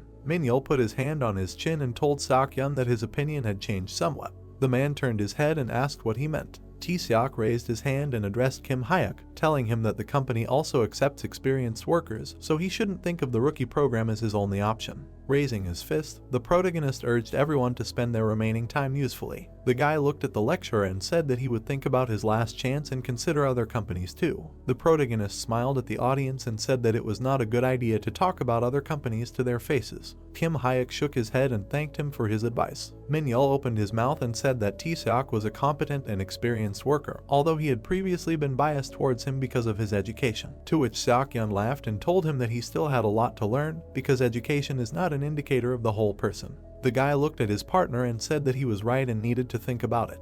Dong-hun leaned over to the sitting T-Seok and asked if everything was okay and suggested that he was hurt by the rude listener's words, to which he replied that he was simply tired. Lowering his head, the protagonist said that he understood him and if he were in that guy's place, his reaction would be identical. His friend sat down next to the protagonist and began to convince him that he was not one of those guys, to which the guy said that in fact, he desperately wanted to get this job. Remembering his work at the construction site, T-Seok said that the physical labor was hard and his mother was sick. Miniol ran into the audience and called his colleagues into the car. Seokin, waving his hand, said goodbye to the group of guys and praised the new workers. The man waved to the car leaving. Folding his arms across his chest, he thought about how Miniol was still a child. A few days later, while analyzing the documents, Juk was debating whether to give the evaluation points to Kuchin or T-Seok. Miniol said that it all depended on his decision, to which the man asked if he recommended the employee to Chan because of his good grades. Frowning, the guy asked to add a point to the protagonist. Holding the papers in his hands, the manager expressed surprise at the candidate's not very impressive education.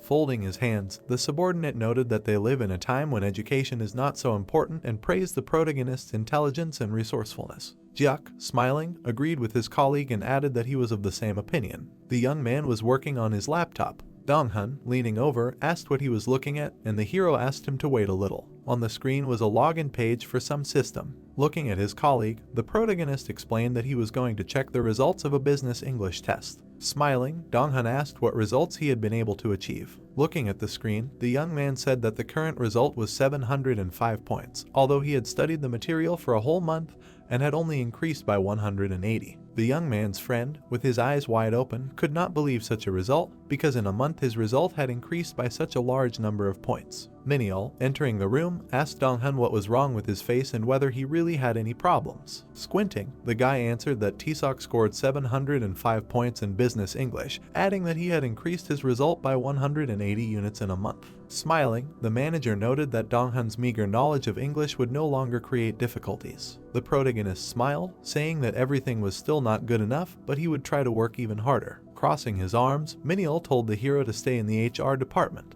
Looking at the manager, the boy couldn't believe that he was being sent to this department, adding that his goal was to join the strategic planning department. Smiling, Min-yeol explained that they were thinking of adding another person to their team, and that's why the boss recommended the protagonist and he agreed with him. Dong-hun, with his eyes wide open, couldn't believe that there was a spot in the HR department, and also because they were offering him to Taesuk. Raising a finger, the manager also said that the HR department wasn't exactly better than the planning department in terms of influence, but they moved up the career ladder faster than the employees in other departments because they were sometimes taken to talk to the head of the company, and it helped them keep track of the management's work. Bowing his head, the boy apologized, saying that he wanted to give priority to the planning department even if it meant losing his spot in the HR department. Waving a folder, Min-yeol replied that he wouldn't pressure the boy with this decision, asking if he was sure. Looking at the manager, the hero thanked him for the offer, adding that he couldn't. Looking at the young man, Min-yeol replied that it was okay, because if he wanted to stay, there was nothing he could do about it.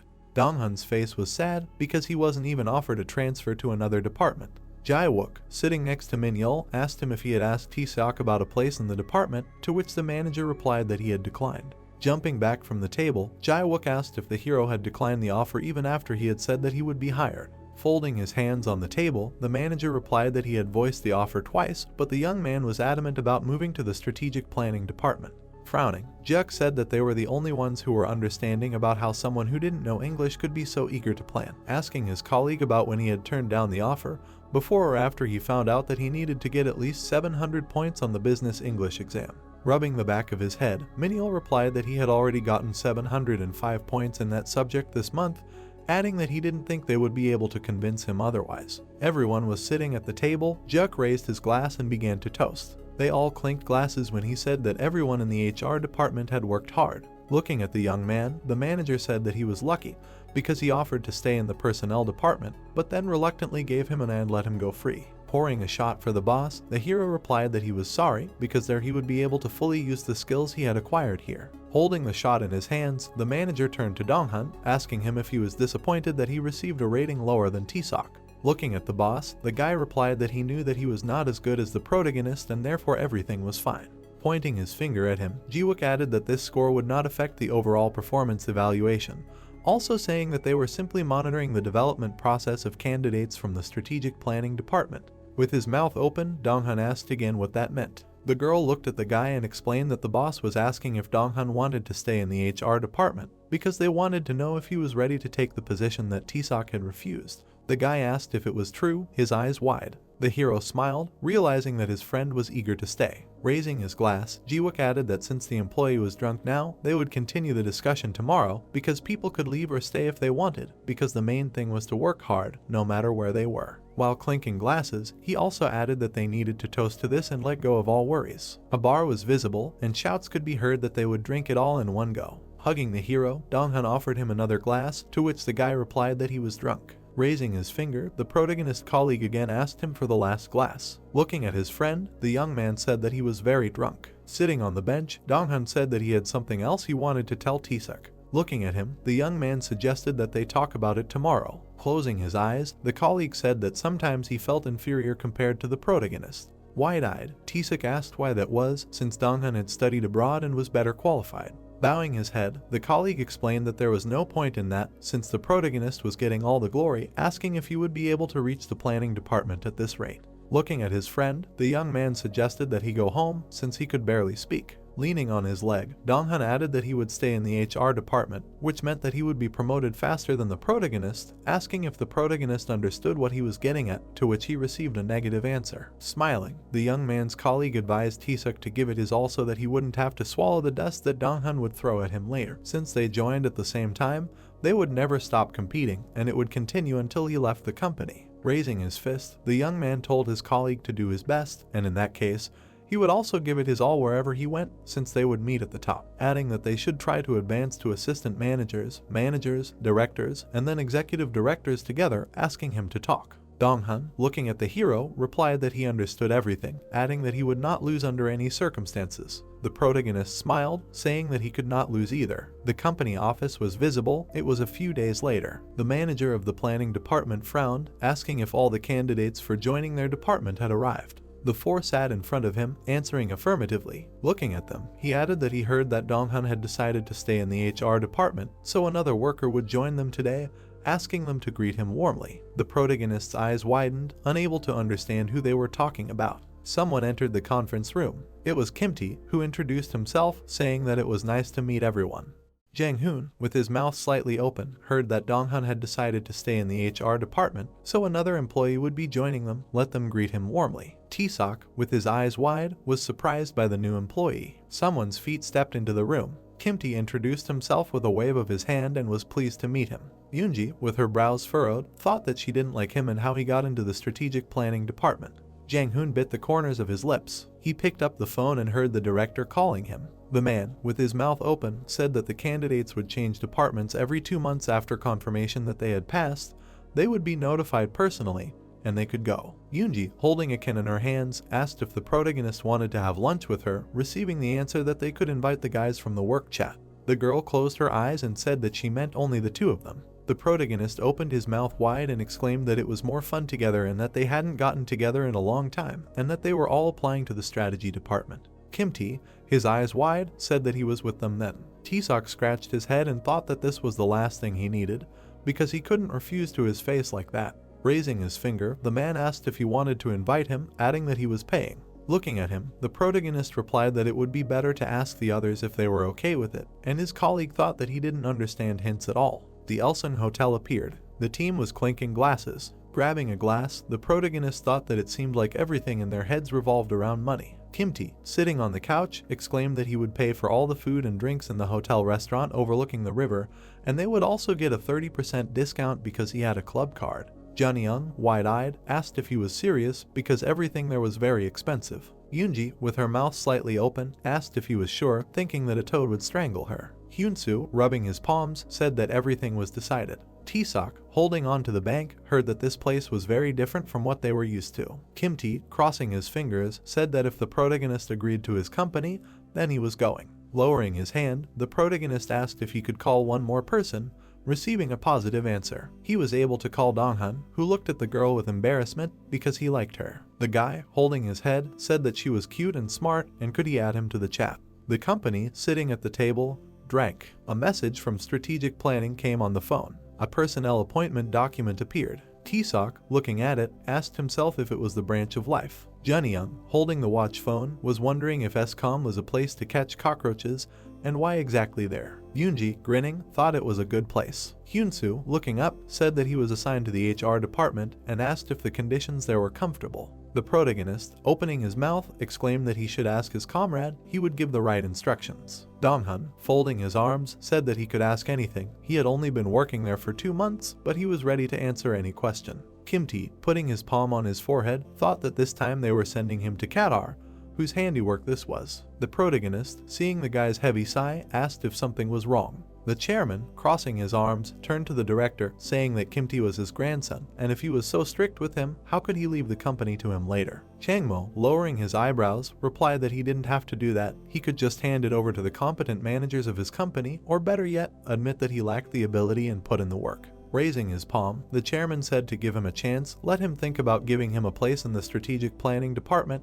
He would definitely prove himself there. Turning his head, the grandfather agreed and added that he would work on the distribution next time during the personnel appointment. Showing respect, Kim-tae's father thanked the director. He wrote a message to his son that he was accepted into the team. Clenching his fist, the guy, being in the restaurant, exclaimed what kind of idiocy this was. Baring his teeth, he added that his grandfather was deliberately sending him abroad. Tae-sok, wide-eyed, asked if he was talking about the director. Yoonji, her pupils bulging, did not understand what he was talking about because he should be the one calling the director his grandfather. Kim-tae got up from the table and said that they needed to call him. Walking down the corridor, he told Changmo that this was his grandson. He was assigned to deliver Il-sung, but they said that they needed to go to Qatar, asking if he knew. The girl, holding out her finger, asked the protagonist if he was the director's grandson. Opening his mouth, the protagonist exclaimed that this was not so, Kim-tae was his grandson. Holding her chin, Yoonji understood why he kept making mistakes. Hyun-soo, clenching his fists, clarified whether this clown was the director's grandson.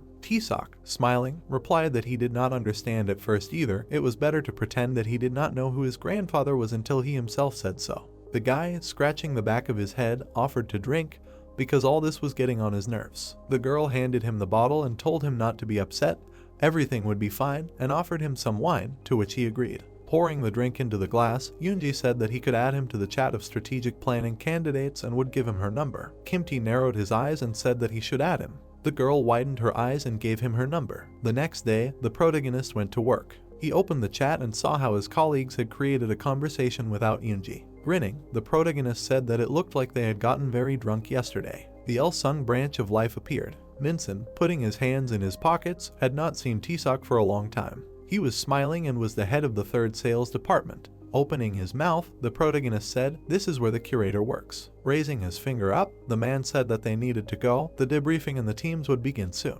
Kimti, sitting on the couch, asked if it was true that he was on bad terms with his grandfather. Changmo, placing his palms on his legs, asked if his grandson was causing trouble. The father, with his mouth slightly open, replied that he had been told that he had told one of the customers to get lost if he didn't buy anything, and that they had received a complaint. The president, with his eyebrows lowered, didn't know where he and his son had gotten this from, but they were both completely incompetent, and how could he trust the company into their hands, and it would be better if he handed it over to a third party. The chairman, sitting at a small table, said that he didn't know much, the head did not reveal his intentions. The guy, placing his hand on his chest, asked what he should do. The man reached forward and replied that he needed to leave the country. Perhaps there he could receive true recognition from their grandfather, just in a different place, and that was the most effective option. Kimti, lowering his fingers, considered it unfair, asking why he was acting like this with him. The branch of Ilsung's life appeared and the team leader of the first team was heard. The team captain, standing in line, introduced himself. The mentor, holding his finger forward, asked if he was crazy. The guy, lowering his head, apologized. The man, opening his mouth wide, shouted what he had been doing all week since he had not signed a single contract and received an apology. The manager, craning his neck, continued that he worked in a team and they had to sign at least 5 contracts, adding whether he was allowed to spend corporate money left and right just to keep his place, so he would never go over the ceiling of $1.5 million a month. The team captain bit the corners of his lips. The mentor, putting his hands on his hips, turned to the team leader of the second team. Smiling, he said that he was a good guy and had worked hard on the contract. He had accumulated $6 million in bonuses alone. Baring his teeth, the man asked why everyone shouldn't follow the guy's example. Had they seen how well he worked, and began to praise him. The worker in glasses held documents in his hands. The manager, frowning, called the head of the third team. The team leader, with his mouth slightly open, listened to the gentleman. The man, looking at him, said that his work performance had been getting lower lately, asking how he had sunk to the bottom so suddenly. The guy, biting his lips, replied that he would do everything in his power. The mentor said that he would keep an eye on him because he could do better, to which the team captain, crossing his fingers, understood him. Taesuk, widening his eyes, thought that the atmosphere here was joyless, something like a merit system. Waving his hand, the gentleman called the newcomer to come over. The team leaders looked at the main character. Raising his hand, the mentor asked who would take him on. All the captains raised their hands. The manager, holding his palms behind his back, said that everyone wanted him on their team and asked who he would go to. The leader of the second team, baring his teeth, exclaimed that he would take care of him. With him he would definitely perform tasks at the highest level. Let them give him a chance to prove it. The boss, turning his gaze to the protagonist, asked if he wanted to go to him. Taesuk, folding his palms, said that he would work under Mr. Minson. The captain of the second team, frowning, thought that he should take him under his command. Clapping his hands, the gentleman said that from that moment on, the new employee was officially assigned to the third team and they could go their separate ways. The deputy director, sitting at the table, asked if he had settled in. The protagonist, clenching his fists, said that his nerves were tickling and there was a feeling as if he was ready to incinerate with his angry gaze. His interlocutor, taking a mug, exclaimed that it couldn't be any other way here. The money from the incentive system for outstanding employees is higher than the salaries themselves. Biting the corners of his lips, the protagonist understood how it worked. Minson, holding his chin, said that he made the right choice. If he had chosen the team leader of the second team, he would have used him and his connections, and then dumped him. The guy widened his eyes and asked in what sense. The deputy director, putting his elbow on the table, said that here it is called business contacts. They take newcomers and with their help acquire contacts, a classic way to sell insurance. Taesuk, opening his mouth, said that he also sells them. Raising his mug, Minson said that he is a little different from these people, and the comparison with them irritates him. Baring his teeth, the main character did not understand the difference. Putting up his finger, the man said that he thinks a lot, let him go to the office and come back after the training is over, and he needs to understand and know the basics of their field.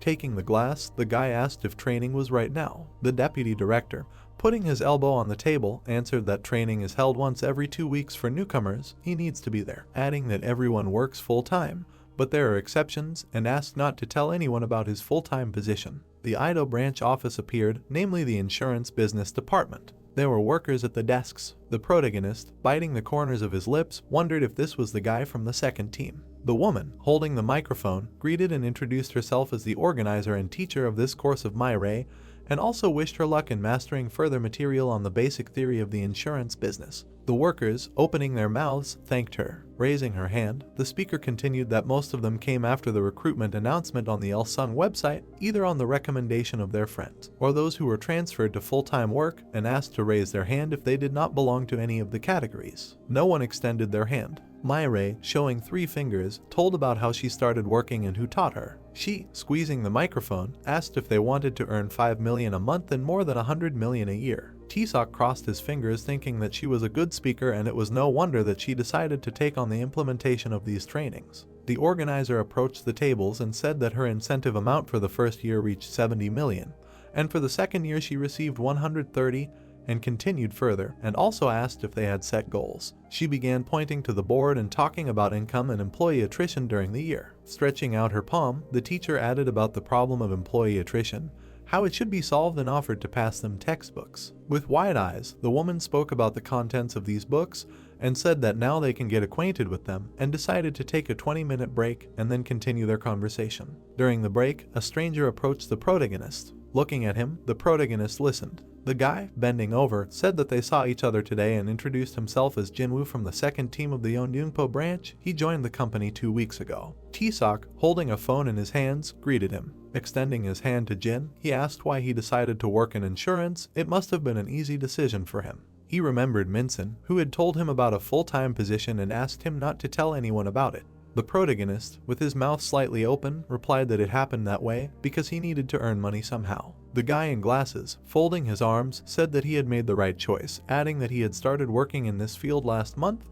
They had already earned 5 million, and insurance was an interesting thing. Tisok, his eyes widened, surprised by his earnings. The lesson continued, and the organizer exclaimed that insurance was the last bastion of help for those who were sick, and continued about how to properly conclude contracts. The protagonist, lowering his eyebrows, did not understand what she was talking about at all. In her opinion, insurance solves all issues. The protagonist and his mother appeared. She, clenching her fists, clarified that they would not receive insurance payments. Her husband died. What was the problem? The girl, pointing her finger at the papers, said that payments would not be made if the insured person harmed himself. Loudly crying, Haejeong asked if she wanted to say that her husband died on purpose, adding that he would never do that. The newbie, biting the corners of his lips, thought that there were too many bad people in this world. Myre, picking up the book, exclaimed that they were moving on to the terms and conditions of insurance, and gave them some time to familiarize themselves with the material. A line about cases of cancer treatment was visible. Looking at the book, Tisok thought that the shortcomings were marked in red and restrictions were already visible here. Unfolding the sheets, he continued, why there was nothing here about vehicle insurance. The guy saw many restrictions on insurance of serious illnesses, highlighted in red text. With his mouth slightly open, he said to himself that they only provide insurance for people in the late stages of the disease, and the requirements for payments are quite strict. The teacher, bringing the microphone to her mouth, said that they should try reading about the terms of universal insurance with variable cost. Taking his chin, the protagonist thought that the prices were high, as if this was not insurance, but an investment offer, and why would an insurance company provide such services? Meyer, standing next to the desks, hoped that now they understood what kind of insurance they provided. That was all for today. The conference participants, taking their places on the chairs, thanked for the lesson. The deputy director's call appeared. The protagonist brought the phone to his ear. Minson smiled and asked if he liked the teacher's words. With his mouth open, the guy did not think that he could work in insurance. It was not for him at all. The deputy, baring his teeth, asked if he felt like he was deceiving people, having received an answer that meant the man understood what he was talking about. Minson held out his finger and said that the offers were decent, so it wasn't all that bad, and depending on the client's situation, a bad offer could have a good effect or a very bad one. Tisok, frowning, said nothing and heard that they would discuss it later. He lowered his head and understood that insurance was definitely not for him. Junwoo, grinning contentedly, said that he had been told that he had found a job and congratulated his interlocutor, to which the other asked how he was doing. Holding the phone to his ear, the guy replied that he was doing well overall and had recently hit the jackpot. Jun, with his mouth slightly open, wanted to know about the jackpot. Crossing his fingers, the other replied that someone involved in financial planning had taught him a couple of investment methods and asked if he wanted to tell them too. The man with the red tie, raising his eyebrows, replied that everyone already knew that he had given some of their friends bad insurance offers. Junoo, gaping, angrily asked who said that, to which his interlocutor said not to call him again and hung up. The newbie started yelling into the phone. Scratching the back of his head, the protagonist thought that he really was selling insurance to all his friends. The member of the second team, baring his teeth, exclaimed that he was behaving like trash and how these rumors were spreading. The workers turned their heads at each other. The protagonist, wide-eyed, said that it didn't work very well. The guy opposite him, clenching his fist, replied that everything was fine. Putting his hand on his hair, he said that you can't tell from the phone call, it was hard not to hear him. Leaning against the table, Junoo asked if he wanted to become a partner of their team leader. Clenching his jaw, Taesok didn't understand what he meant by partner. Taking the glasses, the newbie suggested calling a friend, and they would sell insurance. If he signed a contract with them, he would get 30%. All he needed was one call, and he could even ask his parents. Looking at him, the protagonist realized that he only saw bags of money and people. Waving his hands, he replied that he did not sell friends, so he had to refuse. Junoo's eyes turned white from what he heard. The protagonist, clenching his fingers, said that he was really not ashamed to lie, that the investment that he was bragging about, was actually insurance. The young man, grinning maliciously, said that the head of the second team was praised, and the third was put down, and now the team leader has sunk to the very bottom. Putting his hand on his side, Taesok asked to stop. Because Minson was a good person, he was not one of those who tried to benefit from people. The young man in glasses, biting the corners of his lips, thought that he told him to just introduce him to a couple of people, and not to lecture. A week later, the organizer, looking at the protagonist, said that his academic performance was the best among all the students. He tried his best. Bowing, the protagonist thanked her for her efforts. He, walking along the corridor, noticed a bouquet of flowers. Minson, smiling, praised the guy and handed him the bouquet. Taesok, taking the flowers, asked why he needed flowers. They were both men. They contained a piece of paper with congratulations from the team leader. Opening his mouth, the protagonist understood what was going on. Craning his neck, the man said that he received it from one of his clients. It would not go to waste. Looking at his interlocutor, he clarified whether he knew that they were now a team. The newbie widened his eyes and replied that of course he would, even if it was only for 2 months. The team leader, with his hand on his hip, shouted at Junoo that this was all he could do, and didn't he have any more friends, because he had good potential, and if this was all, then there was no point in keeping him under his wing, to which he apologized. The employees watched what was happening. Minson, putting his hands in his pockets, said that everyone who makes business connections ends up like this. They will just use him and then throw him away. The member of the second team from the Yeondungpo branch, baring his teeth, was angry. A car appeared, driving on the highway. The deputy director, holding the steering wheel, said that there should be a book in the back seat. Taesok, looking back, clarified whether it was the one with an excursion on the investment fund. He took the book. The man looked to the side and said that he should definitely read it. It contained questions that were on the exam last year, having received the answer that he was not interested in insurance sales. Minson, opening his mouth, exclaimed that he would tell him about it in 2 months, and until then he was obliged to teach him everything he knew himself and let him decide whether he was interested or not. The protagonist, his eyes wide, understood that he was talking about this in all seriousness, was set to work with him in the future. The next day, the young man was writing something down. The man noticed this. He, squeezing the cup, asked what he was doing there. Today was a day off. All the work could be postponed until Monday. The protagonist, opening his mouth, answered that he wanted to give it his all. Smiling, the deputy director asked if he knew how to drive. The guy folded his fingers and said that of course, he used to work on a construction site. He even had a truck driver's license. Minson, holding out his finger, suggested going out of town on one issue. The voices coming from the car said that they worked at the Yeongyungpo office. Why would they travel so far after being told that it didn't matter where they worked when it came to insurance sales? A sign with the city of Daejeon was visible. Taesok asked if he was writing a report, to which the man typing something on his laptop said that he was looking at the Kospi closing index for yesterday. The young man holding the steering wheel asked him again. The man looking out the window said that the market was constantly changing, so they had to call clients who had saved up enough money. The profit margin depended on it, and he was calling about just such a matter. He raised the phone to his ear and greeted someone and asked how they were doing.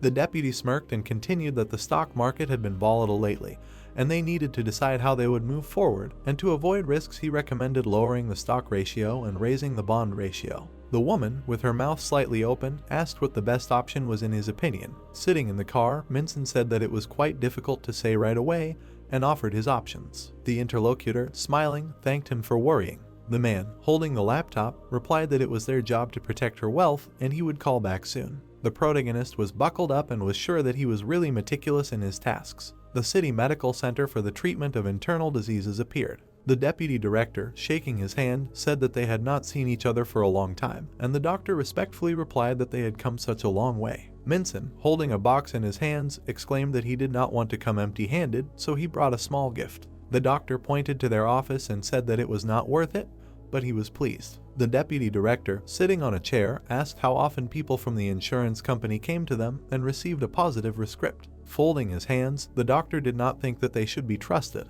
The man, putting his palm on his chest, said that it was right, and probably for him he was not the one to trust so easily either. He took out a book and added that he had 14 clients from medicine, and these were the offers they had chosen. Would he like to explain the details to him? The protagonist, with his pupils bulging, thought that as a doctor, he was probably also interested in what other specialists recommended and was surprised when the assistant manager had time to prepare all these documents. Pointing his finger at the document, Minson said that the 45-year-old director of a private clinic lacked insurance savings, and in this area they helped them, and also continued to talk about the benefits. The doctor, looking at the book, clarified whether this was true. The deputy director, lowering his eyebrows, exclaimed that he considered this more an investment than a tax savings, so he added several different options. The doctor, with his mouth slightly open, was also thinking about purchasing variable insurance since he had heard that it was extremely useful. The man, looking at his interlocutor, asked if it was for corporate business and received an affirmative answer. He, crossing his fingers, asked to look at the memorandum of association, and if everything worked out, the corporation could issue insurance in his name. Minson, squinting his eyes, added that if he was the head of the corporation, then he could change the memorandum of association, and also how about purchasing insurance not in his name, but in the name of the company. The doctor, leaning on the table, clarified the advantages of such an option. The deputy director touched his palms and answered that he would not have to pay insurance premiums himself, taxes would decrease, and the money that was now was finances from which taxes had already been paid. Tisak, turning his gaze to him, was surprised by his rich knowledge. The man, with his mouth open, explained what categories the money that the company had was divided into and what needed to be done with it. He folded his fingers and said that it would not be very convenient to use funds where 42% of the income went to paying taxes. The protagonist, smiling, thought that he was adjusting the plan depending on whether it was an individual or a legal entity, and that was why he ordered him to study the investment fund. The doctor, crossing his palms, said that no one had ever explained everything to him in such detail before and thanked him. Getting up from the table, Minson exclaimed that this was all he wanted to tell him today,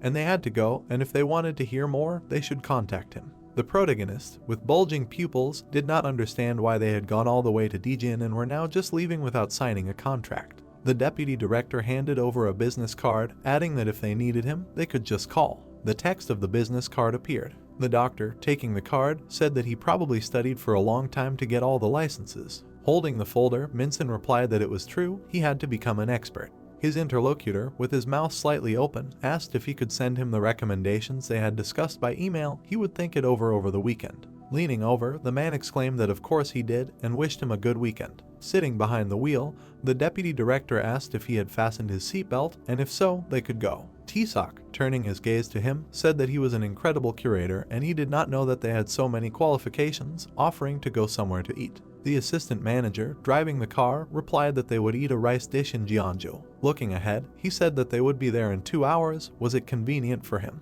Turning his head, the protagonist exclaimed that of course it was convenient and was surprised by such a long journey, wishing the driver a safe journey. His pupils narrowed and he wondered if they were heading to Jeonju right now. The protagonist bared his teeth and wondered if they were really going to dine at a customer's place. A table with a lot of dishes appeared. Minseong, giving a thumbs up, exclaimed that their rice dish never disappoints. The gentleman, smiling, was glad that they liked it. Tisak, stirring with a spoon, thought it was delicious, but not as good as he described. The vice manager handed over the card and said that it was divine.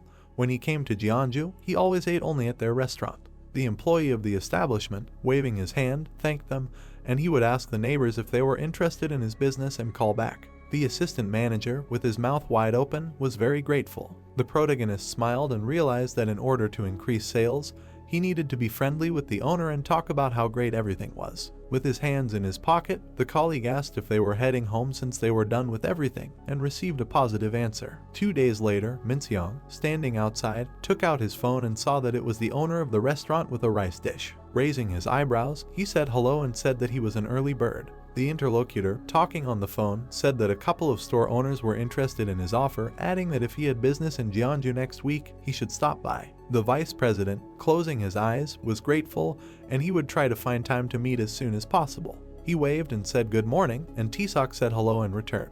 The guy was typing something on the computer. There were some documents on the table waiting for approval. The team leader, narrowing his eyes, asked what kind of papers these were. The protagonist, opening his mouth, answered that he had collected data according to the clients they had visited last week. He thought that it would be useful to them, and he had also sent all the information to the director. Minson, baring his teeth, was surprised by the work he had done. Taking the phone in his hand, he noticed the director of the clinic calling him. The grinning assistant manager wished him a good morning. The doctor, putting his hand on the table, said hello and added that he had received all the documentation yesterday. He had sent everything over the weekend, without taking a break. Looking at the protagonist, the deputy director thought that his team member must have spoken about this. The doctor took the papers and said that after reviewing the documents, he had made a decision. He agreed to sign the contract and would wait for them at his place. The team leader leaned slightly and said a huge thank you to him. Raising his fist to his face, Taesok thought about how he could share more accurate information with the clients. Looking at his colleague, the man thought that for the first time in his experience he had such a hard-working partner, and maybe because he had enough social experience. A week later, they looked at the graph. The protagonist, scratching his head, said that, as expected, the third team was in first place, and he could not believe that they received a 4 million bonus in just 2 weekends. With his mouth wide open, Minson said that it was all thanks to him. They did not have such indicators until he joined the team. Clenching his jaw, the protagonist exclaimed that he was only sorting and distributing documents and driving here and there. Putting his hands in his pockets, the team leader offered to eat something tasty. Words were heard that they were lazy idiots, which is what they did all the time, which made the guy's pupils narrow. The team leader of the second team held a folder in his hand and shouted why they couldn't convince at least one person, adding whether he was making fun of him. Did he have no friends at all? Jinwoo, lowering the corners of his lips, replied that he couldn't do it anymore. All his friends had stopped communicating with him anyway. The leader, clenching his jaw, exclaimed that this didn't mean he should give up, because persistence and tenacity were the most important qualities of an insurer, and let him call everyone and attract new friends, relatives, and neighbors. The guy said through trembling that he just wanted to leave. The team leader said that he could do so, but he would have to return the bonus of 5 million that he received. Raising an eyebrow, he clarified whether he knew that these were the rules. The newbie, through sweat on his face, said that he couldn't. He used part of the money to buy food for those who agreed to sign the contract. The leader brandished the folder and shouted whether he was kidding, which scared the guy very much. Taesok and Minson were shocked by what they saw. A phone appeared, which had a notification. The deputy director said that it was time for a weekly meeting, to which the protagonist, crossing his palms, answered positively. The manager, sitting at the table, asked if they wanted to continue working and turned to the leader of the first team. The team leader, lowering his head, apologized. The man, folding his arms, said that the leader of the second team's indicators had become lower by a fourth, clarifying whether there was something wrong with the group. The guy, opening his mouth, answered that he would try better next time. Clenching his jaw, the manager exclaimed that the leader of the third team had finally returned his magic. Minson, clenching his fists, replied that it was all because this time he signed a huge contract and thanked him. Putting his hand on the documents, the mentor called Taesok. The protagonist listened to him with his eyes wide. Smiling widely, the man said that it looked like he had a contract assigned to him too, and he had heard that he had earned 2/8 million in bonuses. Right.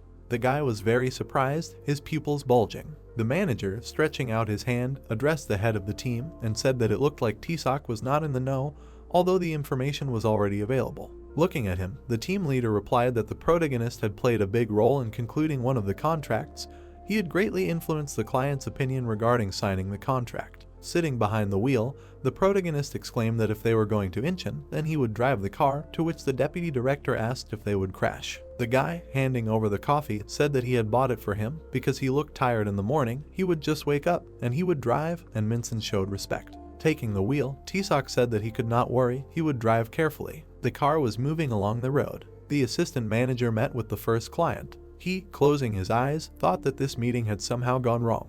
The protagonist, seeing him, said that he had become gloomy and asked how the negotiations had gone. The colleague, holding his hand in his pocket, replied that not everything always goes according to plan, they should drive on. From the car came an offer to stop at the recreation area for lunch. A large cafe appeared. The workers, sitting at the table, were having lunch. A tall building was visible. There was a meeting with another client in it. Minson, sitting on a chair, said that looking at his current insurance, he wanted to say that he should duplicate the insurance policies for the payment of insurance compensation, and continued about the policies, saying at the end that he would have to refuse one of the policies. The client, raising his hand, exclaimed that the insurance consultant had not mentioned anything about this during their conversation. Taking the pen, the deputy director replied that the second insurance would not be useful for him, only the insurance company would benefit. Smiling, the guy said a huge thank you. The manager's assistant handed over a map and added that he should try to contact their insurance consultant, and if there were any problems, let him call this number. On behalf of the insurance consultant, he would tell them that there was a mistake. T-Sock, walking forward, said that this was not the most productive day,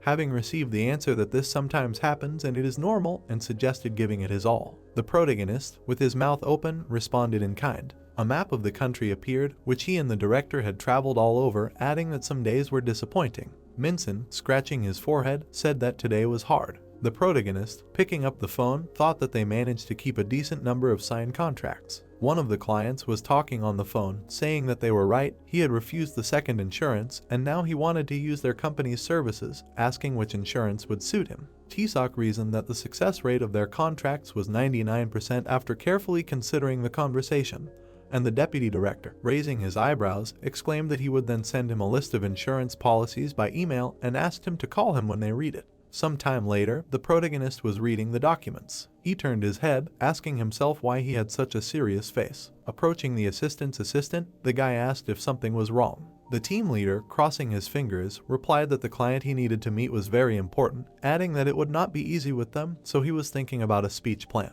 The protagonist, opening his mouth wide, exclaimed that there are practically no simple clients, and they are not the first time going through this, assuring him that everything will work out. Minson, raising his hands to his face, said that he was different from those they had seen before. He was the founder of a company. T-Sock's eyes widened and he thought that he really worked hard and worked harder than him. The next day, the client's company appeared. The deputy director, bending over, greeted the gentleman. He, holding his hands behind him, greeted him back and asked them to come in. The woman, standing next to the man, asked why he had called them at all, receiving the answer that the gentleman had introduced him to them, and he could not refuse them, they would leave soon anyway. A small building was visible. The client, folding his elbows, listened to them. The main character, holding out coffee, said that they had picked it up on the way here, let them help themselves. Raising his palm, the man refused and asked to move on to details. Biting the corners of his lips, the guy thought that the atmosphere was somehow unusual. Minson, putting his fingers on the documents, said that he heard from their director that they needed help with financial management. Smiling, he asked if he could look at the current financial plan, because then he would be able to choose the best insurance for them.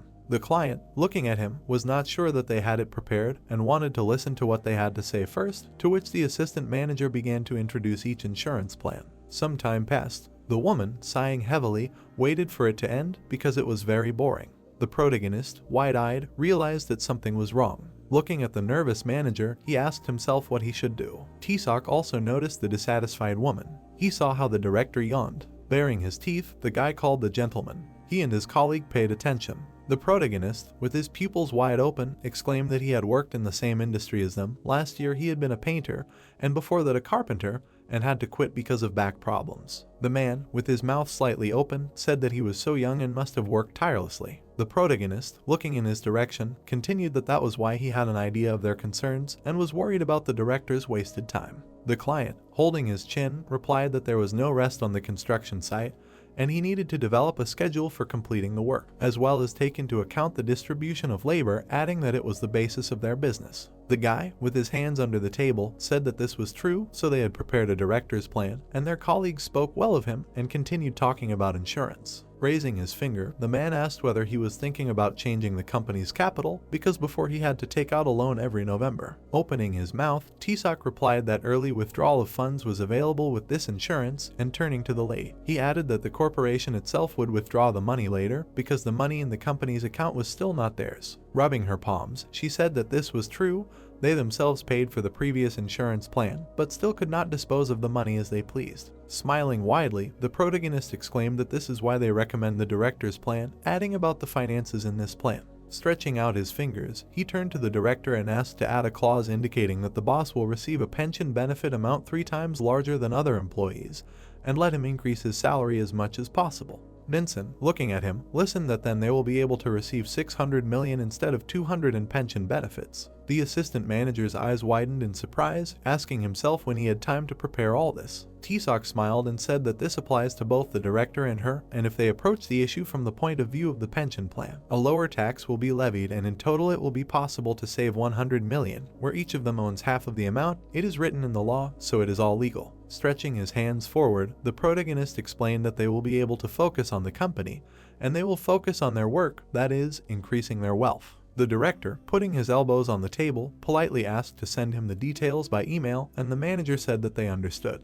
Going outside, the man said that the guy explained quite clearly, and now they at least understand how everything is arranged, to which his colleague replied that she thinks that the guy has a good future in work. Besides, he is very kind. T-Sock raised his fists in the air and asked that the clients just rely on them, and they will do everything in the best possible way. The customers waved goodbye, and the manager wished them well, and the director thanked them and said goodbye. The hero's car pulled out onto the road. Grinning, Minson said that T-Sock was good at such things. The protagonist smiled and replied that he was glad that his speech did not raise doubts, and admitted that he was very nervous when he spoke. Raising his fingers to his chin, the interlocutor said that he did not even notice how nervous he was, and added that he looked like he had been swimming in this field for 10 years. Closing his lips, the protagonist said that it was all thanks to Mr. Minson, because he learned quickly only under the guidance of a wise mentor in his person. The interlocutor raised a finger and asked him to stop flattering him, and they needed to move on to the next point. Their car sped along the road, and from it they heard how the protagonist answered that yes, sir. A month later, at one of the Il-sung branches, the manager was about to announce the insurance king of the month, saying that he would be the one to announce the employee's performance this month. The man raised his hand and announced that the team leader Min-seong would be the insurance king this month. The guy folded his hands in front of him and thanked the manager. Smiling widely, the man explained that his rating was higher than the ratings of all the other branches combined. He did an amazing job, and then offered congratulations. T-Sock stood with the other employees and, surprised by the manager's words, thought that Min-seong was truly incredible. Holding a folder in his hands, the branch employee called out to the employee T-Sock. The protagonist responded with his mouth slightly open. The man raised his finger and declared that the protagonist was the new king of this month because his rating was higher than the ratings of all the new employees in the country. Scratching the back of his head, T-Sock asked again if he was the first in the rating. The manager smiled and said that the protagonist had earned more than 19 million won in bonuses in a month, and there was no doubt that he was the first, and then suggested that they enjoy this moment, because he deserved it. The protagonist happily raised his hands and thanked him. Min-seong grinned and thought that it seemed like T-Sock was very happy. The guy took the phone in his hand and introduced himself as the head of the team of the Yongbipo insurance branch, then asked how he could help. Dong-hun appeared, holding the phone to his ear.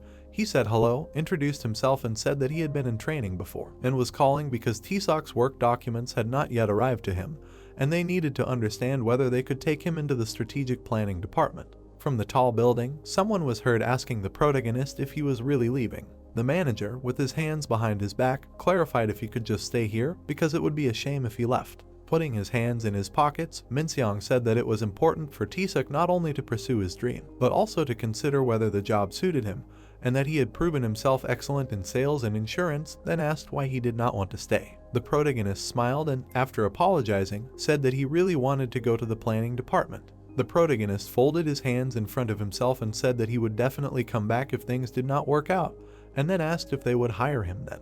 Min-seong grinned and said that of course he could come back if he changed his mind. He would save the protagonist's place with him. The branch manager, smiling broadly, explained that everything was correct and he could come back at any time. Platform 16 of the Seoul Express buses appeared. The station was filled with people. The driver, pointing to the door, exclaimed for people to take their seats on the bus because there were 2 minutes left before departure. T-Sock stood with his arms down and thanked Mr. Min-seong because he had learned a lot from him in these 2 months. Straightening his tie, the protagonist's mentor said that he thought the guy would succeed in planning, after which he asked him not to give up halfway, like he did. The protagonist raised his fist and happily declared that he would try his best. The driver, smiling, told the passengers to fasten their seat belts because they were sliding out.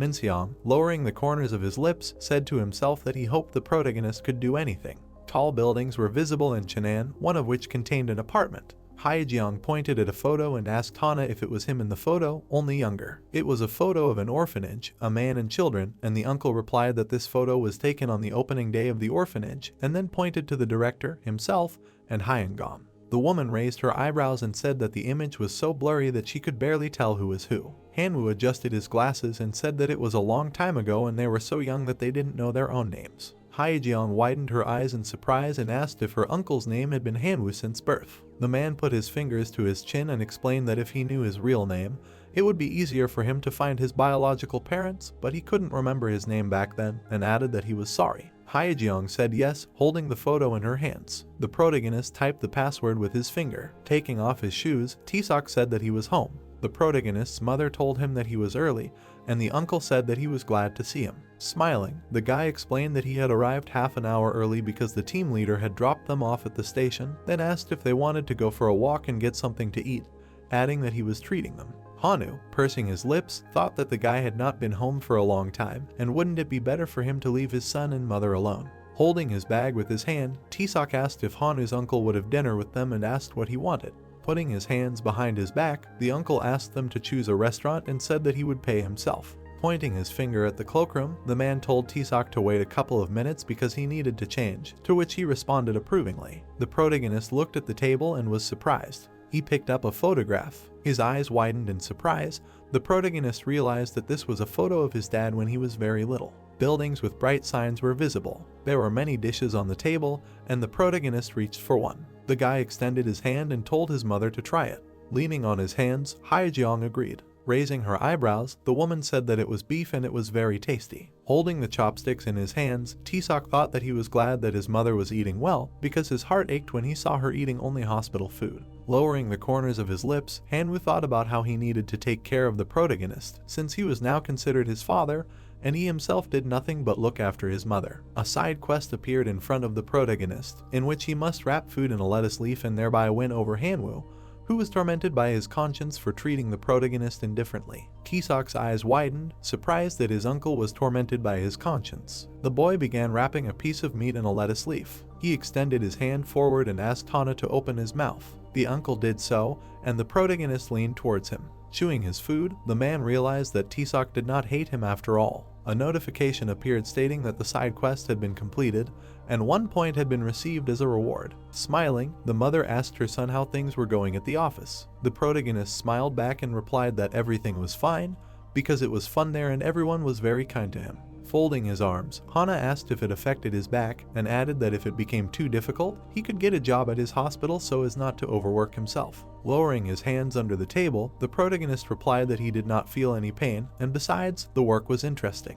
Giving a thumbs up, Taesok thanked his uncle for the offer and said that he was glad that his mother had such a reliable person by his side. The man folded his arms and asked not to embarrass him. Haejeong, running her hand over her cheek, happily thought that this was the first time she had seen Hana with such a face. The heroes were walking down the street, and the uncle asked if Taesok wanted to have a drink at home, to which Haejeong asked if they wanted to have a drink. The protagonist smiled and said that he was sure that everything was fine with them, so he would head to Seoul. Raising her eyebrows, the woman clarified if he was leaving and offered to spend the night, to which the uncle agreed and said that this was his house, he could sleep and rest. Taesok smiled and explained that he could not, because he had to go to work the next day, after which he thanked his mother and uncle for dinner and said goodbye. Lowering the corners of his lips, Hana thought about how the protagonist might be uncomfortable, but he was like a son to him. The heroes were walking down the street, and a side quest appeared, in which Taesok must call his uncle a father because he is distancing himself and his mood is falling. Closing his lips, the protagonist looked up.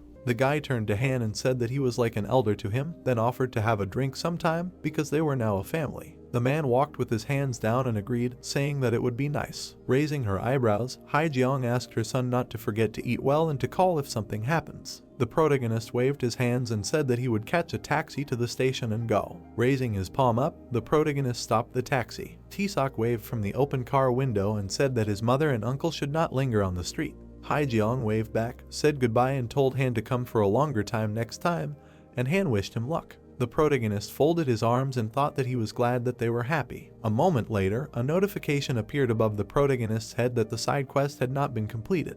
Putting his hand to his face, Tisok, addressing his father in his thoughts, said that it was a little early to call Hana his father, after which a message appeared saying that this was not his father. The protagonist's smile was visible through the taxi window, and he thought that if this was not his father, then why was he helping him, his mother, and his uncle? After which he added that he could deny it as much as he wanted, but the guy believed that his father was sending him these tasks, but the notification was silent. The protagonist folded his arms and thought that there was no point in denying it because he had been caught. The next morning, a tall building appeared. Tisok reached for his phone and muttered what they could talk about so excitedly early in the morning. In the chat, there were messages to Jin, who asked what their friends had planned for today, and Hyunsu replied that they had a meeting of the strategic planning team members and offered to have a drink after. Looking at the phone screen, the protagonist wondered if they were drinking today. Sitting in the chat, the guy answered that he was okay with it and asked if everyone had time today, to which Hyunsu wrote that he wanted to stay in the HR department, but because of Tisok, he was getting into a lot of trouble. The protagonist, baring his teeth, thought that they must be talking about the other guy, adding that he went abroad and still managed to cause problems. He wrote to Hyunsu that something had happened, receiving the answer that he was talking about him. Tisok, his eyes wide, was perplexed. In the chat, his colleagues wrote that it was all because of him, because he worked too well. Clenching his jaw, the protagonist did not understand why he was being scolded for working well. Having written in the chat that it was not his fault, he was told that it was his fault and he managed to be impudent. Through the sweat on his face, the guy did not know anything and did not hear anything. The guys, sitting in the conference room, decided to have a drink and called Tisok. He sat down and asked himself if they weren't angry with him a second ago. The guys in the chat asked if he would pay and added that they were just joking. Smiling, the main character said that he shouldn't be angry, you see. With bulging pupils, he answered his colleagues that they could have a drink, but only those who called him names would pay. The building of the conference room of the Ilsung Strategic Planning Department was visible. The department employees were sitting in chairs. Jang Hong, holding a folder in his hands, said that 4 months had already passed and asked if they were working hard. The director stood facing them and the employees simultaneously answered in the affirmative. Lowering his eyebrows, the boss turned to Yoonji and clarified why she changed her mind about the planning team with such good indicators. The main character glanced at the girl and said to himself that she really decided not to go into strategic planning. Yoonji opened her mouth and explained that she was better suited to support rather than act directly, and added that she was unlikely to be able to do so well in this area. Jangrong put his hand on his hip and replied that he did not think so, since she was doing a better job than most men he had seen. Then added that he was more than confident that she was capable of doing this kind of work, and that she should think about it. The girl looked at her boss and wondered if she would succeed in the strategic planning department. Ilsung Children's Hospital appeared. 12 years ago, Chairman Changmo had given 3 billion won to develop the hospital. The doctor leaned over Yoonji's bed and congratulated her, since he had good news for her, then told her that the chairman had said that he would pay for all of her surgeries. The girl opened her mouth and asked if this meant that she would be able to live on. The man smiled and replied that it was true, and Changmo would be here soon, so she should greet him properly. The chairman and his 16-year-old grandson Kimti entered the room. Changmo put his hands behind his back and asked if this was the same child. The doctor folded his hands in front of him and explained that the amount of money the chairman had given would go towards Yoonji's treatment and the surgeries and medicine for the other 50 children, and thanked him. Changmo raised his eyebrows and asked if the girl's name was Yoonji, and said that he hoped that she would soon recover and get back on her feet, and that she would study hard after that. The girl smiled and thanked the man. Kimti put his hand on her neck and muttered that it didn't matter whether she studied or not. His grandfather frowned and asked if he had the heart to say such a thing in front of the girl. The grandson put his hand on his chest and said that only poor people like her would try their best, and that people like him didn't need to study because his grandfather would provide him with everything he needed. Changmo pointed his finger at the door and chased his grandson out of the room. The chairman leaned over to Yoonji and explained that his grandson's mother had died not long ago, so she asked him to understand. The girl's hospital bed was visible, and she said that it was nothing serious and thanked the man for paying for her surgery. The doctor extended his hand and said that Yoonji was very kind, and then offered to take the chairman to his next patient. The door to the girl's room slammed shut. Looking at the ceiling, she thought about Kimti's words that he was right because she did not have a family that would pay for her surgery. At present, Yoonji's eyes were visible, and she realized that if she did not take this chance, she would be killing herself in several jobs for the rest of her life. And instead of the insurance department, it would be better to stay in the secretariat branch where she could get a promotion. The girl smiled and said that she had already made her choice in favor of the secretariat, and the head of the office also allowed her to stay. Jang Hong, holding out his hand, said that in that case, Yoonji could go. The girl's feet and shoes appeared. The 3 employees continued to sit at the table. The director held a folder in his hands and, turning to Tisok, said that he had a talent for sales, and added that he heard that he had received the status of the king of newcomers. The protagonist grinned and replied that everything turned out well for him only thanks to a competent team leader, and he himself only helped him with the main work. Lowering his eyebrows, Jang Hong said that Minsung said that the protagonist was qualified and was very useful to him, and also recommended him as an excellent addition to the strategic planning team. The protagonist, opening his mouth in surprise, wondered if Minsung had really said that. Putting his fingers to his chin, the boss understood that if Tisok graduated from a good university, he would have hired him into the department right now without hesitation. Closing his lips, the protagonist was surprised that the director had just said how well he worked, and now he was standing with such a face. A note appeared stating that the protagonist's educational path was hindering his career development, and that he needed to make every effort. Looking at the notice, the protagonist realized what was preventing him from joining the department.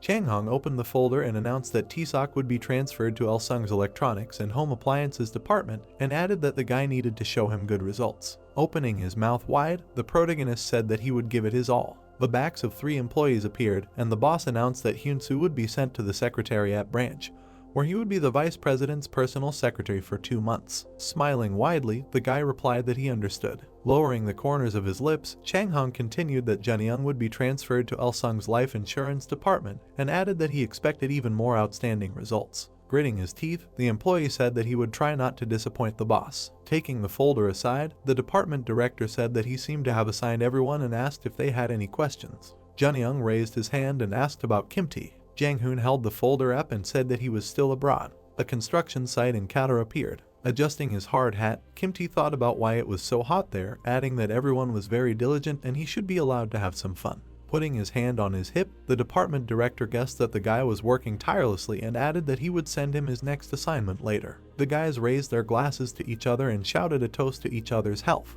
Holding the glass in his hands, Dong-hun said that Tisok was incredible and he couldn't believe that the protagonist became the king of rookies. The protagonist, gritting his teeth, replied that it was nothing and asked how the other guy was doing in the quality control department, since they sometimes caught cockroaches there. Taking his chopsticks, Junyoung said that the job required a lot of physical strength, since after a client called, they had to go, fumigate, and clean up, nothing serious. Dong-hun, leaning on his arm, sighed and muttered that he missed Yoonji, adding that she was probably on a date with a rich idiot right now, and he liked her so much. The protagonist smiled and said that Kim-tae was still in Qatar, and they weren't dating anyway, and if the guy missed her, he could call her, after which he suggested doing it right now. Dong-hun smiled widely and asked if the protagonist was serious about calling. The ringing sounded, and Yoonji glanced at the phone. Changshik, holding the phone in his hand, informed the girl that he was not in the office and asked her to check if he had received a photo from the OO orphanage in his email. Yoonji, her eyes wide, replied that she would check it right away. A laptop screen appeared, and the message indicated that Changshik was being sent a photo of a child who had been admitted to the orphanage 45 years ago,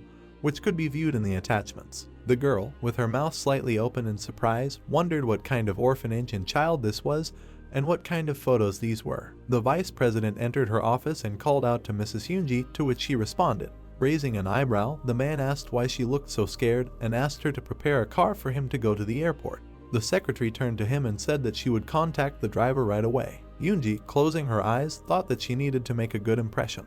The workplace of the head of the secretariat was visible. Changshik, folding his arms, thought that this was the photo. The man printed out a photo from the orphanage. After a while, he knocked on the door and asked the director if he could come in. Changmo glanced at the door and said he could come in. The man looked at the photo while Changshik explained that it was from the OO orphanage and that it showed children who had been admitted to the orphanage 45 years ago, then adding that the difference between this photo and the moment his son went missing was 3 months. The image was shown up close and the assistant said that the man in the center was the director and the 2 children in front of him were recently admitted children, then asking if the director recognized him. Changmo frowned and thought that it was hard to tell from just the photo. Changshik lowered the corners of his lips and thought that it was sad that he had decided to look for his son only now, because if he really wanted to get him back, he would have missed him the moment he went missing.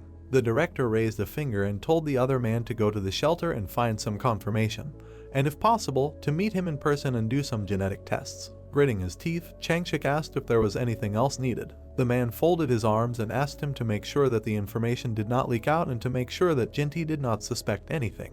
The assistant bowed and said that he would do everything as quietly as possible. 15 years ago, Changmo stood in the hospital room of his wife, who insisted that he must find their son and asked if he could fulfill her last wish. The man spread his arms and insisted that she not talk nonsense and focus on getting better. Suddenly, the medical machine began to make a loud noise. Holding his head in his hands, Changmo, addressing his dear wife, said that things had become much more complicated now and wondered if Jinti was even alive. From the window on the top floor of the building, questions could be heard about how they should forget about it, and wouldn't it be better that way? A bar could be seen, and someone could be heard saying that they were glad to see everyone, since it had already been 2 months. Raising his glass, Donghan asked how the protagonist became the king of newbies, and that it was simply unbelievable. The protagonist, holding a spoon in his hands, explained that he simply followed the instructions of team leader Minsung. Junyoung smiled and said that Taesok was also talented, because if it was a matter of simply applying the advice, he would also become the king of newbies. Resting his head on his hand, the protagonist explained that from now on, he would have to work directly in the sales department. The interlocutor, raising his eyebrows, exclaimed that he should just try, since if he wanted to get into the planning department, there was one step left where he just needed to do as they said. The friends raised their glasses, and Donghan shouted that he had a toast, in which he proposed to forget about everything and drink to the bottom. The Elsung Electronics Sales Department building appeared. The protagonist entered the office. The workplace of manager Yi-jun was visible. Taesok leaned forward, after which he thought that the branch manager was a woman. The door to the office opened slightly, and someone was heard apologizing for making him wait for so long. Yi-jun appeared in the office. She clarified whether he was Taesok and asked him to sit down. The protagonist turned around and did as she was asked. The woman put her hands on her knees and said that she would get straight to the point, then asked the guy if he wanted to join the strategic planning department.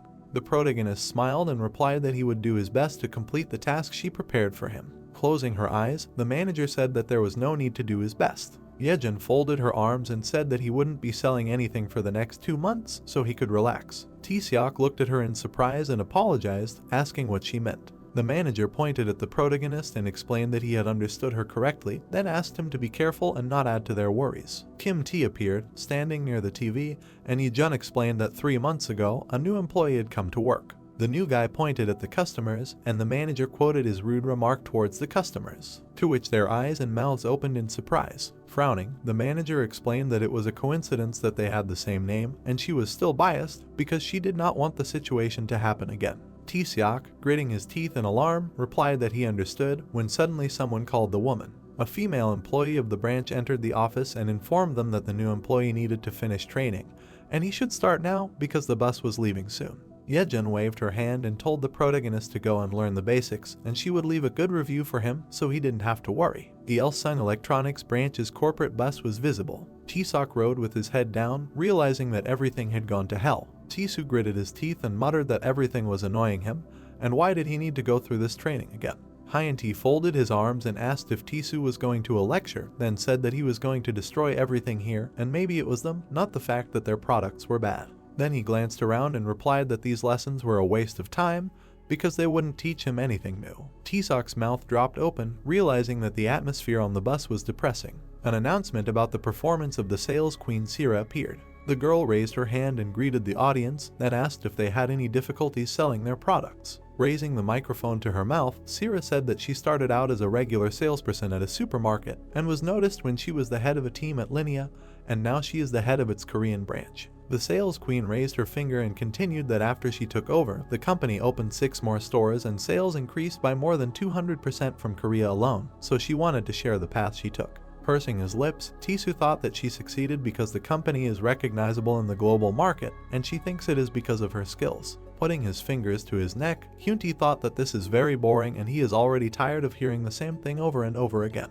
Opening his mouth, Taesok was surprised that she became the head of the branch at such a young age, and this is amazing, so he will have to listen carefully. Raising her hand, Sira asked what to do to make a good impression on customers. The girl showed examples of greetings with a customer, starting with a blank face. Then she repeated the same words, only smiling. The sales queen put her hand forward and asked if anyone could see the difference between the 2 greetings and asked them to raise their hand if they understood the difference. The protagonist was the only one who raised his hand. Sira smiled and asked him to introduce himself and voice his answer. Taesok stood up from his chair and introduced himself, after which he said that the difference was in the facial expression. Sira's face without a smile appeared, and the protagonist explained that the first greeting was normal, and the second was accompanied by a wide smile. Then the smiling face of the sales queen was visible, and the protagonist continued that although the tone of voice did not change, the second greeting was perceived as friendlier. The girl raised her finger and said that it was true because the first thing clients pay attention to is the consultant's facial expression. Then asked a general question about whether she had been smiling the entire time she had been leading the conference for 8 hours.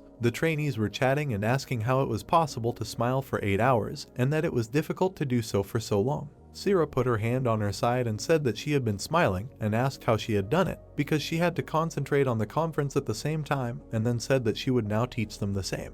The girl smiled widely and explained that you need to open your mouth wide and lift the corners of your lips up. The audience sat, repeating after her. Taking the microphone with both hands, the sales queen said that now she would teach them how to deal with stubborn clients. Pursing her lips, Tisak realized that the approach was quite similar to the insurance sales department, but there were some differences, because in insurance they count on a long-term relationship with the client. The guy remembered how he stretched his hands forward, telling clients that they can focus on the company, and they will focus on their work to increase their wealth. Putting his fingers to his chin, the protagonist thought that it is important to read the client's facial expression and react quickly, and above all, he needs to convince the client that it is necessary to buy the product here and now. Lowering her hand, Sira said that that was all for today and thanked everyone for being there. Tisak walked down the corridor. A notification reflection appeared in the protagonist's eye, which said that a side quest had appeared, in which he must get the contacts of Sira's instructor. Scratching his cheek, the protagonist clarified how the manager's location and his comment about the lesson were connected. The Queen of Sales buried her nose in her phone and understood that next time she would have to cancel the lecture, because it was hard to smile into the void for 2 hours in a row. The protagonist closed his eyes and exclaimed that he was impressed by instructor Sira because the lecture was interesting and he listened to it in one breath. The girl pointed at him and asked if he had given the right answer. Tisak smiled and said that he was a new employee at Ulsan Electronics, after which he asked if he could contact the instructor if he needed her advice. Raising her eyebrows in admiration, the sales queen thought that such zeal was rare and replied that she would give him her number and he could call her if he needed anything. Holding the phone in his hand, the protagonist thanked the girl, to which she replied that it was not necessary, because her senior colleagues also helped her when she started. The branch building was visible. Tisak smiled and said that he had just returned from a lecture and from now on he would work hard. Yi-jun put her palm forward and asked him to wait because she was on a call and suddenly asked where Sira was. The sales queen answered with wide eyes that she was in the parking lot and would soon be with her sister, to which she asked him to come upstairs to chat. The manager ended the call. Raising a finger, the woman praised the protagonist and said that he would be working at the service center on the 4th floor starting tomorrow. Tisak asked her again, his mouth slightly open, and explained that he thought his job was to sell. Yi-jun frowned and asked if she had said that he would get good grades so that there would be no complaints when joining the strategic planning department, and asked if he was planning on staying there. Looking at the manager, Tisak thanked her for her understanding and said that he would work wherever he was told. The door to the office opened. Instructor Sira appeared in front of the protagonist. The girl said that they had met again, her eyes wide. The protagonist extended his hand forward and greeted her again, saying that he was glad to see her. Yi-jun folded her hands and told the guy to go to the 4th floor. Tisak bowed and said that he would go and would not let her down under any circumstances. The door to the manager's office slammed shut. She stood up from her chair and asked when her sister had met the guy, to which she replied that they had met at a lecture where he had answered her questions, after which she asked why Yi-jun was so cold to him, since it was not like her. Raising an eyebrow, she replied that the strategic planning department kept sending people who were not interested in working there, and asked what they would learn in 2 months. Placing her hand on her chin, Sira said that he did not really look like a raggedy guy, and it seemed to her that her sister was overdoing it. Yejin took the sales queen by the arm and suggested going out to eat something, and then asked what she would like. Tisak came to the service center, and the man said that the branch manager had notified him of everything. Cha, folding his elbows, asked if he was Tisak, because for some reason the name sounded familiar. Opening his mouth, the protagonist asked what he was needed for. People were walking around the office, and the department manager explained that the young man could sit at the computer and do whatever he wanted. He wouldn't have to talk to customers, so he just needed to stay out of the way. The protagonist turned around and said nothing. Closing his eyes, the protagonist thought about what that guy had done, that now he had to take the rap. Tisak, sitting at the computer, said to himself that 2 months would go down the drain, and how could he leave without learning anything? Looking at the computer screen, the guy was indignant that everyone else was doing their job, and he had to sit around. A woman appeared, cleaning the office floors. At 6 in the evening, at closing time, the room was already empty. The department employees said that they were going home and asked if it was time for the manager, to which he waved his hand and said that the guys should leave first. Cha turned around and saw that T-Sock had not left yet. The man approached the sign that indicated that cleaning was in progress and wondered if he could pass through here. The protagonist, having taken off his jacket, was washing the floor. The department manager asked what the protagonist was doing there, to which he turned his head towards the man. Grinning, T-Sock explained that since there was no work for him, he decided to help the cleaner, then added that he had already finished, so Cha could pass. The next morning, T-Sock, wiping the table, wished Cha good morning. The gentleman, adjusting his glasses, said that there was no need to start from such a low point, he would talk to the branch manager. The guy, closing his eyes, said that he just did not want to waste his time, but he liked this kind of work, so he should not worry. The man folded his arms, confident that sooner or later he would stop doing this. That same morning, a stranger broke his phone. He scratched his head, thinking that this happened at the most important moment, and he needed to work, wondering how much it would cost to replace the screen. The protagonist, approaching him, asked if he had come for repairs and how long he had had the phone. The guy, opening his mouth, answered that it had been 11 months and how expensive it was to replace, to which the protagonist asked to take a look. He, taking it in his hands, said that it looked like the breakdown was not critical, and fortunately this model had insurance for 12 months, so the replacement should be free. T-Sock, approaching the ticket counter, asked to take one and wait here, and they would help him as quickly as they could, and he could sit in the waiting area.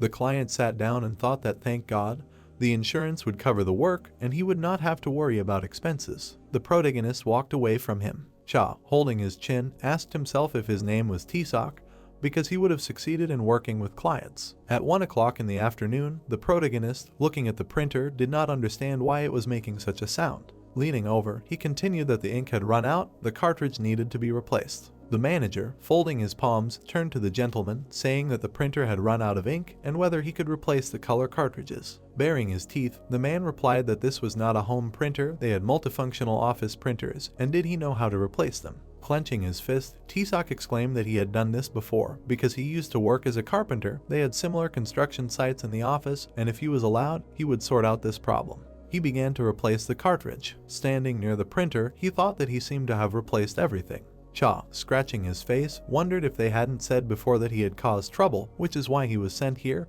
because the youth was very different from how the branch manager described him. In the evening, they were washing the floors in the office corridor. The cleaning lady, holding a mop, said that he was not obliged to help her. Smiling, the protagonist replied that everything was fine, he liked cleaning, besides, he was chilling without any special tasks. The woman, stretching out her fingers, said that he was diligent and did not understand why he had not been given a job yet, asking if he had done something wrong. The protagonist, wiping the floor, said that he himself would be glad to work on par with everyone else. The gentleman, opening his mouth, called T-Sock. Biting the corners of his lips, the guy wondered how long he had been standing there, and whether he had really heard her words. The door to the dining room appeared. Cha, folding his arms, asked why he worked so hard, because he said that there was no need to try, and did not this hurt his pride. Opening his mouth, the manager answered that of course it hurt. Baring his teeth, the gentleman clarified why he continued to do this, whether he was trying to impress him. Clenching his jaw, the protagonist said that if he did nothing, nothing would change, and he still did not understand why he was excluded from the work process, and if this was all he could do, he would give it his all. Stretching out his palm,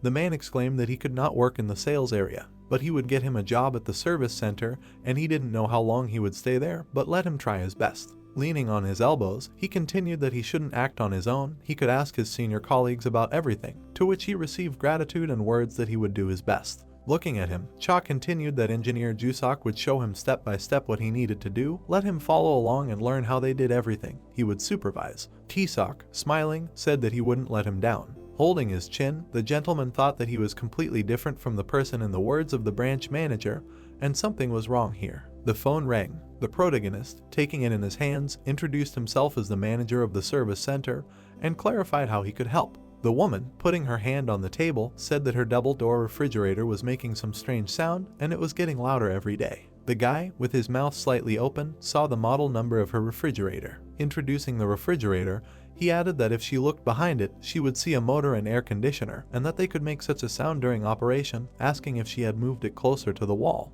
The interlocutor, raising her eyebrows, replied that her husband had placed it close when they moved. Bringing the phone closer, the protagonist exclaimed that he should try to move the device a little and see if it continued to make this sound, telling about the features of the air conditioner, and heard gratitude that she understood what the problem was. The colleague, smiling, clarified when T-Sock had managed to learn this. Taking the documents in his hand, the protagonist replied that he had read the instructions, which described common cases of malfunctions and how to avoid them. The interlocutor showed a thumbs up and said that the protagonist was doing well for a beginner, because usually it takes 2 or 3 weeks to adapt to such work, but he is different from others. Scratching the back of his head, T-Seok said that the other person was very kind and that he would learn quickly and try not to cause trouble. Adjusting his glasses, Cha realized that the protagonist was good, even better than some of the regular employees. The department manager recalled how Yi-jun called him and said that they would be receiving another person from strategic planning and that she would send him to the service center, adding that she did not know why the higher-ups would send people who would leave anyway. Chow lowered the corners of his lips, not understanding why the branch manager would say such things. It was the end of the workday, and the office was empty. The protagonist's colleague, putting on his jacket, asked if he would like to play pool with him. T-Seok smiled and agreed. Raising his hand, the guy asked if Mr. Chow would like to join them in pool and then have dinner somewhere. The department manager pointed at himself and asked if it would be better if they went alone, since the protagonist would hardly feel comfortable in such company. T-Seok showed numbers with his fingers and said that he would be glad if Chow went with them and suggested making bets, then added that the second person eliminated would pay for the billiards and the third for dinner. And so, after some time, they found themselves in the game room. Mr. Cha took aim to hit the ball. He hit it. The ball ricocheted off the wall a couple of times. It hit the red ball. The protagonist began to clap. Mr. Cha said that T-Seok won, and also that he would pay for the game, and Ju-Seok would pay for dinner. Manager Ju-Seok pointed at the protagonist and said that he underestimated the newcomer and shamefully lost. The action moves to some restaurant. Food was being prepared on the table. Mr. Cha looked at the protagonist and asked him why the manager was picking on him. T-Seok looked at him and said that he thought it was because of his name and the fact that he was applying to the strategic planning department, as if he was going to leave anyway. Ju-Seok raised a finger and exclaimed that it couldn't be because of the incident 4 months ago when a guy also named T-Seok told customers to get out. Mr. Cha turned around and said that it made sense then why the manager was acting like that. After all, if he wasn't good at customer service, his career path was blocked. He pointed his finger at the protagonist and asked him what he thought, since he was only here for 2 months anyway, and killing time here wouldn't be so bad. The protagonist frowned and said that was true, but he still wanted to learn everything. The guy smiled and said that if he didn't succeed in the planning department, he might come back here. An image of a group of people appeared in his mind, and he thought about how Ulsung's strategic planning team was known for being made up exclusively of the company's brightest minds. He introduced Director Changmo and mentally said that the director's theory is that in order to understand the company, it is necessary to gain experience from all possible fields of work. They all held glasses in their hands, and Mr. Cha said that he liked the protagonist's attitude towards this, even though he is young. Mr. Cha leaned forward a little and asked questions about how old the protagonist was and whether he had a girlfriend. T-Seok looked at him in surprise and said that he graduated through the academic bank loan system. He is 26 years old and does not have a girlfriend. Mr. Cha smiled and said that as the HR manager, he should at least know this much about the protagonist. The action takes place a week later in the branch manager's office, where 3 managers are sitting. The woman pointed at Tisu and asked him about his sales numbers. Tisu frowned and said that he had already been to training last week, so he did not think he needed to go again since it would also affect their sales. The woman extended her hand and said that she bet nothing would change because he had been marked as a manager who had not met the work standards, so she thought it was because of his attitude. The man frowned and wondered how she had become a manager in the first place. Then the woman frowned and asked Hyunti if he knew what to do. The guy with glasses turned away and said that he understood that he needed to go to training. The branch manager looked at them and said that they could both go. The 2 men walked toward the door, thinking that they were fed up with this. Then Mr. Cha, who was sitting in front of the woman, asked her if they really needed to go that far. The woman put her hand to her chin and said that she was not eager to do it either, but if they did not change, she would send them to training until something changed, and if they did not like it, they were free to leave. Mr. Cha frowned, thinking that she was quite stubborn for such a young age. The girl frowned and asked about the protagonist. The man adjusted his glasses and said that T-Seok was doing well and was quick to learn everything and was extremely polite to customers, unlike his colleagues. The woman put her hand to her neck and said that she thought he was shirking his responsibilities. Mr. Cha extended his hand and started talking about maybe promoting the protagonist to acting manager, adding that as a sales expert, of course, she already had an eye for it, but he thought T-Seok would do well. The man smiled and said that the customer service center had enough people and resources, so why not let him handle the managerial duties that were originally intended for him. The woman frowned and wondered why everyone was suddenly talking about the protagonist.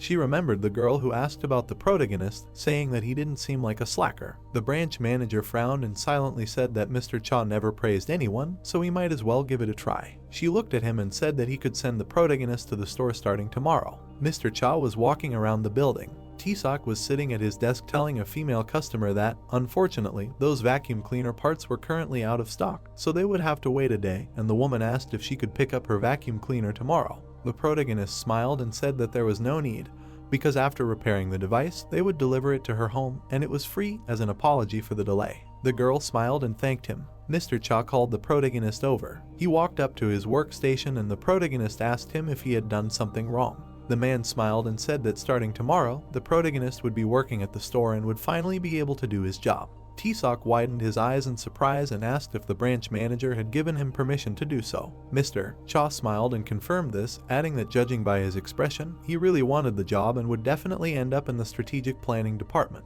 The protagonist stood up from his chair and thanked the man, promising to do his best. After a while, the protagonist was lying on his bed, talking about how he would finally be able to start working at the store tomorrow. He looked away and said that there were also payments for additional sales, which meant he would be able to earn a lot. The protagonist remembered Mincio talking about how it is important to consider not only the dream but also whether the job suits him, and so T-Sock wondered if he needed the strategic planning department, since sales suited him. The protagonist stood up and looked forward because a system window had appeared. The system window contained statistics on salaries for different positions, as well as expected income. T-Sock looked up and wondered if it was really possible to earn almost 20 billion in the Secretariat.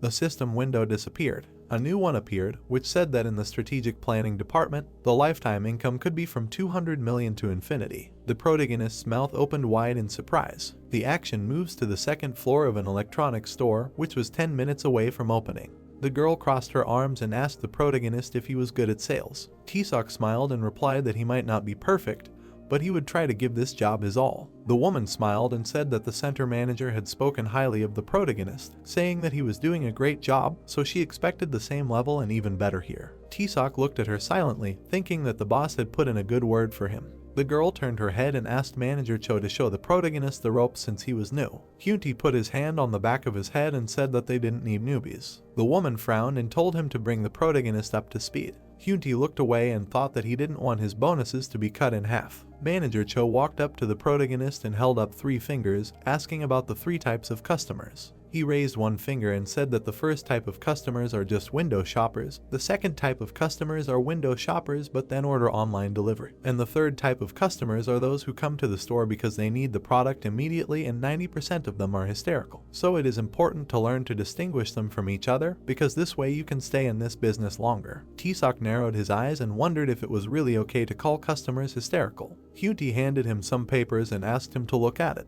On the paper was a table of the incentive system for the sale of each piece of equipment. The protagonist looked at this table and mentally said that, as he thought, everything was very similar to the work of the insurance department. Besides, the higher the sales, the more bonuses he would get. He looked at one line and mentally said that, for example, he could get 35,000 won if he sold one modern refrigerator, but selling 2 or more units would bring him 105,000 for the product. Manager Cho crossed his arms and asked the protagonist what he thought of this incentive system. The protagonist looked up and said that he would discount the refrigerator to 50,000 won, and even so, it was still more expensive than similar products online. Hyunti adjusted his glasses and said that this was the principle of their company. They sell hysterics at a higher price, and they also give incentive bonuses for this. T-Sock looked at him and said that there was no point in this, because if they sold products at the minimum online price, they would have nothing left. The protagonist turned the page and mentally began to say that the incentive payments were made separately, depending on monthly sales, where for 300 million monthly sales they gave a bonus of 5 million won. The protagonist raised his head and said that he would make 500 million won in monthly sales to earn 30 million won. Hyunti raised one hand and said that that was the point, and besides, many people try to sell everything cheaper to achieve high sales, which often results in losses, which in turn undermines market stability. The man spread his hands and said that the problem is that the tower sets such lofty goals in the first place, and they don't even realize how difficult it is in reality. T-Sock raised his hand and said that he would try his best no matter what.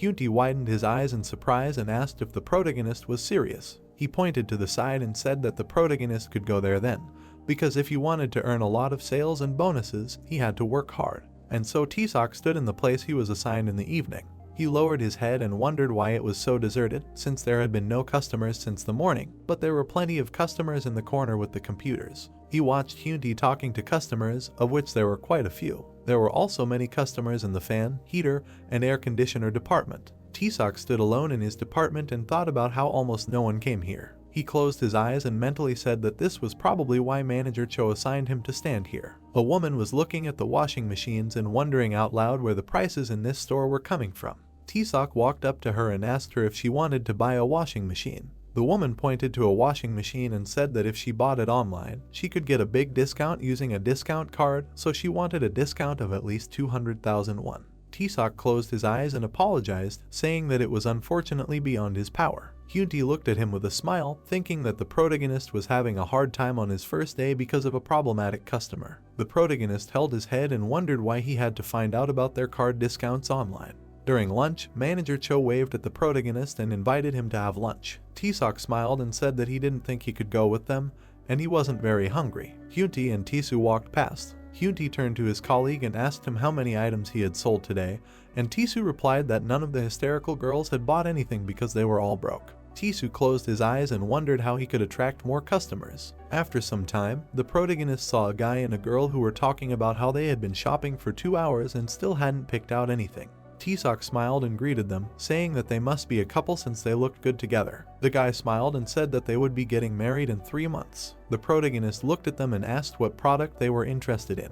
The girl smiled and said that they would just walk around for a while and call him if they needed help. The protagonist's eyes widened and he said that he understood them. The guy extended his hand and said that he wanted to buy this air conditioner. The girl looked at her phone and said that if they bought it online, it would be 80,000 won cheaper. The guy scratched his head and asked if they could just buy something since he was tired. The girl frowned and said that if they were to buy it, they should choose a good one. The guy frowned and started saying that they had been walking for 2 hours already and she was still thinking about whether to buy it or not. The protagonist looked at them and realized that they would quarrel in the store if they did not do anything. The girl threw up her hands and said that they were choosing a thing that they would use together in the future, and therefore she needed to understand whether it was good or not. T-Sock raised his hand and said that they probably came here after visiting other stores. The girl looked at him and said that it was more expensive here than in the neighboring store. The protagonist extended his hands and said that their products were the same at first glance, but in fact the numbers were different. The protagonist, using the example of the air conditioner that they saw in their store, began to tell that the performance of this product was higher than that of air conditioners of other brands, and their products were also more environmentally friendly and efficient, since the energy efficiency level was the highest. The girl looked at her fiancé and said that the seller said that the difference was colossal. The man sighed heavily and said that even with the discount for repairs after purchase, it was expensive, so they wanted the protagonist to give them a discount.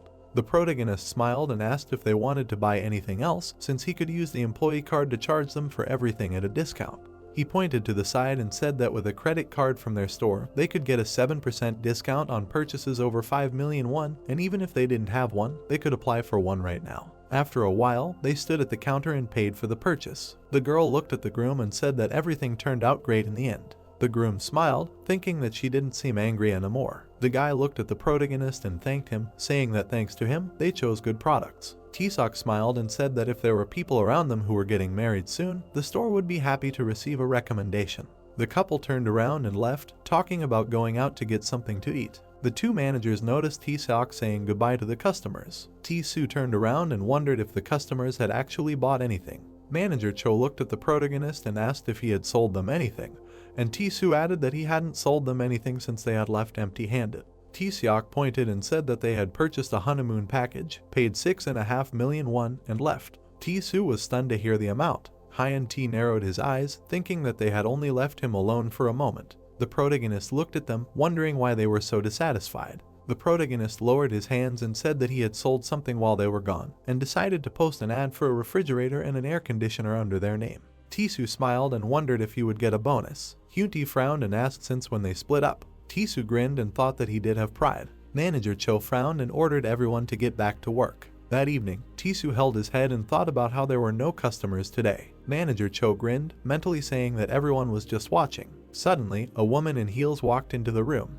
The branch manager looked at them and asked why they were all so gloomy. She took out a tablet and saw that they had made $6.5 million in sales today. She walked up to the protagonist and asked if he had increased his sales since day one. The protagonist smiled and said that he was lucky and added that he would try even harder. The woman frowned, thinking that it was definitely not luck, because customers were very meticulous. T-Sock carefully read the explanatory note of the product. Then he explained the advantages and benefits and, if possible, compared similar items. The woman pointed to the TV and asked the protagonist to sell her this product, pretending that she was the customer. T-Sock smiled and agreed. He pointed to the TV and said that it was a 65-inch TV, which, unlike other models, had a high contrast ratio and brightness as well as a high response rate. In addition, since it was a new product, some technologies were still in the development stage, so compared to other displays, there might be problems related to energy consumption or the lifespan of the TV. The woman raised her finger and said that she was confused by possible malfunctions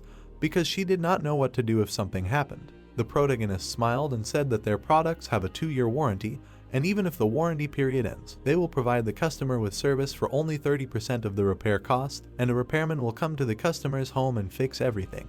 The woman frowned and said that he was doing a good job, and then asked how he did it when it had only been a day. T-Sock raised a finger and said that he had been in the service for a week, and so while he was taking calls, he had read a lot of product manuals. The woman smiled and said that was great, and added that she wanted him to work as hard in the future as he did on his first day. Sitting in her office, the branch manager found a number and wondered if it would work if she called it. Deputy Minseong picked up the phone and asked who was calling. The woman introduced herself by saying that she was the branch manager of the store, and then said that an employee named T-Sock had come to see them and she wanted to know what kind of work he was doing. Minson put his hand on his chin and said that T-Sock is a master of his craft because he achieved the status of a rookie king in 2 months of work. The woman smiled and thanked the man for answering her questions. She looked at her phone, mentally saying that she was wrong. A few days later, T-Sock stood with his head down again because he had no customers. He grabbed the back of his head and mentally said that this was not the best place because there were few customers. A newlywed couple came inside, looking for a young, handsome, and tall guy. Tiso smiled when he saw them. He approached them and asked if they were going to buy anything. However, the girl pointed her finger at the protagonist. They approached the protagonist and started talking about how they came on the advice of their friends who had bought a set of appliances from him a few days ago. T-Sock smiled and said that the store would certainly give them the most favorable conditions. Then the protagonist showed them washing machines. He put his hand on one model and said that this model was very convenient to use since it had built-in drying functions. Tisu looked on from the side with displeasure and wondered why they went straight to the protagonist. After a while, they were already standing at the checkout and the protagonist was telling the couple that, taking into account the discount on the card, the amount of their purchase would be a little over 7 million won. T-Sock leaned towards them a little and said that in order to wish them a successful life together, he put in a certificate for 50,000 won and therefore he would be grateful for the recommendation. Manager Cho adjusted his glasses and wondered what the protagonist tells customers and what his secret method is. The protagonist bowed to the customers and wished them a safe journey. That same day, in the evening, the branch manager was sitting in her office wondering if T-Sock was in first place again. She put her hand to her chin and mentally said that he had the worst place in the corner of the hall, but he was still increasing sales. Someone opened the door to the office. 2 managers entered the branch manager's office and said that they had something to tell her. The girl folded her arms and asked them about it. They frowned and exclaimed that they thought that their work zone was not very good and therefore they wanted to change their work zone. She folded her arms and said that this decision would be final. The managers smiled and replied that they still wanted to change. Some time later, T-Sock was standing in her office and she was apologizing to him for changing his zone so abruptly because he seemed to be making good sales. The protagonist smiled and said that he agreed to the exchange, so everything was fine. The woman looked at him and thanked him for understanding and added that he could then start working in the new area. The protagonist smiled and said that he understood. As he closed the door, he thanked her and said that he would work hard. The woman crossed her arms and mentally said that he had good manners and it would be nice if the other workers imitated him. T-Sock grabbed the back of his head and thought about how he had suddenly been moved.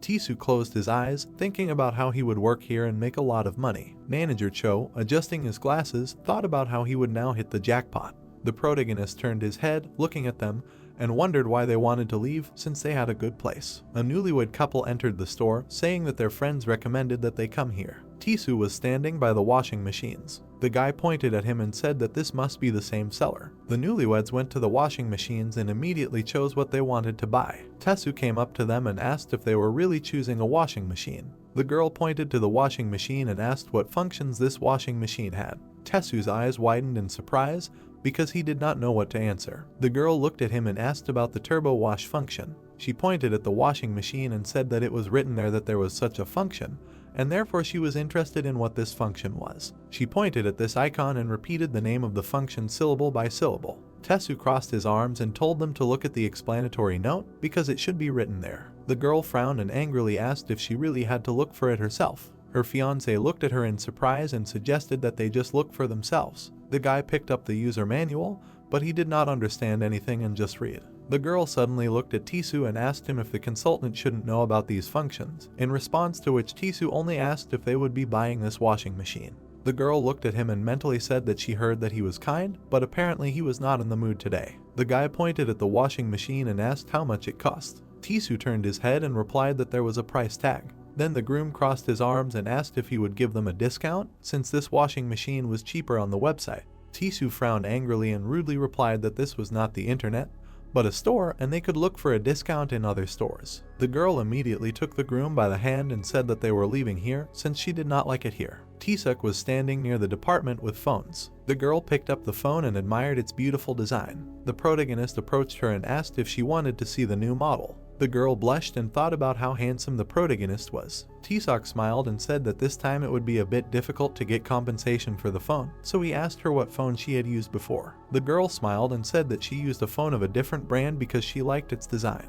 The protagonist folded his arms and replied that the new phone system was based on a neural network, and that it also had the ability to pay by touch, so it would be cheaper. The girl handed over the phone and said that she had been using phones of this brand all her life, as had her friends. The protagonist showed a watch and said that if she bought a smartphone of the new brand, they would give her a smartwatch from the same brand as a gift. The girl looked at the smartwatch, and Tisuk told her that it was not only stylish, but also comfortable, and could also measure your heart rate, and you could use it to make calls and send messages, which is a rather rare function. The girl put her hand on her chin and said that it sounded good, but she was still nervous. The protagonist smiled and said that she was such a beauty, so he would give her a discount of 100,000 won.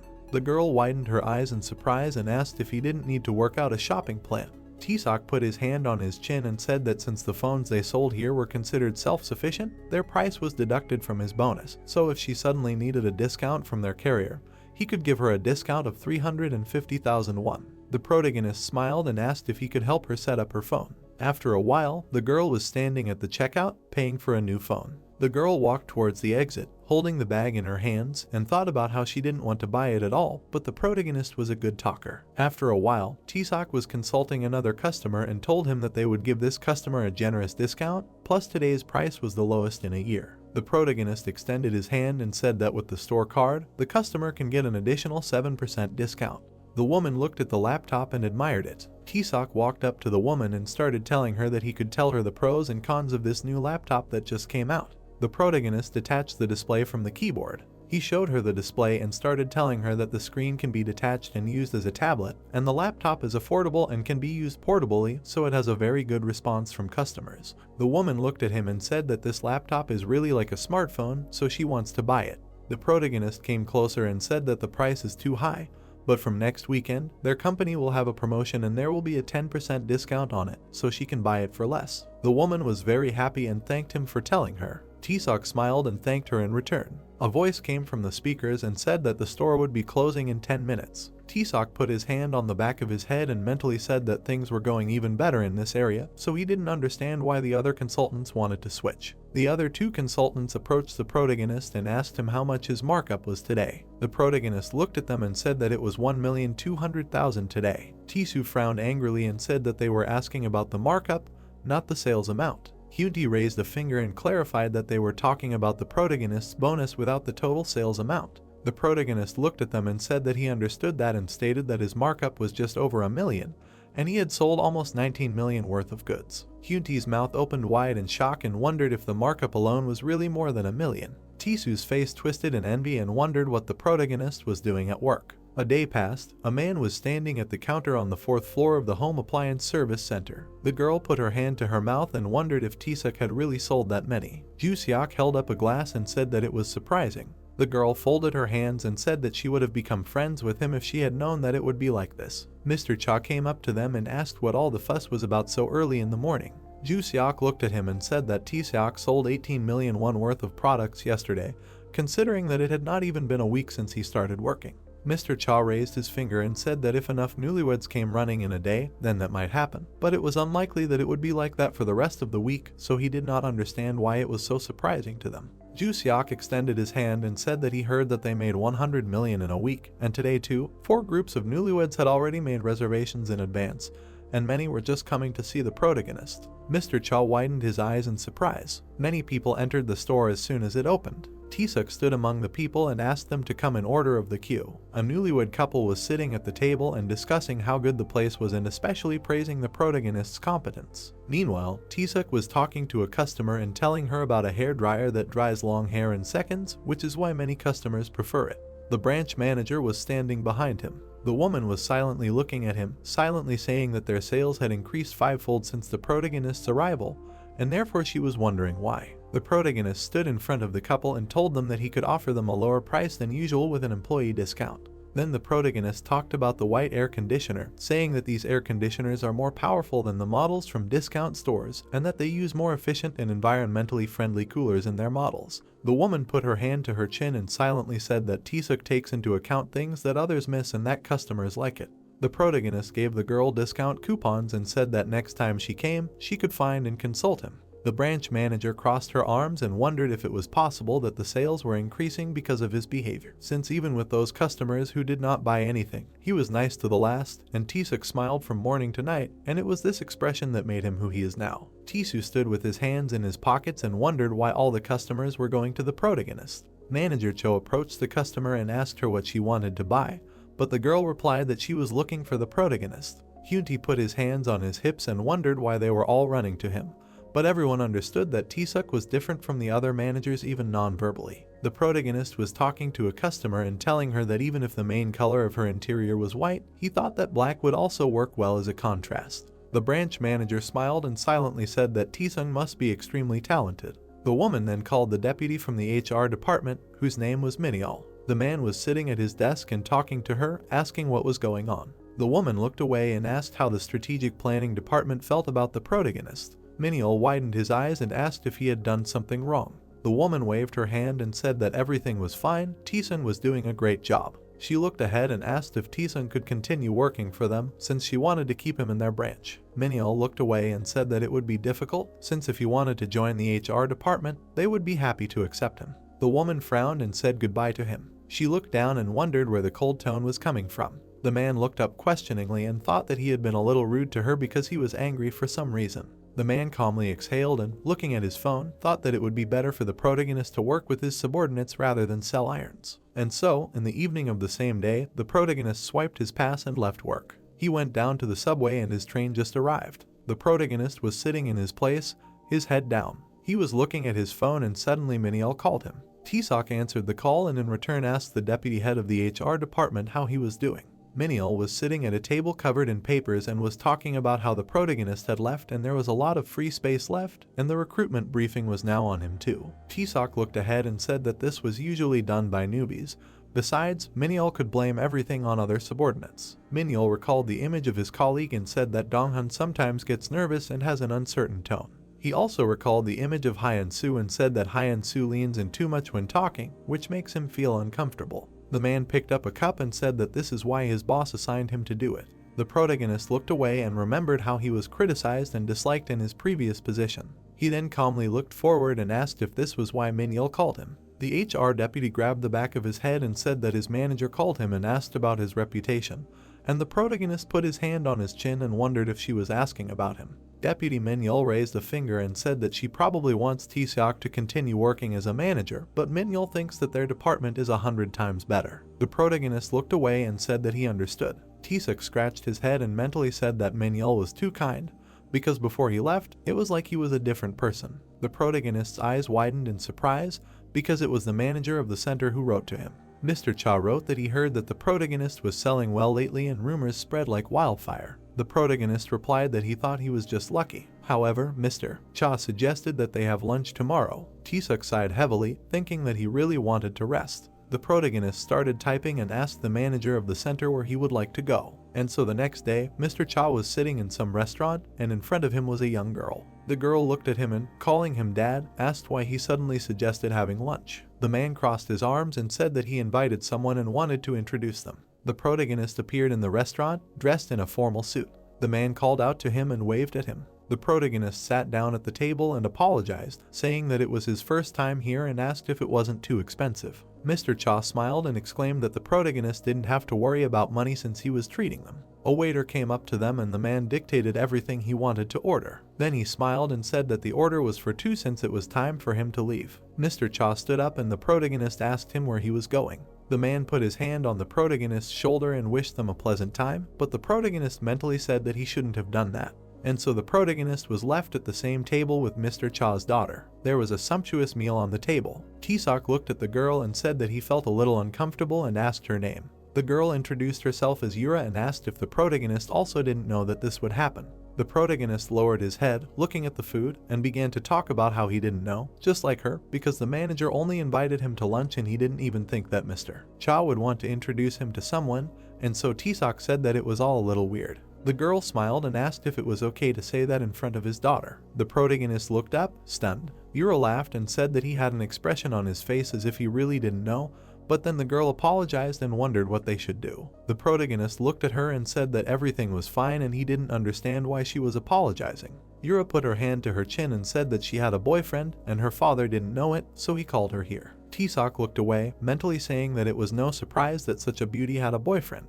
The protagonist folded his arms and said that it was even better this way, since he wasn't really interested in a relationship right now. The protagonist smiled and said that they seemed to have the same goals, so he wanted them to enjoy their food, since it would be weird if they left right away. The girl picked up her fork and confirmed this. While Taesuk was eating, he also talked about how he worked as a manager in the same building, and the girl's father managed the 4th floor of customer service. The protagonist picked up his glass and asked her what she did for a living. The girl was chewing something and with her mouth full, she said that she was still a student and was studying at an American university and would graduate this year. The protagonist raised his eyebrows in surprise and said that it was a very prestigious institution, and therefore she must be studying very hard. The girl looked at him and, answering the question, said that she was 23 years old and because of the constant grumbling in her direction, she, of course, had to study hard, but now she remembered it with gratitude. The protagonist looked away and, answering the question, said that he graduated in the year when universities switched to the credit and banking system, and therefore he had to study hard from childhood, but he did not have such an opportunity. The girl lowered her head and apologized, saying that she asked without thinking.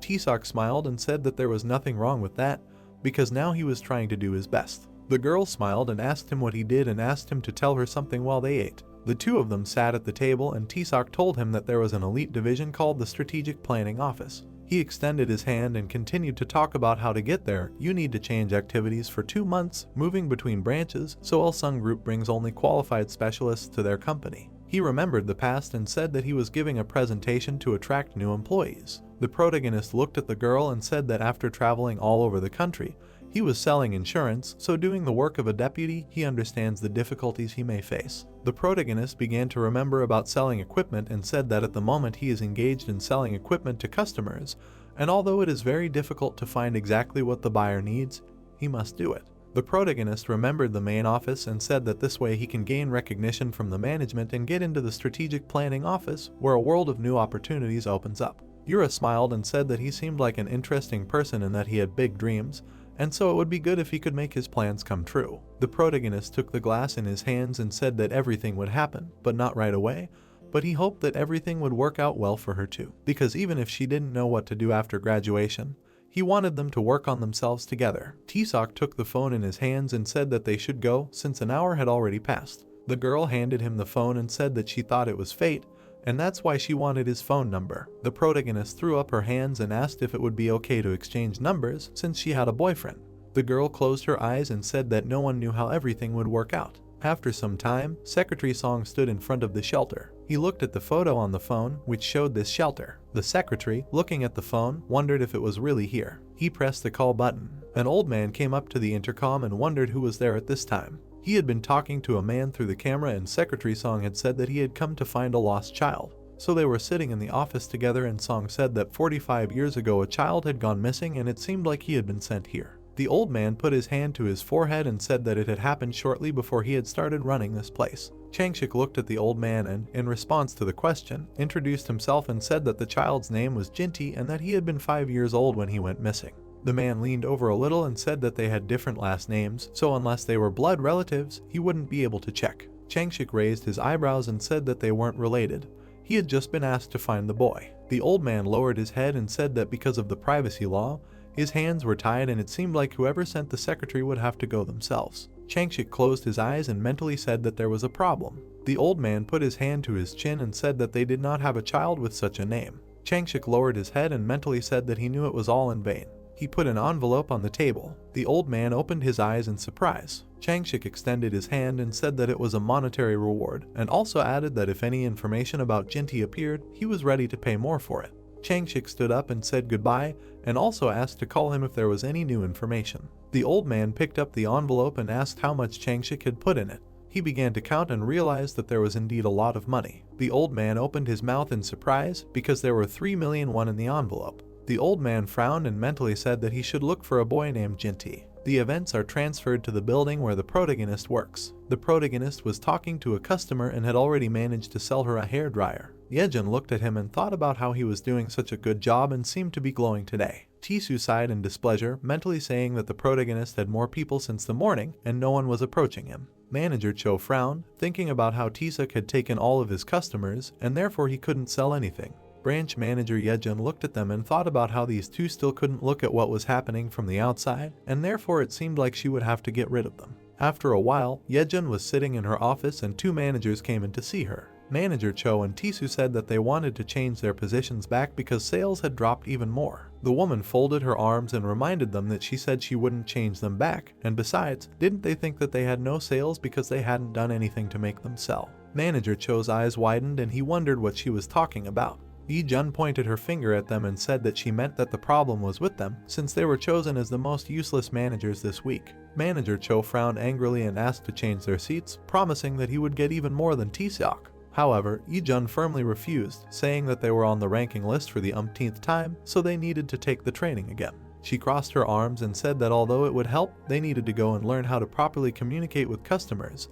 and only after they finished the retraining could they talk about changing seats. T-Su grinned angrily at the thought of Yi-jun sitting there and giving orders. Manager Cho frowned and, unable to bear it, exclaimed that she should try it herself, since giving orders while sitting in a chair was too much. Yi-jun stood up and started yelling at him in anger. Manager Cho packed his things in a box, thinking that he was a beggar after all. The protagonist looked at him and wondered if Hyunti was transferring to another place. Hyunti and Tisu looked at him with disdain, and Hyunti said that he was lucky because the manager loved him and added that they decided to leave and so the protagonist would have to work alone. The protagonist scratched his head and wondered what that meant. The managers left saying that they didn't see the point in staying in a place where they were being blamed for not being able to sell their trash. Tisuk breathed a sigh of relief knowing that he would be working alone now. Yejun approached the protagonist and said that he would have to work alone today since the newbies were going through training. Tisuk put his hand on the back of his head and said that he would work hard. He kept his hand on his head and wondered what happened since his head was splitting. The next day, a dark-haired newbie named Kwon-soo came to them. Tisuk smiled and greeted him, saying that he had also only been there for 2 weeks. Kwon-soo smiled and said that the protagonist was older than him anyway, so he would be happy to learn. Tisuk closed his eyes and said that if Kwon-soo had any questions, he could ask him.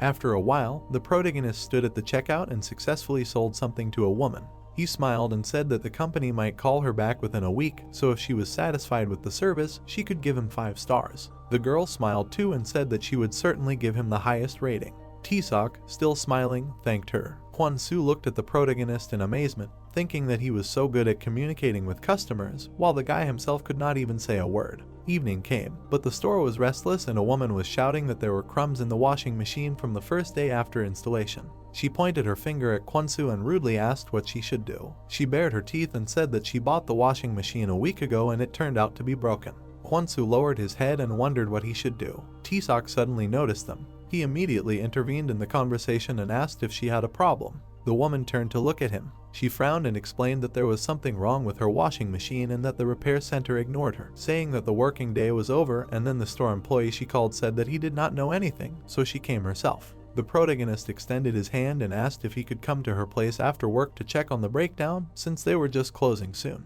The woman put her hand to her chin and said that she was washing clothes for tomorrow, and the machine started making strange noises, so she was worried. The protagonist put his hand to his chest and offered to come to her place to inspect the problem. However, if she did not mind, then tomorrow morning she should call the customer service center and ask the repairman to come. The woman smiled and told the protagonist how handsome he was and how great he was. It was still evening outside, but the action took place in another building. The protagonist was sitting next to a washing machine, looking for something. He pulled out some gray coins from the drum of the washing machine. The protagonist reached out and told the woman that there were coins in the washing machine, which was why it was making noise, and since the coins were removed, there would be no more noise. The woman raised her eyebrows in excitement and apologized, since it turned out to be the coins that were causing the noise. The protagonist put on a suit and said that everything was fine, since he was on his way. She handed him the money and asked him to take it as an apology, but the protagonist replied that he did not need the money and that everything was fine. Her husband pointed at her and asked if she had made a scene over a small change. The man looked at the protagonist and, turning to him, apologized again, saying that his wife was hot-tempered, but in fact, she was very nice. Suddenly,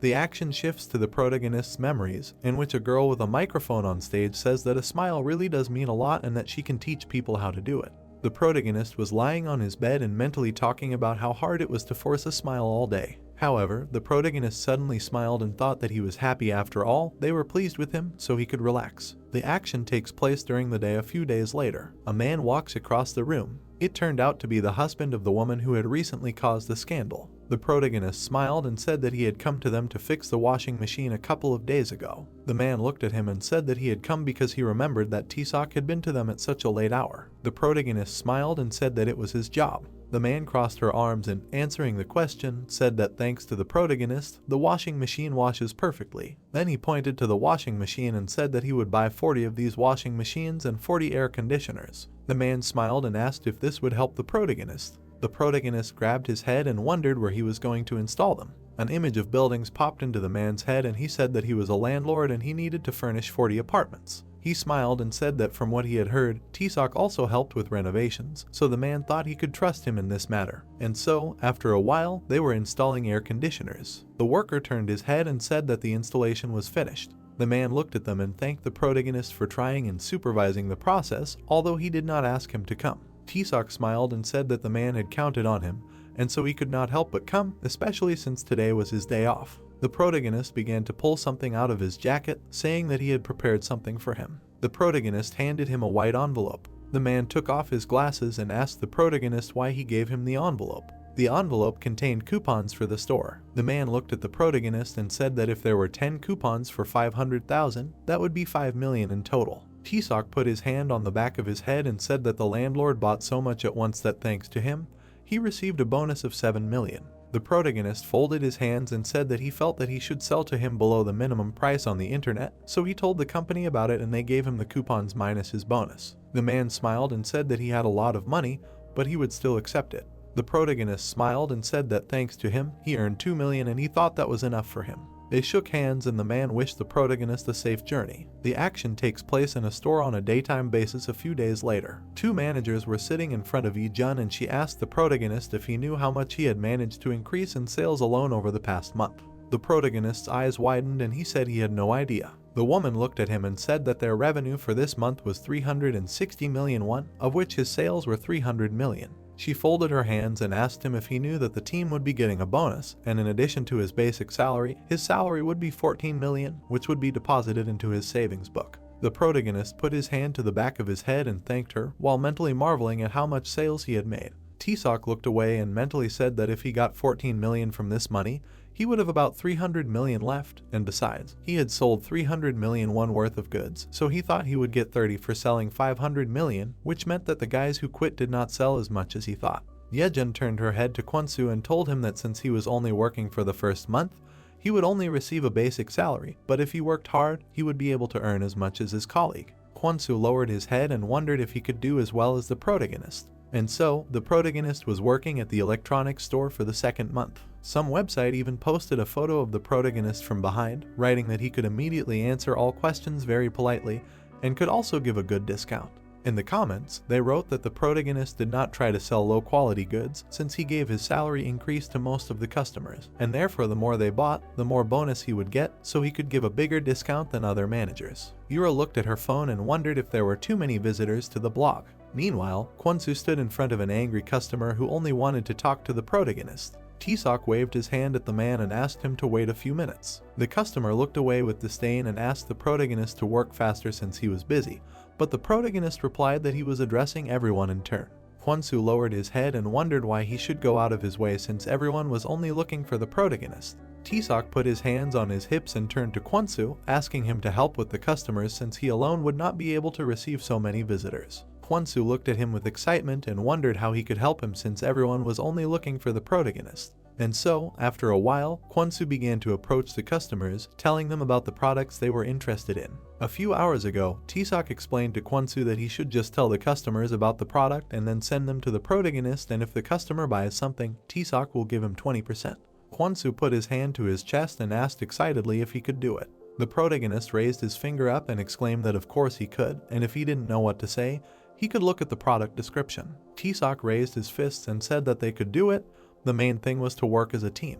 And so in the present, Kwon-soo smiled and told the customer that he would give him a discount, but the customer would discuss the discount with the protagonist. The customer looked at Kwon-soo and said that he would take this laptop, since the operating system was already installed, so he thought the price-quality ratio was good. Kwon-soo waved to the protagonist, who was standing behind the cash register. Taesok raised his finger up. Kwon-soo smiled and pointed to the cash register, saying that the customer could go to the protagonist, who would be free soon. After a while, the customer stood at the cash register, having already paid for the product. The customer smiled, saying that he was just about to buy something new, and the store was close to home, and he came here because he heard that this place was called Sacred. Taesok handed him a bag with the goods and said that he would, of course, give him a discount.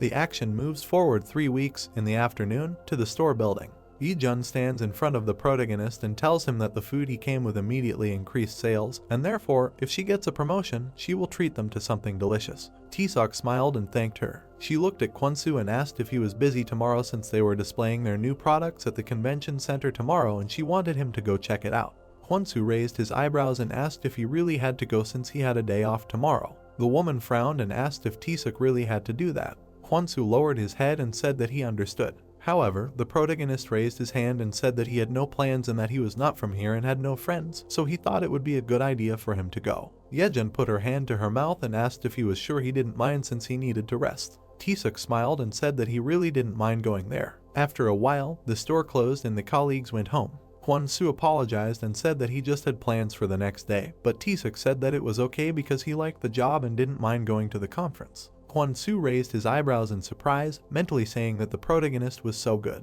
Light was coming from the windows of the apartment building. The protagonist was taking a shower. He lowered his head, thinking that he was lucky to have Kwon-soo. While drying himself with a towel, Taesok mentally said that it would be difficult to earn 500 million, because he earned 300 million in 3 weeks, and therefore he doubted that he would be able to earn another 200 million in a week. The protagonist was lying on the bed. Suddenly, a system window appeared in front of him, in which it was written about creating an item about a highly recommended product with an 80% discount. This skill costs 10 points and allows one to master Arabic at an intermediate level. The protagonist got up from the bed and wondered why the system highly recommended this skill to him. He put his hand to his chin and wondered if he would need Arabic. And then the action moves to the convention center building, which is the largest exhibition center in Korea, which, during the year, hosts many trade fairs, and it is also a place where many buyers gather, so suppliers must take the chance to showcase their products. Inside, there were many managers. Taesok was also standing in the hall and thought that all this looked large scale and they must have invested a lot of money here. The man in the gray suit introduced himself, saying that his name was Danny, and also added that they were expecting 10 people and when everyone came, he would begin explaining. The protagonist looked at him and thought that for such a large scale, many people were needed. And after a while, 10 people gathered in front of Danny. The man extended his hand and started to explain that he was the one who developed the product, not the one who sold it. And they realized that there were some missing parts in the product descriptions, so there was a suggestion to ask the managers to explain the essence of the product to the visitors. He raised 2 fingers and thanked everyone for coming even though it was a day off, and he also added that the current estimate was 300,000 won, which was not bad. The managers started to whisper among themselves, saying that they were working on their day off, so the amount was appropriate. Taesok smiled and said that they had to work hard for the company. After all, the managers looked at the protagonist with disdain, wondering why he was acting like that. Taesok scratched his head, mentally saying that not everyone agreed with him, but everything would be fine if he tried his best, he just had to be quiet. Danny smiled and asked if there were any people among them today who spoke English fluently. One of the managers raised his hand and said that they were just high school graduates and that English was not required when they applied for the job. Danny closed his eyes and said that if a customer came who spoke English, they could just hand him over to their staff. The managers were standing in front of Danny and he suddenly suggested that they disperse and get to work. Taesok stood in front of the customers and introduced them to their new product. He pointed with his hand and said that it was the first product designed for clothes released by their company, an ironing cabinet. The protagonist pressed the button and said that you just need to hang your clothes in it and press the button. Taesok then showed 2 fingers and said that the hangers move 200 times a minute, perfectly straightening out the wrinkles on the clothes, and it also has a steam function that will help disinfect the clothes and get rid of unpleasant odors. The protagonist took out a steamer and said that there was an iron built into the closet, which also made it easier to take care of things. The blonde man was writing something in a notebook. He raised his finger and asked the protagonist in English if he could tell him how much electricity this product consumed. The protagonist's eyes widened in surprise because he could not remember a single word, even though he studied well. The protagonist turned around and looked at Danny. He pointed his hand at Danny and answered in English that if the man spoke English, he could contact that person. The protagonist smiled and said that he could tell him more about the products, but in Korean. The customers watched the presentation attentively. Taesok pointed to the TV and began to say that this TV has many more colors than others, and it can be used even in brightly lit rooms without losing quality. Then he moved to the spotlights and started explaining that this home theater has a built-in battery, so it can work without electricity, and the charge lasts for 5 hours, so it can be taken with you on trips. The blonde man gave a thumbs up and exclaimed that this was a great explanation. Taesok extended his hand and asked if he really spoke Korean. The blonde man, holding his thumbs up, replied that he did not understand everything, but the protagonist's gestures made it much easier. He turned around and said that his name was William, he was a reporter, and he thought that they would meet again in the future. Taesok scratched his head and wondered what the foreigner was talking about. The customers pointed at the TV. The protagonist spread his arms and greeted them, asking what products they were interested in. And then the evening came, and the action took place in the same convention center. Taesok sighed with relief and said that it looked like they could wrap things up. Danny raised his eyebrows in surprise and asked if the client didn't speak English. Many Arabs entered the room. Danny started calling someone, thinking that he needed a national Arabic translation service. The man closed his eyes because he was told that the translation service was no longer available. Danny started to turn his head, wondering if there was anyone here who spoke Arabic. The managers lowered their heads and began to wonder what to do. Danny covered his face with his hands and wondered what to do since they themselves invited the Arabs and they came so late. Taesok raised his hand and said that he spoke some Arabic. Danny smiled happily and immediately asked if the protagonist could give them a presentation. After some time, Ijun told the protagonist that she heard that Taesok sold as many as 10 TVs at the exhibition, which meant that the goods sold were worth 50 million won, which was the highest figure in the country for monthly sales. Taesok put his hand to the back of his head and, thanking her, said that he, too, had worked quite interestingly for the past 2 months. Ijun leaned forward a little and said that he should stay longer since he was in his element and it would be good to continue collaborating. The woman extended her hand and asked how they would manage without him since he had been holding up so well. Taesok looked away and said that he had made this decision on his first day on the job, so he did not think he could stay. The branch manager frowned and exclaimed that she had been so kind to him, and now he was acting like this. Taesok looked at her seriously and apologized, saying that he hoped they could end this conversation now so she wouldn't cross the line. The woman smiled and asked him to promise her before he left that he would join them if he couldn't get a job in the strategic planning department. Taesok hung his head and wondered what he should do since she had never pushed him before and now she was trying to persuade him. Ijun frowned and said that he had hurt her pride, and besides, she didn't say that to everyone and maybe it was the first time she had ever said that. The protagonist hung his head and said that he was sorry, and Ijun said that it couldn't be helped and that she couldn't hold him by force if he didn't want to. Taesok sat with his head down and apologized. Ijun stood up and extended her hand to him, saying that she should probably stop trying to persuade him. They shook hands and the woman said that he was the most enthusiastic person she had ever worked with, so she thought he was the most exemplary employee and she was sure that he would receive similar praise elsewhere. T-Sok smiled and thanked her. She looked at him and said that the R&D center had called and asked if she could send the protagonist there. And she had also heard that they wanted him in the HR department, and even Vice President Minseong had said that he would like to work with the protagonist. She grabbed his shoulder and said that if he did not go to the strategy department, she would not understand him and would be upset. T-Sok stood at the exit and the managers waved to him. Mr. Cha smiled, saying that the protagonist had done a good job. The protagonist smiled and thanked the man for everything. He put his hand on the back of his head and mentally said that he actually felt a little sorry to leave. He took out his phone because he had received a message. The message said that they wanted to award him the title of Best Employee tomorrow afternoon at the company's main office. Evening had come and the streetlights were lit. Changshik shook the doctor's hand and introduced himself, and the doctor introduced himself as Hanel. The doctor pointed and said that Changshik could sit down because they had a lot to talk about. Changshik sat down and, deciding to quickly get down to business, asked if Hanel had lost his parents. The doctor looked away and said that he didn't remember them well and it was so long ago, and all he remembered was that his mother was very beautiful and his father rarely came home. Changshik extended his hand and asked if his mother called him Jinti. Hanel scratched the back of his head and said that he didn't remember because it was so long ago. Changshik raised his hand and said that he understood, since the man was about 3 years old at the time and it was a bit awkward to ask such a thing at the first meeting, but he wanted to take a hair for a DNA test. So Changshik put the tweezers to the back of the doctor's head. Hanel grabbed his head and exclaimed that Changshik pulled too hard. The man looked at the hair and said that he thought it would be better to take it from the back of his head. The bright sun illuminated the windows of the hospital. Changshik was already sitting in front of another doctor, asking him when the test results would be ready. The director of the hospital, Seokdo, raised his finger and said that the results would be ready in about a day, and also asked if Secretary Changshik was really checking the lost child again this time. Changshik raised his finger and said that this conversation should not leak to the public, since there are many scammers who claim to be carrying a child when they are not. Seokdo smiled and asked if he understood correctly that he should call the secretary as soon as the results came.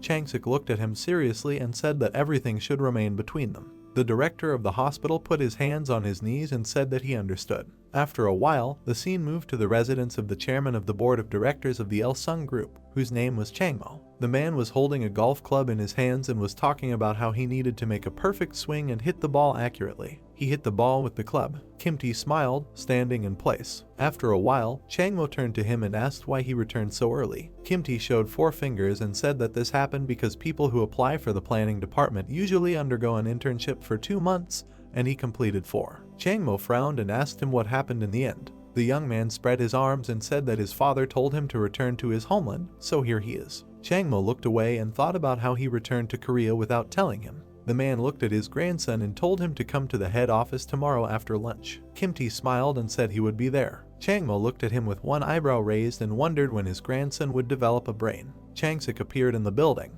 He approached Director Changmo and said he had news. Changmo turned around and asked if they could talk inside. They ended up in the office and Changshik said that he had gone on an assignment today and would have the results tomorrow. Secretary Song looked at him calmly and said that the friend he had met was a doctor who had his own orthopedic clinic. Changmo sat on a chair and listened to Changshik report what the doctor had told him. The company president put his hand to his chin and asked if the doctor hadn't told him his name. Changshik lowered his head and said that the doctor didn't remember because it had been a long time ago, but that he was now living under the name Hanel, which the owner of the orphanage had given him. Changmo frowned and said that then they would have to wait for the test results. Changshik bowed and said that he would make sure that no one found out. Changmo smiled and said that being a doctor was not bad, and if it was his son, he must be smart, and therefore he was eager to know the results. The sun was shining on the building of the company's head office. T-Sok approached the reception and the girl told him that he should sit on the sofa on the left and wait for a while. The protagonist waved his hand at her and thanked her. He saw many people sitting on the seats and thought that they must be the best workers too. He sat next to the girl. She smiled and congratulated him, saying that her name was Chua and also asked where he was from. T-Sok looked at her and said that he had an ambiguous position because until yesterday he was a consultant at the Il-sung electronics store, and she replied that he was a consultant.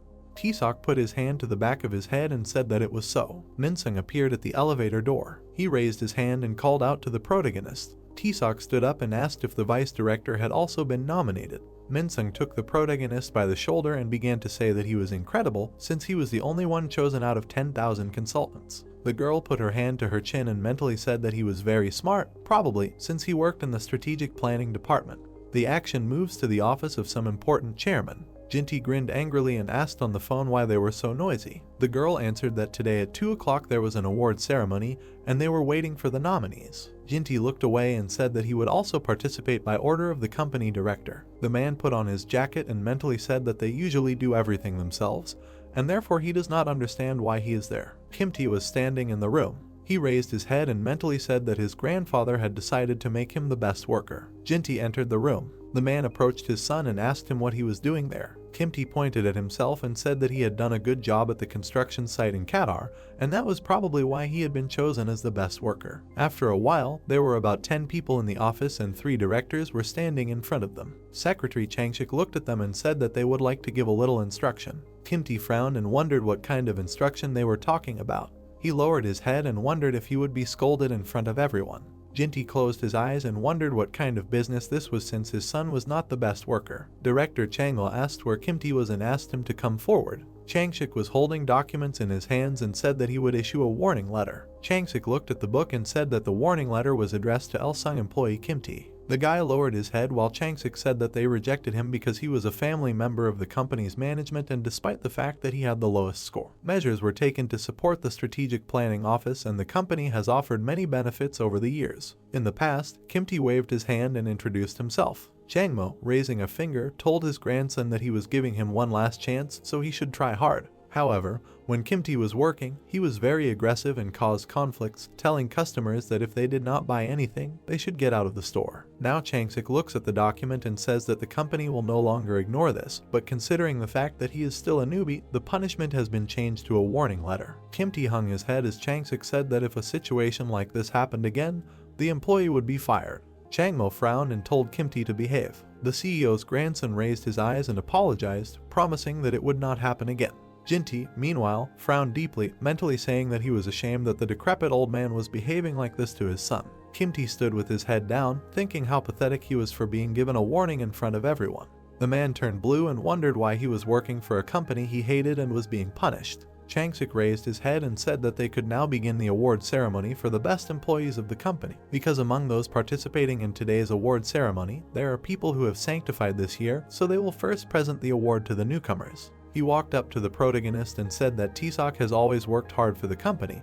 In particular, the name Elsung became widely known thanks to the protagonist who became the best salesperson of November and December. Director Changmo smiled and said that he often meets the protagonist and it is very pleasant for him to see how hard Tisak works. The protagonist smiled and thanked the director, promising that he will work even harder in the future. Changsik picked up the next document and said about the next winner. The protagonist was standing in front of him again and Changsik said that the winner was Tisak from another branch. Sungmo watched this with a smile. Changmok's eyes widened in surprise and wondered if Tisak was a 2-time winner. Tisak looked at the secretary silently while he was talking about how Tisak had earned the trust of customers with his sincere attitude and personalized sales that were tailored to the needs of customers. And also based on the sales activity in such a short period of 2 months, Tisak was chosen as the king of newcomers. Changsik looked at him and said that in addition, the presentations he created were receiving a great response from VIP customers. Director Changmo smiled and thought that he couldn't believe that the protagonist was both the best newcomer and the best salesperson for November and December. Changmo handed him the second award and said that it was the first time in his life that he was giving 2 awards to one person,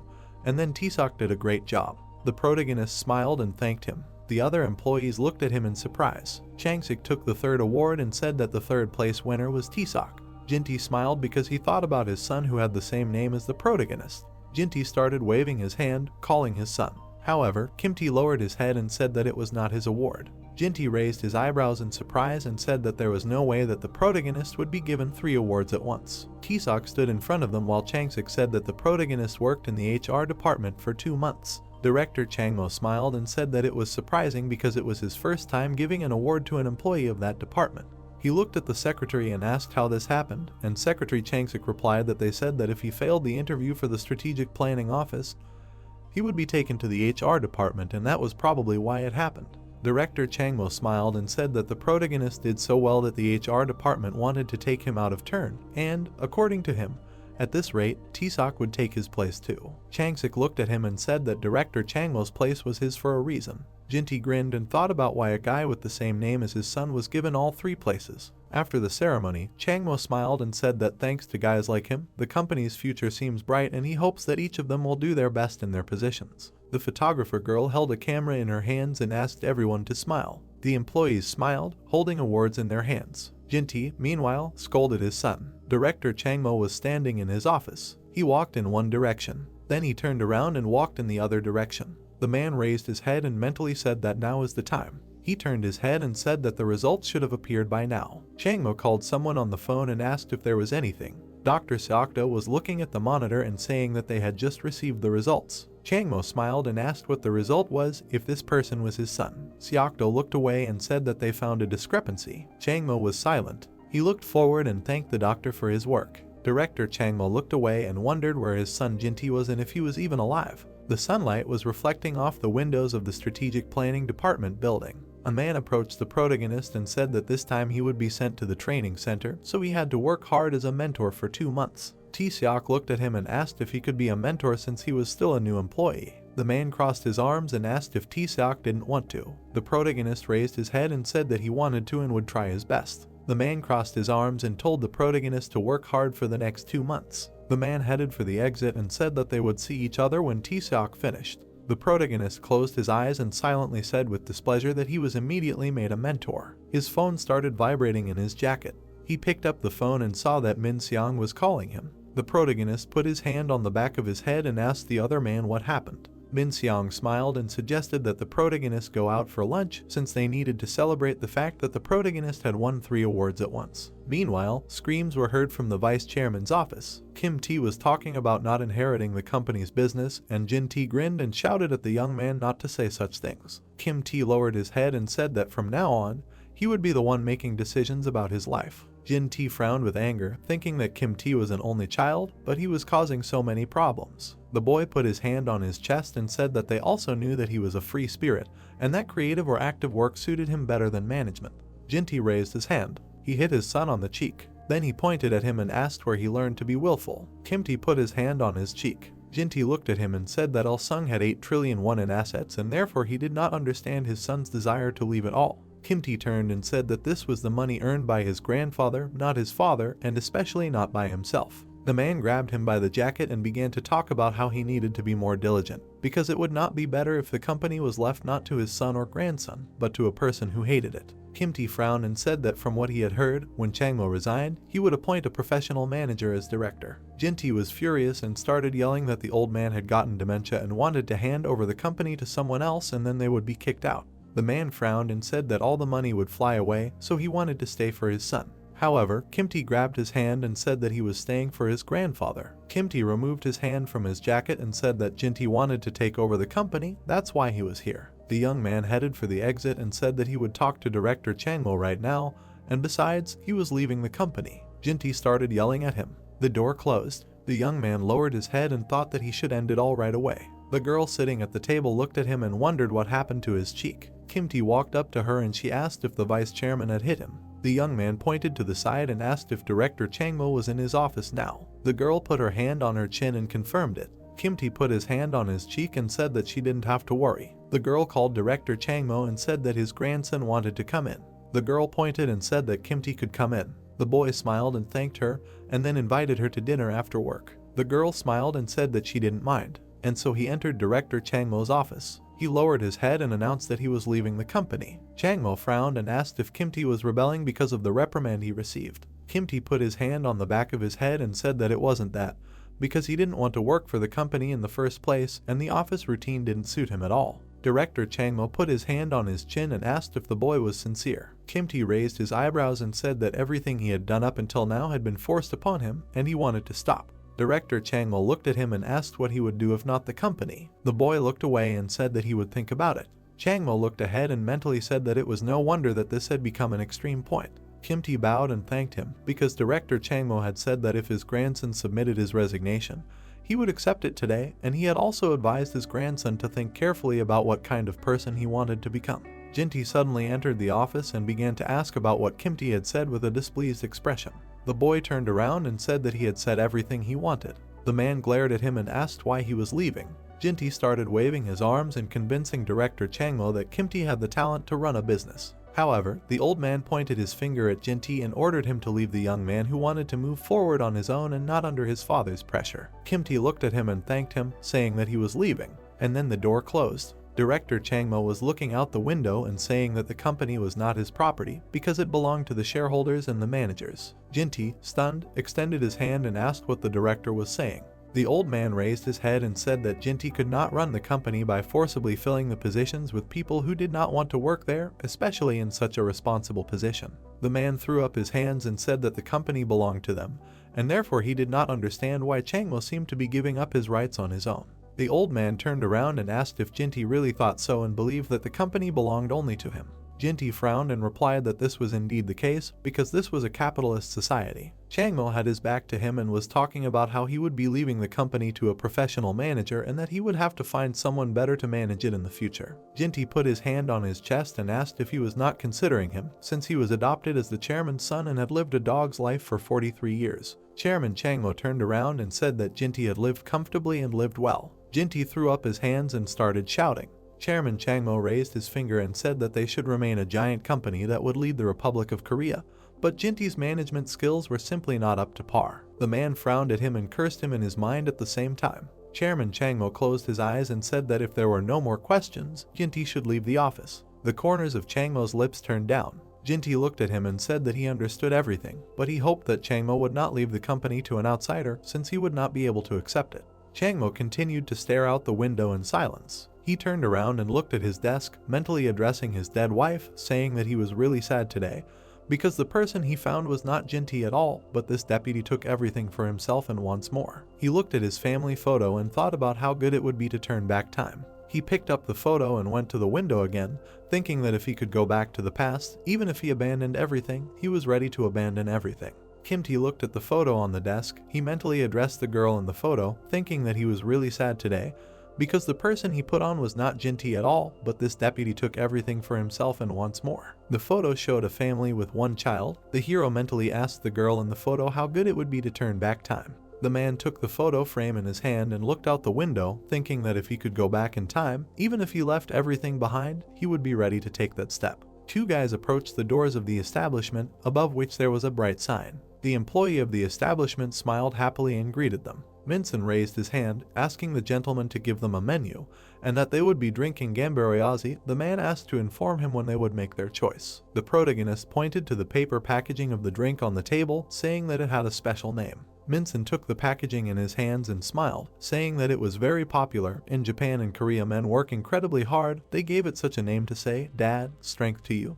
The price is also quite low, 33,001. Tisung smiled and looked away, agreeing with his words. He informed the gentleman that they would be having okonomiyaki. The man looked at the guy, saying that their order was accepted. There was an unusual dish on the table. Steam was coming from it. Minson reached for the dish with his utensils, happily saying that this was what he needed and that it went well with sake. The guy looked forward, noticing that the manager wanted to tell him something because he had a reason for calling him here. Minson raised his eyebrows, silently looking at his interlocutor. Tisak raised his glass in his hand, asking why he was looking at him like that. Was something wrong? The hero opened his mouth, asking the guy not to laugh, because the young man knew what he was trying to say. Minson asked whether the hero would be doing sales with him or not. The main character guiltily lowered his head down. Minson closed his eyes, saying that he wanted to drink. He asked the guy to pour him a cup. Tisak tilted the paper packaging with the drink in his hands, filling the mug. The hero threw his head back, drinking the contents of the glass. Minson put the mug forward and frowned, telling the guy to pour and not to spare. The young man looked at him, noticing that he was in a hurry because he needed to drink more slowly. The hero sighed heavily, asking if he was going to delay the answer until the last minute. Tisak lowered his head, asking for forgiveness. Minson put his hand on his elbow in front of him, asking why the young man was so eager to go to the strategic planning office. The guy did not look up, saying that people have the ability to dream, strategic planning, in which you can become the first line of the chairman. The head of the Elsung group itself, where the best minds of Korea have gathered, he wants to be a part of them. Minson frowned and folded his arms across his chest, noticing that now the Strategic Planning Office can really look like a dream paradise. The Strategic Planning Office is an elite group on which the Elsung group itself depends. He asked a rhetorical question, is it really a paradise there? The protagonist raised his head, looking at the system window, where there was information about the Strategic Planning Office. The estimated number of years of service is approximately 3 to 45 years. The estimated average profit is 200 million and can reach infinity. The guy smiled and raised the glass in his hand, asking the protagonist not to work under the chairman, but to try to be more independent, to realize his own dreams. He asked if the protagonist was born a man, shouldn't he spread his own views? Taesok frowned and took the cup in his hand, noticing that the manager also works in the Il-sung group. Min-seong put his hand in front of him, saying that this is still the case. He noted that the protagonist knows very well how this happens. Someday he himself will be able to hear such words as boss or chairman addressed to him. The protagonist opened his mouth in surprise, asking if his interlocutor wanted to leave the office and open his own business, and even thought about working together with him. Min-seong put his hand on his leg, saying that it was so because his dream was to earn enough to stand on his own feet. Taesok lowered his head, saying that he also has a dream. Now he wants to enter the group of the best minds of Il-sung group in the strategic requirement office. Min-seong raised his eyebrows and raised his glass, noticing that he could not be convinced. The guy looked at the interlocutor, asking for forgiveness for if he does not get into strategic planning. In that case, he will go to sales. The hero pointed his finger at the couple, asking if he really will not go there. The protagonist pressed his hand to his head, saying that he does not have an academic background. He asked if they would take him into an elite group. Min-seong leaned his head on his hand and pointed his index finger, saying that the guy has a unique ability to compensate for everything needed, from the king of newcomers to the king of sales. There may be no one like him in Il-sung group at all. He extended the glass in his hand, offering to drink and talk outside. The guys went outside. The city was under a dark night sky. Taesok adjusted the strap of his bag, saying that his next assignment according to the plan would be to manage the training center. Min-seong raised his eyebrows, saying that they usually didn't give such assignments, so he thought that the strategic planning department already knew him. The young man smiled happily, saying that the hero had also been to the training center. He was following in his footsteps. Min-seong put his hands in his pockets, offering to go to him in sales, because they would get along. The main character noted that even without him, the man would succeed, because everything was going well now too. Min-seong opened his mouth, saying that there were still limitations alone. Such a meticulous worker like the guy should be nearby. He himself should understand this. Taesok looked at his interlocutor, saying that then he would definitely be able to find a person as competent as himself. Min-seong sighed heavily, lowering his head down. The hero raised his hand, stopping a taxi. The guy bowed, asking Mr. Manager to be careful on the way home. The man looked at him from the car window, saying that it was true. He noted that the hero promised to work with him if he did not hit the strategy. The yellow taxi car moved forward along the road. The protagonist sighed heavily and rubbed the back of his head, thinking that he was even sad that everything turned out this way. The guy looked after the car, saying that thanks to the manager, he learned a lot. Above the tall buildings, in the windows of which the lights were on, there was a dark night sky. The young man thought that he would always be grateful to Manager Min-seong the next time they would see each other, being in better shape, so they needed to try. The events take place the next day. Changshik brought the phone to his ear, apologizing. The man put his elbows on the table, saying that he was very sorry that there was a conflict between parents and children. They said that they had no relationship with the client. Hanu sadly knitted his eyebrows, saying that it was really a pity because even an examination was carried out. The man raised his eyebrows, thanking him for conducting such a difficult examination. Changshik looked away, saying that if he remembered the name, then maybe there would be no need to do the tests, because there are often cases in the orphanage where people come in who don't remember their names. Hanwoo put his hand on his waist, saying that they are usually too young anyway, and Hengon, who came in with him, didn't remember his name either. The man's eyes widened and he jumped up, asking where that person was now, because he wanted to meet him right now. The events take place in the evening, a few days later, and the windows of the cafe were brightly lit. Changshik was sitting at a table, introducing himself to the woman sitting across from him. She folded her hands in her lap, saying that she had passed on this information, but Mr. Hengon had already passed on. She didn't know who that stranger was, but she had nothing to do with it now. The woman wanted to talk about the paternity test. Changshik raised his eyebrows, asking if she didn't think finding family was unimportant. He was begging her to allow him to take the test, as a lonely person yearns to find the truth. The woman folded her hands in front of her, saying that her husband had been going through hardships. The father of the child who was abandoned decades ago said that he had been looking for him all this time but hadn't even come in person. How could she trust him? The woman asked if being alone was a crime. The man held his hand out in front of him, saying that it was a difficult question to answer, for which he apologized to her. The woman kept her hands on her lap, sitting at the table in front of him. She took out some clothes in a protective bag from a large white bag. The woman handed the man the bloody clothes in the package, saying that she had been wearing them since the day her husband died, but she didn't think he would be so careless as to die from a fall, so she kept them to herself. Changshik's eyes widened, asking if she was saying that someone had harmed her husband. The woman lowered her head and put her hand to her face, saying that she was not sure about it. It was a mysterious death because her husband was not one who thought that safety was the most important, and then there was an accident with a fall. Changsik put the phone to his ear, telling the chairman that he was on his way to get a paternity test. At that time there was another child in the orphanage whose name he could not remember, so he was calling because he was on his way to get the test. The man smiled happily and put his hand to his chin, asking if there was another child. Changsik frowned, telling him another important fact.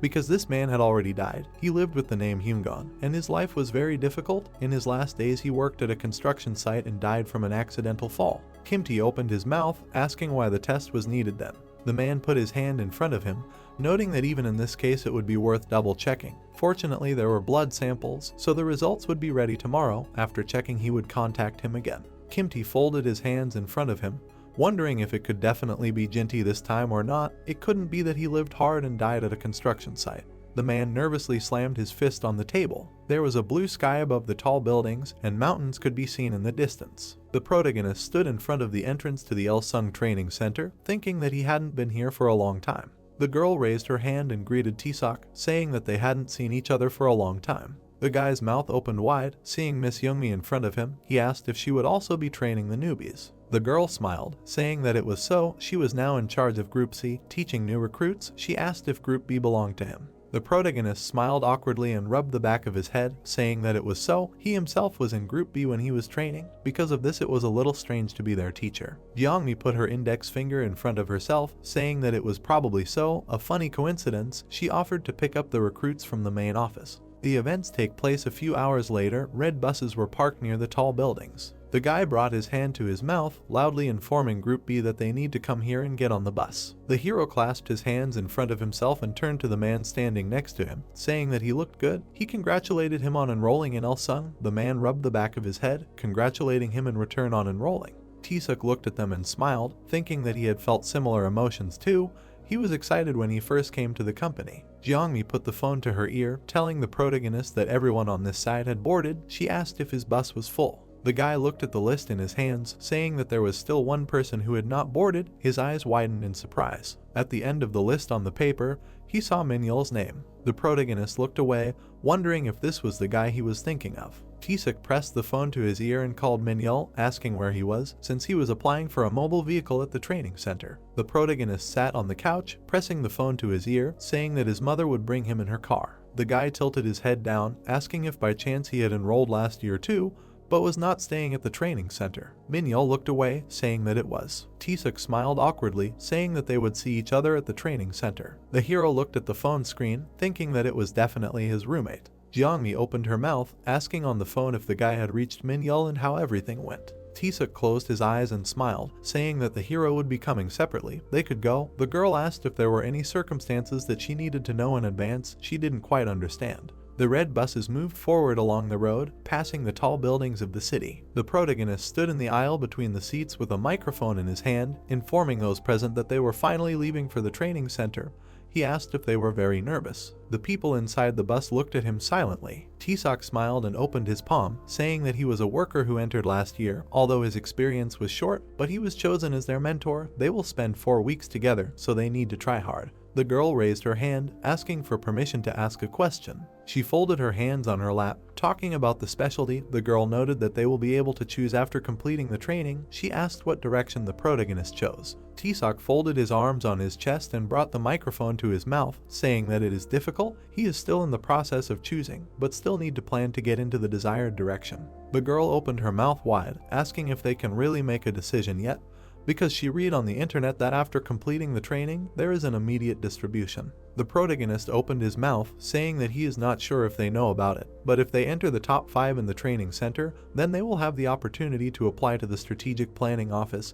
He himself is among these 5. The boy raised his index finger, saying that the strategic planning office had a lot of work throughout the year, and only recognized experts could enter, so they only recruited 1 or 2 people a year. The girl raised her eyebrows and smiled, thinking that they must be elite. Tisok stood in front of the audience on the bus with a microphone, saying that he was currently trying to get into the strategic planning department. Working as a senior mentor at this training center would be part of his evaluation. He asked if he had answered her question. The man raised his hand, saying that he also had a question. How hard should he try to get into the strategic planning department? Tisak smiled, saying that he was not sure that what he himself had done would help him, but a hero still wanted to know the answer. The people happily murmured, saying that they wanted to know about it. The boy brought his hands to his mouth, loudly asking the young man to tell him about it. The protagonist raised his hand in front of him, noting that there is one thing that he considers most important, and that is relationships with people. The guy remembered standing in front of the woman. She folded her arms across her chest and smiled, saying that he really was the best. When he came, the sales jumped a lot. If she gets promoted this time, she will definitely thank him. The people in the room applauded when the guy stood up. A corporation is an organization, a group of people who come together to achieve a certain goal. In order for the work to be successful, the departments that make up the organization must interact well with each other and act quickly. The guy grabbed the microphone with both hands, saying that there are times when synergy occurs depending on the relationships between people. There are times when it leads to the opposite results, just like the Ringelmann effect. The hero raised his hand, asking what this effect is. Tisak smiled and put his hand in front of him, explaining that the Ringelmann effect is that the more participants think that their efforts are not decisive, the lower the efficiency. This phenomenon is also called social negligence. The protagonist imagined a group of people sitting sleepily at a table and doing their own thing. He noticed that everyone had experienced this effect when they had group activities. Some people worked hard and some just sat on the sidelines, things like that. The protagonist smiled and put his hand out to the side, saying that their new recruits shouldn't do that. It was a difficult question, so he would only answer the easy ones from now on. The girl raised her hand, asking if the guy had a girlfriend. Tisak smiled awkwardly and put his palm out to himself, saying that he didn't. He asked if there were any more questions. The protagonist raised his hand, asking how old the guy was. The young man said that he doesn't comment on his age. It's not that important in social life. Anyway, they are all in their 20s. The protagonist put his hand on his hip and smiled, saying that as the senior mentor, he will supervise various approaches, disciplines, and actions. But it will not be too strict because there are no specific subjects that he teaches. He will play a certain role, mainly supporting them. The girl asked what he thinks about romantic relationships within the company. The guy closed his eyes and smiled, saying that he does not think that such relationships within the company are desirable. But can't you do anything if someone likes each other? 3 red buses were moving along the road. The protagonist wondered if there were too many questions, because now he looks like a simpleton. The events are happening at the same time in the office of the chairman of the Il-sung group. The man frowned, clasping his hands in front of him. He looked at the watch on his hand, thinking about how much time was left. It really seemed to be in no hurry. In the bright blue window of the system, there was information that there were 4 hours left until the genetic test results of the late Hyungan. The head of the secretariat, Changsik, sent the man a photo of the protagonist, noticing that the guy they checked for kinship yesterday looked a bit like him, so he sent the photo. Tisak smiled, holding the microphone to his mouth. Changmo widened his eyes, wondering in his mind if it was really him. The man sat at his desk, thinking that this was impossible since they had always been so close. He opened the guy's information on his computer. The electronic document contained the hero's photo and his information. The man covered his face with his hands, saying that it was no wonder that he constantly clung to the boy with his eyes. The first meeting of the heroes took place in a bathhouse. Tisak was sitting in the water, sighing heavily. Changmo looked at him, asking what the guy did. The protagonist opened his mouth, saying that he worked at a construction site. The man thought that he was very young, but already working hard at such a hard job. He decided that it was very brave, in no way to show how hard the hero has to go through. Changmo looked at the young man, asking if he was very tired. Because if you look at him like that, he was all blushing. Tisak smiled, saying that everything was fine. The hero asked if he was the director here. The man was extremely proud that such a young man won first place in their company's training center. The candidate stood in front of the president. The hero held the documents in his hands, saying that the employee Tisak from the training center was awarded the general manager of the leading management department of the Il-sung group. The floor was passed to the chairman. At that time the man thought of the guy only as an honest and hardworking young man. Changmo smiled and handed over the documents in a blue cover, praising the protagonist for his excellent work. He asked him not to stop there and set a course for further heights. The man thoughtfully brought his fist to his chin, wondering why he was worried about the guy more and more, probably because he and his grandson have the same name. Changmo opened his mouth, addressing Tisak. Kim T raised his eyebrows in displeasure, answering his grandfather. The protagonist confidently looked forward, answering Mr. Chairman. Changmo brought his fist to his mouth. He looked forward, thinking that it was all because he saw it himself, because now his blood was in the guy. The man pressed the phone to his ear and called Changshik, asking if the results were ready. He asked the protagonist to come to his office. Changshik put his hand behind his back, telling the chairman that the test results would be ready in 4 hours. He would come to him now. Changmo pointed his finger at him, asking what the researchers were doing. Can't they hurry up, because they gave everything yesterday? but still nothing is ready. Changshik looked at him, asking for forgiveness. He promised to hurry up and bring the results as soon as possible. The man sat with the phone in his hands, dialing the protagonist's phone number, which was provided in the electronic document. Changmo frowned sadly as he pressed the buttons. Taesuk tilted his head as he answered the phone. The man gritted his teeth and pressed his hand to his head, wondering what to say. The boy opened his eyes in surprise, saying that he was listening to the other person. Changmo frowned, saying that it was the chairman. The protagonist opened his mouth in surprise upon hearing this. The man looked away, asking how the boy was doing, if he was having any difficulties. Taesuk clutched the documents to his chest, saying that everything was fine because he spent every day grateful for being able to work at the Ilsung group. Changmo's hand shook, saying that he was watching the protagonist, so if he had any problems, he should immediately say so and the man would handle it himself. The boy opened his eyes in surprise, asking if he had done anything bad to the chairman. Changmo pursed his lips and turned away from the phone, saying that it was not so. He was hanging up. Taesuk looked at the phone in his hand, wondering what it was. Changshik put his hand forward, asking if the chairman called the hero himself, but the results had not yet come. Changmo raised his index finger, saying that he could feel his blood. Even without looking at the test results, he would recognize his child and his grandson. He asked the chairman to hurry up with the results. The man understood him. The events take place an hour later at Ilsung Hospital in Seoul. The doctor handed the envelope across the table to the man, saying that these are the results of the study. The envelope is sealed, so he can immediately give it to the chairman. Changshik took the concert in his hands, asking if anyone knows about the test results.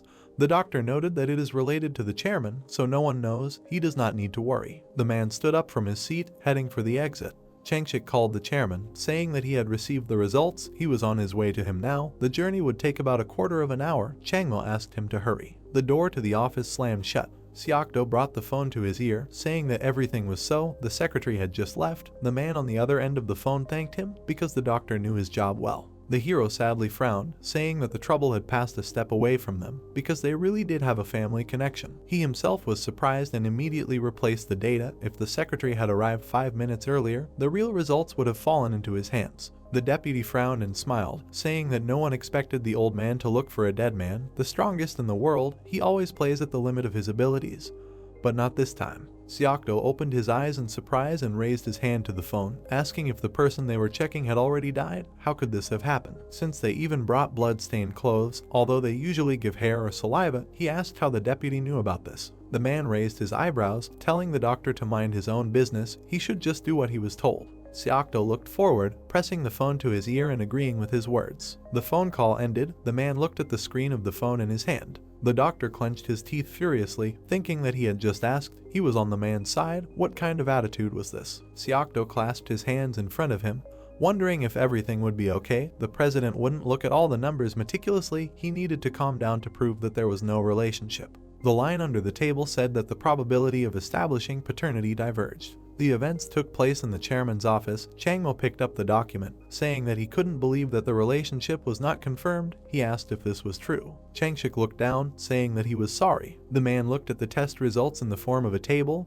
He asked how this was possible. Changmo frowned and clenched the paper in his hands. He covered his face with his hands, thinking that this time too, the answer was negative. He didn't understand how long this could go on.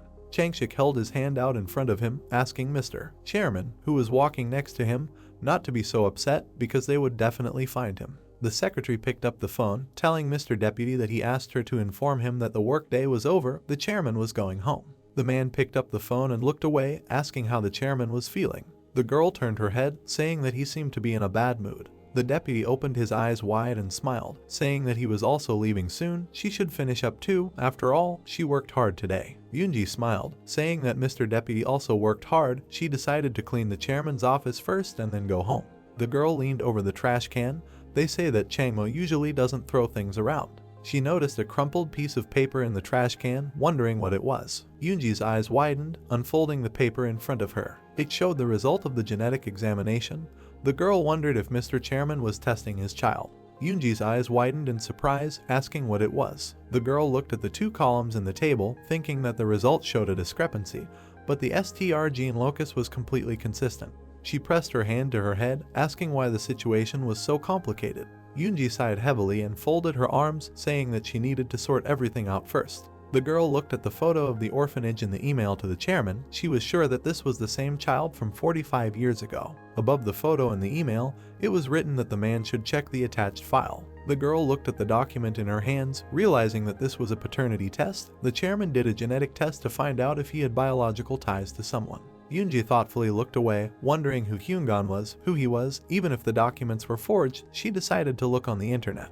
The girl turned around. She opened the data on President Changmo on the computer. His photo was attached next to it. Yoonji opened the line about controversies and incidents, where it was said that 45 years ago, after losing his son at the Jagalhi market in Busan, it was said that he quit his job for a while and went looking for a job all over the country. However, the search failed. He adopted a child. This son is now the vice chairman of the company. He is known for causing trouble in every business he does. None of the food and drink brands he imported from abroad managed to provide significant support for the Elsung Group. He is currently in charge of Elsung Telecom, the third largest telecom operator. There are only 3 major telecom companies among the companies that the guy manages, so he is in the black, also in last place in the industry. The girl opened her eyes in surprise, thinking that Mr. Chairman was looking for his real son. That's why he did the genetic test. Yoonji's phone rang. It was Kimti. The girl put the phone to her ear, answering the incoming call. The guy smiled standing on the golf course and said that he finished his round so they can go have omakase. This drink tastes killer. Yoonji closed her eyes, asking displeasedly, does he not understand that he needs to be careful around the chairman? She did not tell anyone that they were dating. Their relationship and his leaving the office complicate everything. She is worried about her career. Kimti laughed, asking what would grandfather think. He offered to go together, but if she is against it, then he will arrange with someone else. The girl opened her mouth, offering to go next time. Since she will not be able to today, the guy agreed with her words. Yoonji frowned, not understanding what was wrong with him. She picked up the document with the test results, saying that this is a chance to distinguish herself since she is sure that the test results are falsified. The girl thoughtfully rubbed her chin. Imagining the images of Changshik and the deputy, she asked which of them could have changed the data. No matter how much she thought, she was not sure. Yoonjin sat at her desk, wondering if she should pretend that she knew everything or, on the contrary, did not know. The events take place in the residence of the chairman of the Elsung Group. Above the building was a darkening sky after sunset. The man folded his hands in a lock, sitting at the table. Changmo sadly knitted his eyebrows, thinking that this time the answer was also negative. But no matter how much he looked at Taesok, he looked like him in his youth. The protagonist opened his eyes wide and put his hand in the pool. Turning to his grandfather, the man thought that these are also his qualities, ingenuity and diligence in doing work. The man held documents in his hands, telling the protagonist that he belongs to the Elsung Group Business Department of Electronics and Consumer Goods. This man worked hard for the company. Changmo remembered the line on the paternity test results, realizing that it wasn't him. Changshik put his hand in front of him, asking Mr. Chairman not to be upset, because even if he searched the entire country, he would definitely find his son. The man put his elbows on the table, asking him to stop talking nonsense and connect him with a professional manager right now. A black car pulled up to the building. The bright headlights of the car shone forward. The deputy smiled, thinking that the hero knew his job. Seokdo sadly frowned, saying that the trouble passed a step away from them, because the heroes really do have family ties. He was surprised and immediately replaced the data. If the secretary had arrived 5 minutes earlier, the real results would have fallen into their hands. The man smiled, thinking that he himself was really surprised, because he did not think that the president would look for a dead man. The events take place 14 years ago at a construction site. Tall construction cranes stood near the houses under construction. The multi-story building was fenced with passages. The man folded his arms across his chest, not believing that this was really the chairman's son, then turned to Hyungan, who was standing in front of him. The hero adjusted his helmet and turned around, wondering who was asking him. The deputy frowned, saying that he was from the Elsung Group, which ordered the construction. Judging by the area, some measures to prevent accidents were not taken. Many problems were discovered. Hyungan opened his mouth, saying that they were working in the best safety conditions. Everything was also noted in the checklist. The deputy frowned and opened his eyes wide, thinking that he was also impudent, arguing with every word. He pointed his finger to the side, asking the hero to look at it. The scaffolding was not secured properly. Hyungan squatted down, saying that they were well secured. Everything was also connected perfectly. The man held his hand out in front of him, saying in displeasure that there was still something unfinished. The demands had not been met. He asked what was going on here. Was he allowed to answer like that? Hyungan pointed his finger forward and turned around, saying that he seemed to have misunderstood that construction work was currently being completed, so the section that was currently being demonstrated looked like this. The man did not let him finish, pushing the hero forward. The guy fell down from a great height. The workers opened their eyes wide, saying that something bad had happened, someone had fallen. They surrounded Hyungan's body, asking them to call 911 as soon as possible. The deputy closed his eyes and turned away, thinking that it was a mistake because he did not want to hurt him. He headed towards the entrance, thinking that Hyungan had answered so insolently over and over again, so he had pushed him without realizing it, a terrible memory, killing a person. The deputy smiled and ran his hand over his chin, thinking that he was lucky after all. Changmo put the phone to his ear, asking when Robert could start working as a professional manager. The man held a mug in his hand, saying that he could do it in 6 months.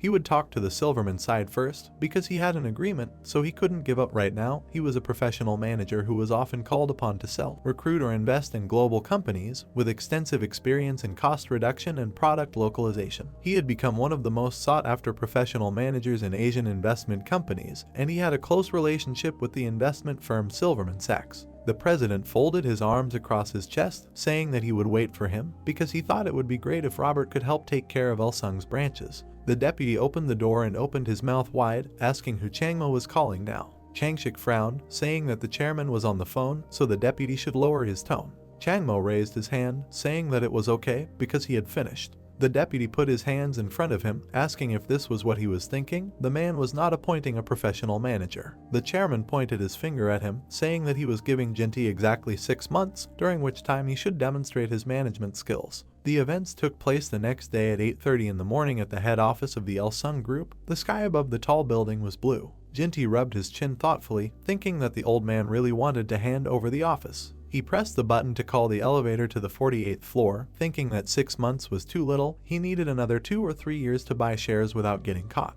The man frowned, wondering how he could find more time. He closed his eyes, thinking that he could not kill the old man himself. Yoonji bowed, wishing the deputy a good morning.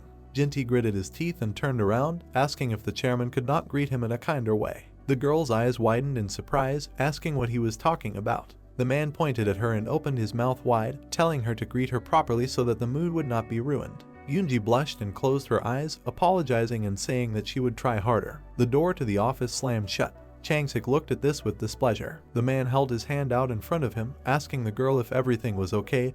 Yoonji said that everything was fine.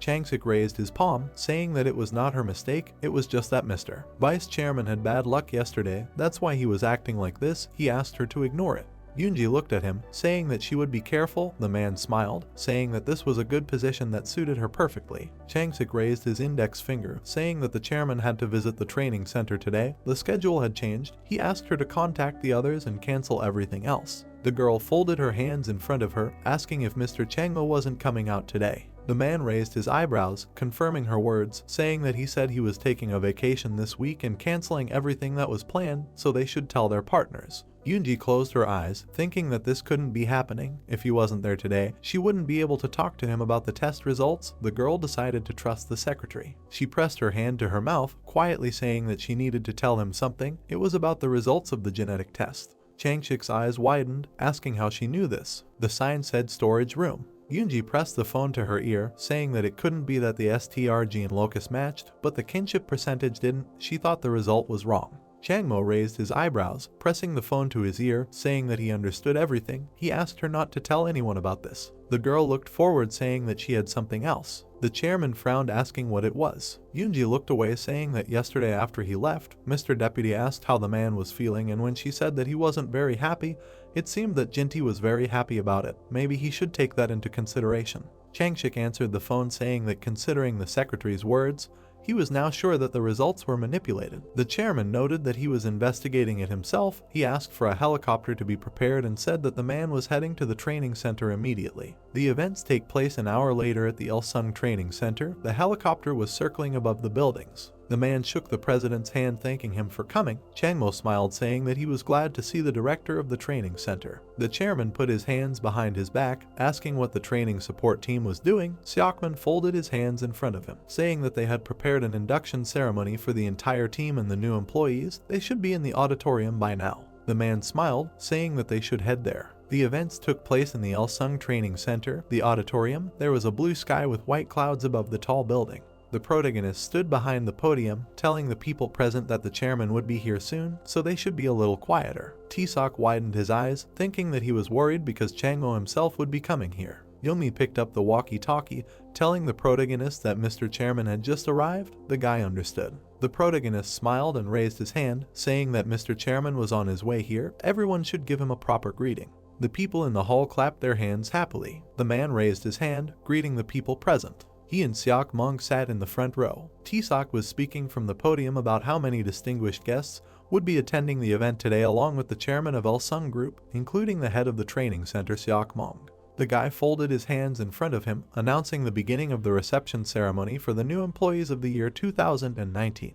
Changmo opened his mouth, looking ahead. Time stood still for him. The crowd of new employees disappeared from sight. Only Taesok, only him he wanted to talk to. People were sitting on chairs in the auditorium. The protagonist smiled, raising his hand in front of him. Changmo folded his arms across his chest, thinking that he needed to control himself a little more and they would be alone. Taesok pointed his hand to the side, saying that before Mr. Chairman spoke, they would present a video that would introduce them to the history of Ilsung Group. The characters in work clothes were sitting at the table. The voiceover was saying that in 1970, the company began to stand out in the home technology market. The products produced by countless workers began to be exported all over the world. The girls were sitting at a long table in uniform, making TVs. Changmo folded his arms, thinking that this was true.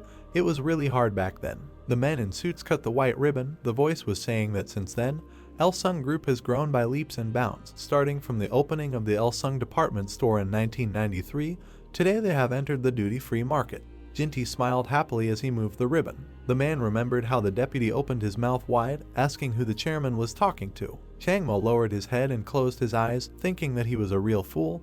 He definitely couldn't hand over the department store or duty-free shops. The protagonist opened his mouth, saying that Ilsung Group is actively working in various fields. They sincerely welcome them as new employees and hope for further cooperation with the company. The chairman thoughtfully rubbed his chin and smiled, thinking that the guy has a confident posture, a straight loud voice. The young man is definitely his blood, no matter how much he looks at him. The protagonist passed the floor to the director of the training center. Seokman smiled and put his hands on his knees, thinking that it was his turn.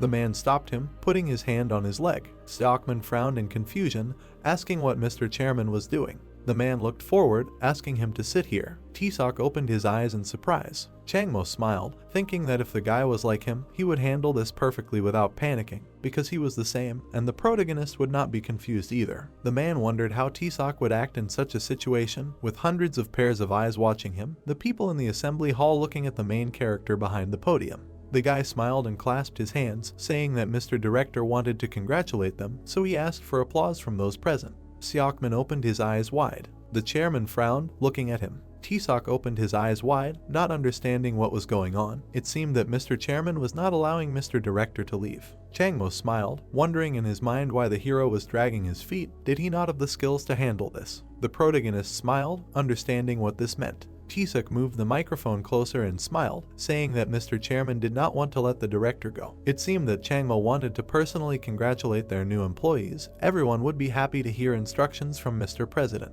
The people in the auditorium happily said that this was true. The guy clapped his hands, saying that in that case, he would pass the floor to the chairman. He asked him to come up to the stage. Changmo smiled and looked at the guy, thinking that he did not expect the hero to call him. He managed to solve everything in one fell swoop. The chairman stood in front of the audience, realizing that the young man did not lose his head in front of everyone. Looking at him, he thought that he really had his blood, because if not, the protagonist would not be able to be so flexible. Smiling, the director decided to think about it a little later. Looking at the audience, Changmo introduced himself, adding that they were currently selecting the best talent to build a company capable of sustainable development, and everyone present had passed the threshold of the first stage. People watched the speech as the chairman spoke about how it was only now that everything would begin, as the company group continued to change in line with the changing global business environment. No one in the audience spoke. Everyone listened attentively as the director spoke about how only when those present adapted to the changes would their company group be able to continue its work. Raising his hand, he also added that he promised to change without being bound by a specific period of time. One of the managers smiled as he listened to the chairman's words about how no one should stop growing so that their group could improve. With his hands behind his back, he ended his speech by saying that he would do his utmost to create a better working environment for them. The protagonist walked up to the microphone, declaring that this was Mr. Chairman's speech, asking the audience to give him a round of applause. The sun was shining brightly. The conference room of the training center was visible. Everyone was looking at the boss. Jaehyuk's eyes widened, not believing that he was sitting next to the chairman. He was the senior mentor of Grupa in the training center, a talented specialist from the strategic planning department who applied for a new management position as part of the company's elite development program to gain additional points for promotion. Looking at the chairman, Sun, the chairman asked him if everyone here was in the top 5 in the training center. Looking at the director, Sun answered in the affirmative, saying that the educational support team was equivalent to an elite team since everyone present was at the highest level in the training center. Crossing his arms, Chanmi asked the chairman to bring them coffee, asking him to mix the coffee in a paper cup. Looking at the chairman, he responded in the affirmative. There were cups of coffee in front of everyone. Taking the glass in his hand, the director began to talk about how although he was able to select the specialists in the field of education, but as those present understood, he called them to choose one of them to lead the support team, asking Taesok to answer. Shroko, the young man, answered affirmatively with his eyes wide open. Looking at the chairman, the guy began by saying that most likely the boss chose them because he needed a diverse experience to identify talents under the company's wing, and if they wanted to transfer to the strategic planning office since they had experience in various positions, suggesting that most likely the current education support team was also part of this process. The director drank his coffee. Frowning, he asked if there were any other opinions. Jaehyuk, looking at the chairman, suggested that this could be a budget-saving measure so as not to hire new employees every time, because if the educational support team was assembled and sent every certain intervals, then the costs would be reduced. Raising a finger, the director answered that this was the issue and not how much everything would cost. The mentor's eyes widened as he couldn't understand what he was talking about. With his arms folded, Changmo started by saying that what was more important was that for new employees, the first person they met here was the senior instructor of the education support team. And what would a new employee think if one of the senior positions of the company he was new to was actually an outstanding talent?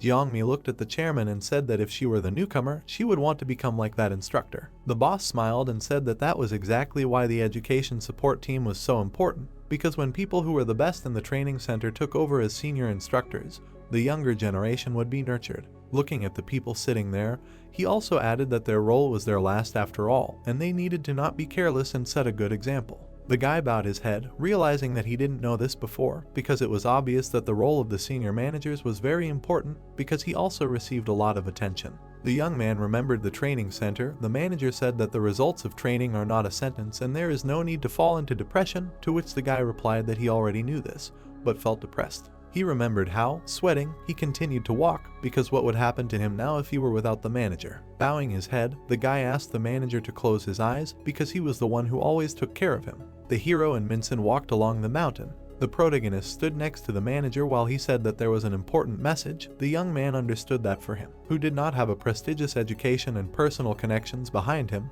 he was nominated as the leader of the team. Taesok stood in front of the audience when the manager said that the hero was appointed the leader of Team B. With his mouth open, the guy realized that all this was connected, namely the chairman's intention to influence the life of manager Minson, and now the hero has an opportunity that only comes once in a lifetime. Pointing his finger at the people present, the director said that they all needed to try hard, because for the new employees, they would be everything. Everyone, looking at Changmo, answered affirmatively. No one touched their coffee. Taking his glass in his hand, the chairman asked that they really didn't like this kind of coffee. The protagonist, taking his glass in his hand, replied that he would drink it now. Looking at the young man, the director understood that everything worked perfectly. He grabbed his glass. Holding it in his hands, the chairman understood that all that was left was to hand it in for inspection. Raising his head, the protagonist exclaimed that he would throw it away himself, asking for the glass to be given back. Looking at Sun, Changmo said that there was no need to pay attention, asking the chairman to clean up the remaining trash, because it was time for them to go. With wide eyes, Youngmi exclaimed that the chairman was incredibly impressive. Joo-hyuk, looking at her, answered affirmatively, adding that he even took the paper cup. The company's main office in Seoul was visible. The chairman and the head walked out onto the helipad. Looking ahead, the director called out to Sun. Handing him a bag with a glass, he said that he should take it right away and do a genetic test, but not from Seokdo, the head of the Seoul branch. But he should find the head of the hospital in Asan, named Hyunsu, and stay there until the results are ready, asking if he understood all the instructions. Looking at the head, Sun said that he understood everything, asking what the chairman was going to do with Seokdo. Frowning, Changmo said that everything would depend on the result, since the genetic test was a priority. Bowing, Sun said that he would go right away. The Asan hospital was visible. The doctor looked at the monitor carefully. It was Hyunsu, the head of the hospital. He said that the test results were ready and they showed a complete match since a family relationship was found between the two people. Song opened his mouth wide and asked if it was true, also wondering if the test could be wrong. Raising his hand, the doctor explained that genes cannot lie, although he did not know who the test was for, but he still congratulated him. Song's eyes widened. He knew that he had finally found it. Leaning over the table, the chairman asked if it was true. Song, smiling, replied that it was, since genetic testing rarely led to errors, adding that the chairman had made every effort. Leaning back in his chair, Changmo noted that everything was as it should have been, since he could not have been wrong. Lowering his head, the director knew that his wife's wish had come true, although his son had died, but his grandson had been found. Smiling, he added that the grandson had been able to grow up healthy in difficult circumstances. Rubbing his chin, Changmo also wondered if it was possible to deceive the blood. The door to the storeroom was visible. The girl, holding the phone in her hands, said that it was impossible for the gene locus to match, but the percentage of kinship to not be, adding that she thought the result was wrong.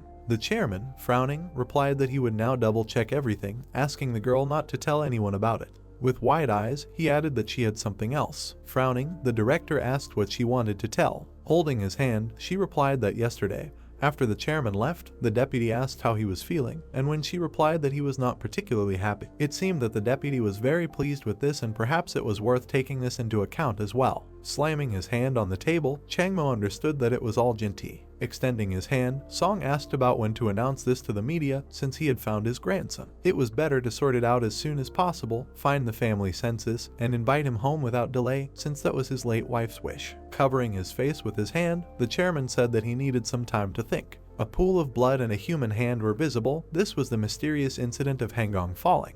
The results of the genetic test were visible. It was clear that there was manipulation with the results. Bowing his head, the director thought that although he did not know who was behind the accident, Jinti had clearly had a hand in manipulating the test since he was the only one who would benefit from the substitution. Raising a finger, Changmo said that for now, this would remain between them. With his hands folded, Song asked him if he was sure about this decision since it would be much better if his grandson was always by his side. Presenting Tiseok in his arms, the chairman replied that since he was his grandson, he was already close to him since Changmo could call him at any time. Folding his arms, the director explained that they needed to observe first since they needed to check if the young man was suitable to hand over the company to him. Frowning, the chairman replied that he would keep everything a secret in that case. Leaning back in his chair, the chairman replied that Song should trust him since one day he would take over the subsidiary and his loyalty would pay off, to which the chairman thanked the boss since he trusted him, but he did not like serving the chairman in his current role. The company office was visible. Song walked out of the elevator. The secretary stood up from her chair and greeted him.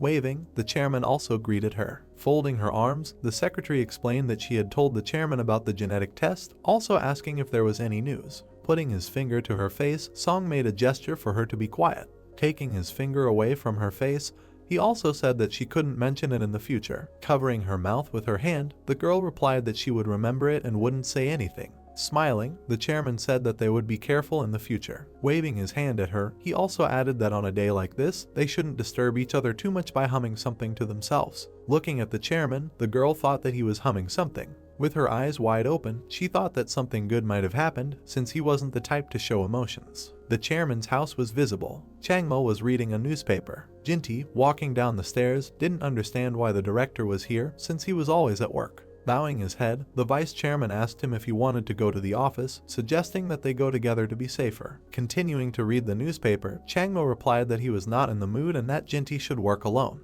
Bowing, the vice president answered affirmatively, adding that he should have a good rest. He closed the door behind him. Smiling, Jinti knew that the results of the paternity denial had dealt a big blow. He picked up the phone and greeted Peter. The man, leaning on the table, also greeted him, asking why he was calling at such a late hour. It was the head of the East Asia Investment Department of the German Pension Service. Smiling, the vice president asked when he would be visiting Korea since there was a business project that they could share. Smiling, Peter asked if it was a big deal, since if not, it meant that he just wanted to talk to him. Smiling, Jinti replied that he was not playing in the sandbox, and if he came, everything would be done at the highest level and his share would be taken care of separately. Looking at the phone, Peter replied that he couldn't now, but they would see each other in 3 weeks because he would definitely be able to fly. Jinti held the phone in his hands. Putting it in his inside pocket, the deputy head understood that it was only 3 weeks, and the chairman gave him 6 months, knowing that now he would definitely regret it. Reading the newspaper, Changmo understood that his son was not a fool after all.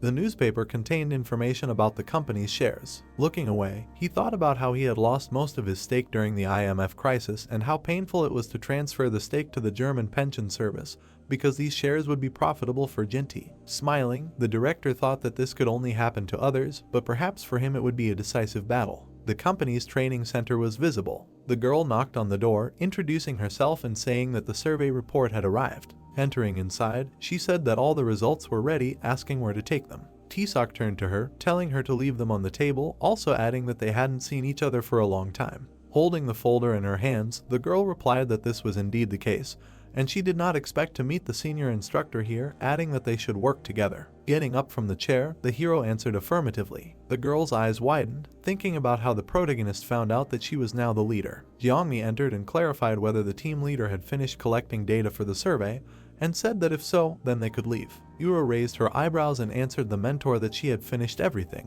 The main building of the Elsung Training Center appeared. The protagonist passed by an acquaintance, burying his face in his phone. Minyoung turned around and thought about why T-Sock became his mentor. The protagonist turned his gaze to the guy. Lowering his hands, the protagonist said that they hadn't seen each other for a long time, to which the interlocutor remained silent. With his fingers spread, T-Sock said that he wanted to talk to Minyoung alone and asked for some time, then suggested that they talk outside the building a little later. A wide road was visible. The protagonist, sitting on a bench, said that he thought that they would never see each other again, but human life is very funny. Holding a glass in his hand, Minyoung angrily asked what the interlocutor wanted to talk about and whether he wanted to quarrel. Gritting his teeth, the protagonist explained that he wanted to forget what happened between them. With his mouth wide open, the interlocutor exclaimed that T-Sock was asking him to forget and thought that he would just obey, then added that because of him, he had lost 7 months. The protagonist got up from the bench and suggested that his acquaintance simply shake hands and forget, because now they would see each other often. The protagonist extended his hand to the interlocutor and explained that he was a senior mentor, and Minyoung would constantly run into him, and clarified that it was really worth maintaining a bad relationship. Grinning, the old acquaintance thought that this was nonsense. A moment later, Minun shook the protagonist's hand. Immediately after, the guy began to rub his hands. He turned around and said that he had held back, then said that T-Sock should not stand in his way in the training center in the future. The protagonist smiled and replied that he understood everything, and asked him to take care of himself. Minun closed his lips, saying in his head that his acquaintance was a loser. The protagonist watched the guy leave and began to think. Scratching the back of his head, the protagonist thought that it had been difficult, and now he would have to endure this awkwardness for the whole month. The building of the center appeared, and it was announced that the interim evaluation results were currently published on each floor, to which the newcomers exclaimed that their pulses were pounding in their ears, and that they would check the grades. The heroes crowded in front of the results. It was clear that the leader Yura took 3rd place, and the leader Minun took 4th. Raising his fist, the guy shouted that he was in 4th place. T-Sock, folding his arms, thought about how it happened that an old acquaintance was in 4th place. One of the newcomers smiled and said that the very same style exercises that the leader taught them helped, and another guy congratulated the leader on 4th place, because it was really cool, to which Minyoung replied that it was all because they listened to him well, and they worked hard together, which is how they got a good result. The protagonist, grinning, was surprised that even his acquaintance's behavior had changed, because his past experience from the training center ultimately helped. The protagonist, hearing the sound, looked at his jacket pocket. T-Sock took out his phone and saw that Kwon-Soo was calling him. The interlocutor smiled and asked how his mentor was doing. Putting the phone to his ear, the protagonist said that they had not seen each other for a long time and asked if sales were going well. Kwon-Soo put his fingers to his chin and said that he had already sold over 100 million won this month, all thanks to his connections with good mentors. Putting his hand on his hip, the protagonist admitted that he was glad, even though the student had taken matters into his own hands. He was a little worried, to which the interlocutor replied that if the mentor was around, he could call and he would definitely treat him to something special. Smiling, T-Sock agreed and said that they would contact each other later. Looking at the screen of the phone, the protagonist said that he felt relieved because he thought that everything was going smoothly. A girl appeared behind him and, calling him, asked if something good had happened and why he was smiling so happily. Putting the phone in his jacket, the protagonist replied that nothing special had happened and then asked how mentor Jiangmi was doing. Raising her eyebrows, she said that the center director was looking for them, and the training team and mentors were gathering in the meeting room. Seokman was sitting at the table and said that he was saying this only because the first evaluations of the newcomers had been received, but he was the one evaluating the staff, and then added that he thought they should be told about the evaluation criteria. Leaning on his hands, the director explained that this was a relative evaluation, so he could not give everyone the highest score, but evaluating them based on the results of new employees was ambiguous, then added that objectivity was important and an indicator was needed. Jaehyuk, pressing his lips together, thought about the fact that there would be no grades for the results of the annual performance evaluation and whether he, as a mentor, should be given first place. Raising her hand, Chaman clarified how exactly the director thought about giving grades if objectivity was necessary. With his brows lowered, Seokman explained that they were all in charge of teams A, B, and C respectively, and then suggested that the mentors try to compile their team's activities into one album, as well as record a video 3 days before the end of the training center so that the rookies would have these memories. With a grin, Jaehyuk said in his head that he was a professional in the video field. With his hands under the table, the mentor told the director that they would prepare everything in the best possible way. With wide eyes, Chaman said that they would do their best. With the corners of his lips lowered, Taesok thought about the fact that he had never created albums and videos. Gritting his teeth, the director turned to the protagonist and asked why he was silent and whether he could handle it. Looking at the man with confusion, the protagonist replied that he would do it with all his might. Seokman clapped his hands and gave instructions for the staff to give the rookies pleasant memories. Sitting at his laptop, Jaehyuk muttered to himself that he had finished it as he expected, and it would take another 4 hours or so to edit the video, which was great. Putting her fingers to her face, Chaman admitted that the program was too complicated for her and it would take a long time, then asked if Taesok had any experience editing videos. Scratching his head, the protagonist replied that he had no experience and was currently checking what exactly to use in such a program. Lowering his eyebrows, Jaehyuk thought that the protagonist would not be able to edit the video in one night. Taesok folded his palms in front of him and did not know what to do, because there was nothing even in the App Store. A week later, on the day of the exam, Jaehyuk sent the album and video to the head of the training center. A notification appeared that his email had been sent successfully. Seokman was choosing a drink from the vending machine. Mentor Jaehyuk approached the head and asked if he had received the email he had sent that morning. Holding the jar in his hands, the man asked if he was talking about the album and video he had sent, and then added that he had received them. Smiling widely, the mentor admitted that when he heard that the head would be giving grades for video editing, which he was good at, he was very happy and thanked them for taking care of him. Adjusting his glasses, Seokman explained that the best worker was Taesok, because he, as a professional, had perfectly created the album and video for Team B, and what Jaehyuk had done was the rudest and most insincere. The guy blushed and asked if that was true. At the same time, the protagonist, adjusting his tie, said that the album and video had come out great, and that he would now send 800,000 won, and then asked to check. The professional editor, smiling widely, replied that he had received everything, and if he was needed again, the protagonist could call at any time. The office of the head of the secretariat appeared. Changshik was sitting on a chair. Raising his hand, Sangmu said that he was there to report in person and asked if the chairman was there. Gritting his teeth, the secretary asked how this could happen, since the chairman had said that all reports today should be in writing. Lowering his eyebrows, Sangmu asked if he had done something wrong, since he always reported to the chairman in person. Pointing at the computer, Changshik explained that it was not the computer that was the problem. Changmo asked for all reports to be written, adding that it would be more convenient for the chairman for a while, and if there was something he needed to report on soon, the secretary would hand it over himself. Gritting his teeth, Sangmu refused and decided to leave only the papers. The chairman, holding his fingers to his chin,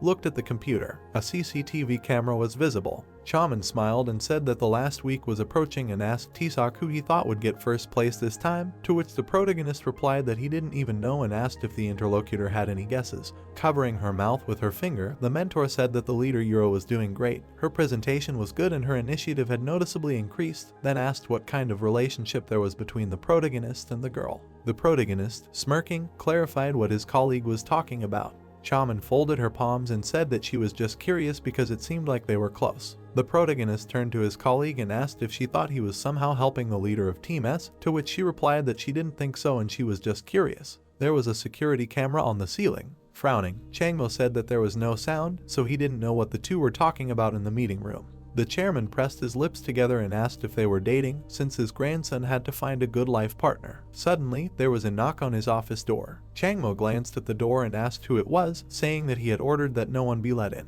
Changshik opened the door slightly and asked when the chairman planned to have lunch. The man waved his hand and asked the secretary to come in quickly, then asked if they should go to the Soksho area since he suddenly wanted some blood sausage from Abaya. The secretary, gritting his teeth, asked if this was an excuse to go to the training center where his grandson was studying, then explained that the chairman watched the cameras all day, assigned the head of the secretariat to work on his behalf, and the executives were starting to notice strange things. Changmo folded his hands and said that Changshik knew how he was feeling, and asked if he could think about anything else or touch his work if he found himself in the same situation. The secretary raised his eyebrows and said that the chairman was the pillar of Elsung Group and he had found what he had been looking for so long, but that pillar should not be shaken, then added that from tomorrow onwards he should receive reports as usual and work outside the office. Changmo kept silent with the corners of his lips down. Changshik extended his hand and said that he had thought of a good way, and if the chairman liked it, he would work as usual. The manager frowned and said that he would first listen to see if his idea was so good.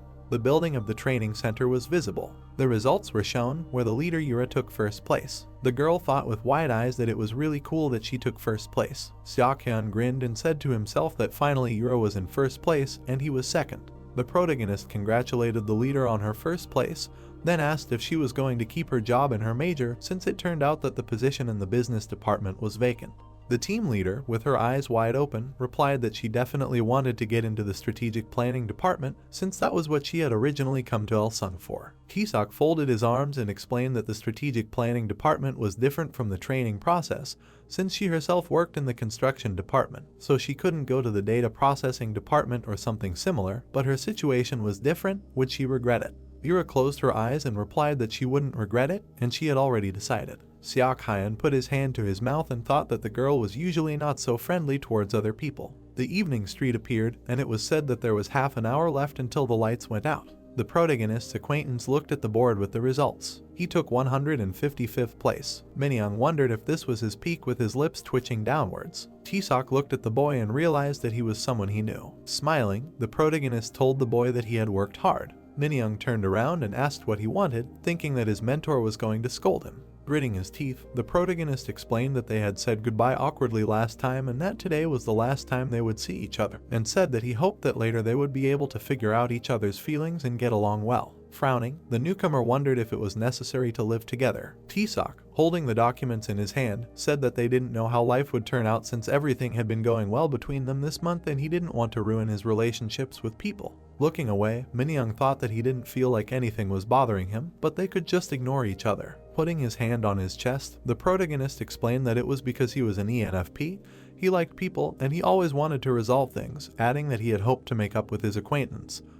But it was too bad. Minyoung raised his eyebrows and wondered if that was the only reason. Putting his hands in his pockets, the newcomer said that they would make up, and he felt sorry too. Scratching the back of his head, Tisok said that he shouldn't. Pointing a finger at the protagonist, his acquaintance asked if he knew that he wasn't just lucky, to which he replied that someone actually said that, but he didn't know. Opening his mouth wide, Minyoung told the protagonist to be more confident in himself and to just know that everything that seems simple and easy to him may be difficult for others. Tisok closed his eyes and said that he would remember that. 3 days later, someone could be heard from the conference room introducing the new employees of the strategic planning department and saying that he was glad to see them. Jang Hoon, with his mouth slightly open, introduced himself and called out to Miss Yura. The girl responded with wide eyes. The director raised an eyebrow and turned to Mr. Seokhyun. The guy answered with his hands down. Jang Hoon's back appeared and he said that Tisok could get to the strategic planning office by going this way twice, making there 3 of them. Looking away, the protagonist wondered why 3 and what about Junyoung. The protagonist's friend showed up and read from the note that he was on the Elsung Electronics Quality Control Team. Tisok raised his hand and asked what about the employee Junyoung. The director gritted his teeth and replied that he had been eliminated due to his grades and had been sent to the quality control team, and that they could also be eliminated at any time, then added that if they were going to give up, they could do so now and choose another department. The 3 employees sat in silence. Jang Hong raised his hand and said that no one was giving up, so he would ask for their consent. The protagonist's eyes widened as he wondered what consent he was talking about. The director turned his head and invited the producer to come in. The man's legs appeared. Hong-woo leaned over and introduced himself as the producer of the KVS documentary. Jang Hong raised his finger and said that Hong-woo would be filming them for a program for 4 months, and that the documentary would later be aired, so the employee's written consent was needed. The guys, their eyes widening, heard that if they refused, they would not be taken from strategic planning for this. Jiang Hong stretched out his hand and said that he would then write a consent form that no one was refusing. The main building of Il-sung Group appeared. The director of the strategic planning department crossed his fingers and said that all three of them had agreed to the filming and that Hong-woo would be filming for 4 months starting next week. The chairman clenched his fists and told him that he could go. The man opened his mouth and asked if he could ask a question. The gentleman listened with his eyebrows lowered. The department director looked at him and exclaimed that he was curious about his intentions, since he had suddenly invested 200 million in promoting the program.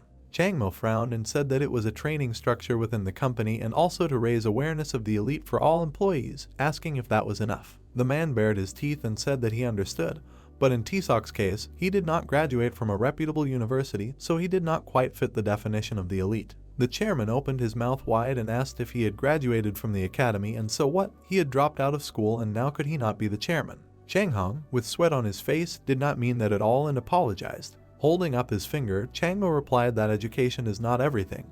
The employee T-Sock started with the king of newcomers and then became the king of sales, asking if he had such an achievement. The man, lowering his head, answered that he did not. The chairman folded his arms and said that in the new non-standard education support team, he had overtaken 2 senior mentors, taking first place in the assessment of the head of the training center, asking if he had not been reported on the results. The man, clenching his jaw, knew that the main character was special, and that is why he was interested in him and was watching him. Chang Mo, opening his mouth, said that Il-sung depends on such people, and he is not like the vice chairman. Chang Hong left the office. The table of the vice chairman's office appeared. He, sitting at the table, asked what he had talked about with Mr. Chairman. The department head, palms outstretched, said that he reported on the new employees who joined the strategic planning department because there was an order to make a documentary. Jinti asked why, had he gone crazy, to which the man raised his eyebrows, thinking that the gentleman wanted to implement an internal training program, and this also increased the feeling of elitism.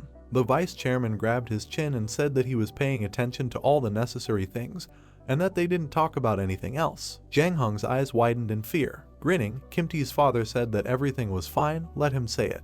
The man opened his mouth and exclaimed that according to the gentleman, they would later form a solid foundation for Il-sung, and he also called them not like the vice chairman, and the word get out was heard. He, with narrowed pupils, asked again what he was told. Jinti, with his jaw wide open, shouted for him to get out. The door to the office slammed shut. The vice chairman, clenching his fist, asked Peter where he was, as he had said 3 weeks ago. From the tall building came the voice that he had a question about his intention to invest in transnational corporations in Hong Kong. The man, raising his mug, said that when he had time, he would call him. Kim Tae's father, baring his teeth, said that it was a big deal, clarifying whether he understood what exactly he meant. Peter, holding the phone to his ear, replied that if it was important, he should write him a specific letter and why he was behaving like a small shop owner. The interlocutor, waving his hand, asked whether he considered Il-sung a small shop. The man, smiling, said that he reacted sharply to such words. He, lowering the phone, exclaimed that he would come as soon as he was free, or when he presented the appropriate document, adding that they were no longer students, they would meet as expected in business, and hung up. Jinti, sweat on his face, was at a loss. He swung his phone. The smartphone broke from hitting the wall. Leaning on the table, the vice chairman thought that he would see what would happen when he swallowed Il-sung. The Il-sung department store was visible late in the evening. Kwon-soo, smiling, wished the mentor a pleasant appetite. T-Sock, raising his hand, told him to eat more, he was paying. Yura, approaching the table, apologized because there were a lot of people in the toilet. The guys were sitting on chairs. The manager, holding a fork in his hand, said that the food had been brought, let her sit down quickly. Closing her eyes, the girl exclaimed that it looked delicious and we should start quickly and wished her a pleasant appetite. The main character, opening his mouth wide, wished the same. Looking at Kwon-soo, he said the same to him.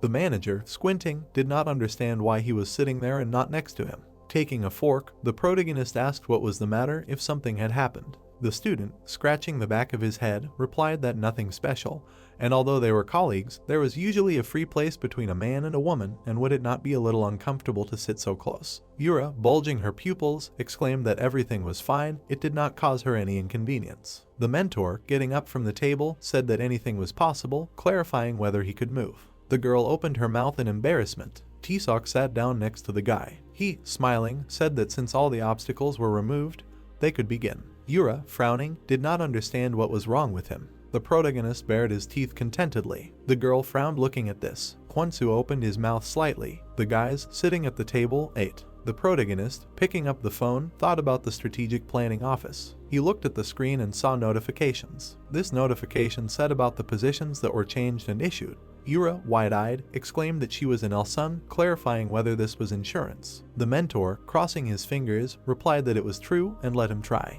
The girl, with a puzzled expression, said that she hated selling insurance and wasn't it a business of acquaintances. The protagonist, holding out his palm, said that in this department you can choose a team leader and recommended Minson because you can learn many good things from him. Hwansu, raising his finger, said that he was in Elsun's comm and asked to give him advice too, and the mentor heard that they were catching cockroaches. The student, clenching his jaw, asked him again. There were empty plates on the table. The protagonist, folding his elbows, noticed that everyone had finished eating and suggested that they go. The waiter, looking at him, asked if he would pay for all three, to which she received the answer that he would like to pay a single check. The guys walked down the street. The girl, wide-eyed, asked if the mentor wanted a drink, adding that since he paid for the food, the drinks were on her. Putting up his finger, the main character said that next time, because the bus had pulled up. Tisak was walking towards the door. He, waving his hand, exclaimed that he would go first and they would see each other later. Yura, lowering her head, wanted to be together a little longer. Hwansu turned his gaze to her and offered to have a drink together because he knew a good place. Baring his teeth, the girl asked why. Smiling, the manager said that she had just said that she wanted a drink and he wanted one too. Frowning, the interlocutor told him to open his eyes. On the way, the guy asked her again. Leaving, Yura said that she would go and catch cockroaches. Hwansu, in the bath, was spraying some kind of product on an insect. For hours, he thought that it was annoying and wondered if she thought the same about him. A few days later, the protagonist was standing on the street. Looking at the security service, with whom everyone in Korea can feel safe, he added that the safety of customers was his responsibility. Clenching his fist, the guy shouted that there was physical work and he needed to learn the program from the HR department. The employee, holding out her palm, asked if they knew how to work in Excel, and the protagonist thought that in Elsung life, it was necessary to memorize insurance products. The organizer, bringing the microphone to her mouth, said that she was in charge of the basic curriculum on life insurance theory, and introduced herself as Instructor Murray, and also hoped for cooperation, and the guy continued that he had to memorize the entire product manual of the company. Tisak picked up the paper and said that he told everything after studying the instructions, and the manual wrote about the reason why it often breaks down, and added to himself that the terms of sales promotion changed every week, which gave him a headache. Looking at the price of the refrigerators, he thought that selling one of the latest model brings in 35,000, but they received 105,000 for each of 2 or more pieces. Taking hold of the bag, the protagonist thought that an Elsung copy patrols and will be engaged in security. He imagined how he worked 4.5 years on a construction site alone and confidently felt his body. Looking at the glass building, the protagonist asked himself whether it was worth warming up after so much time.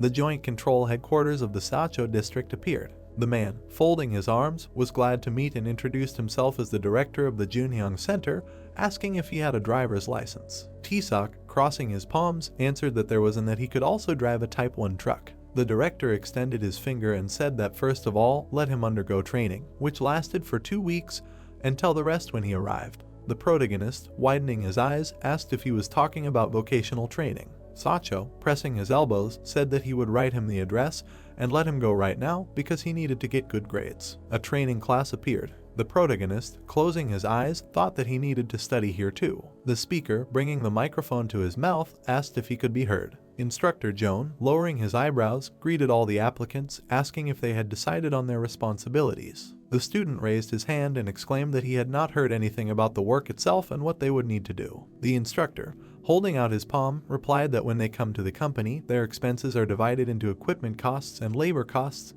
but also both directions alternate without division.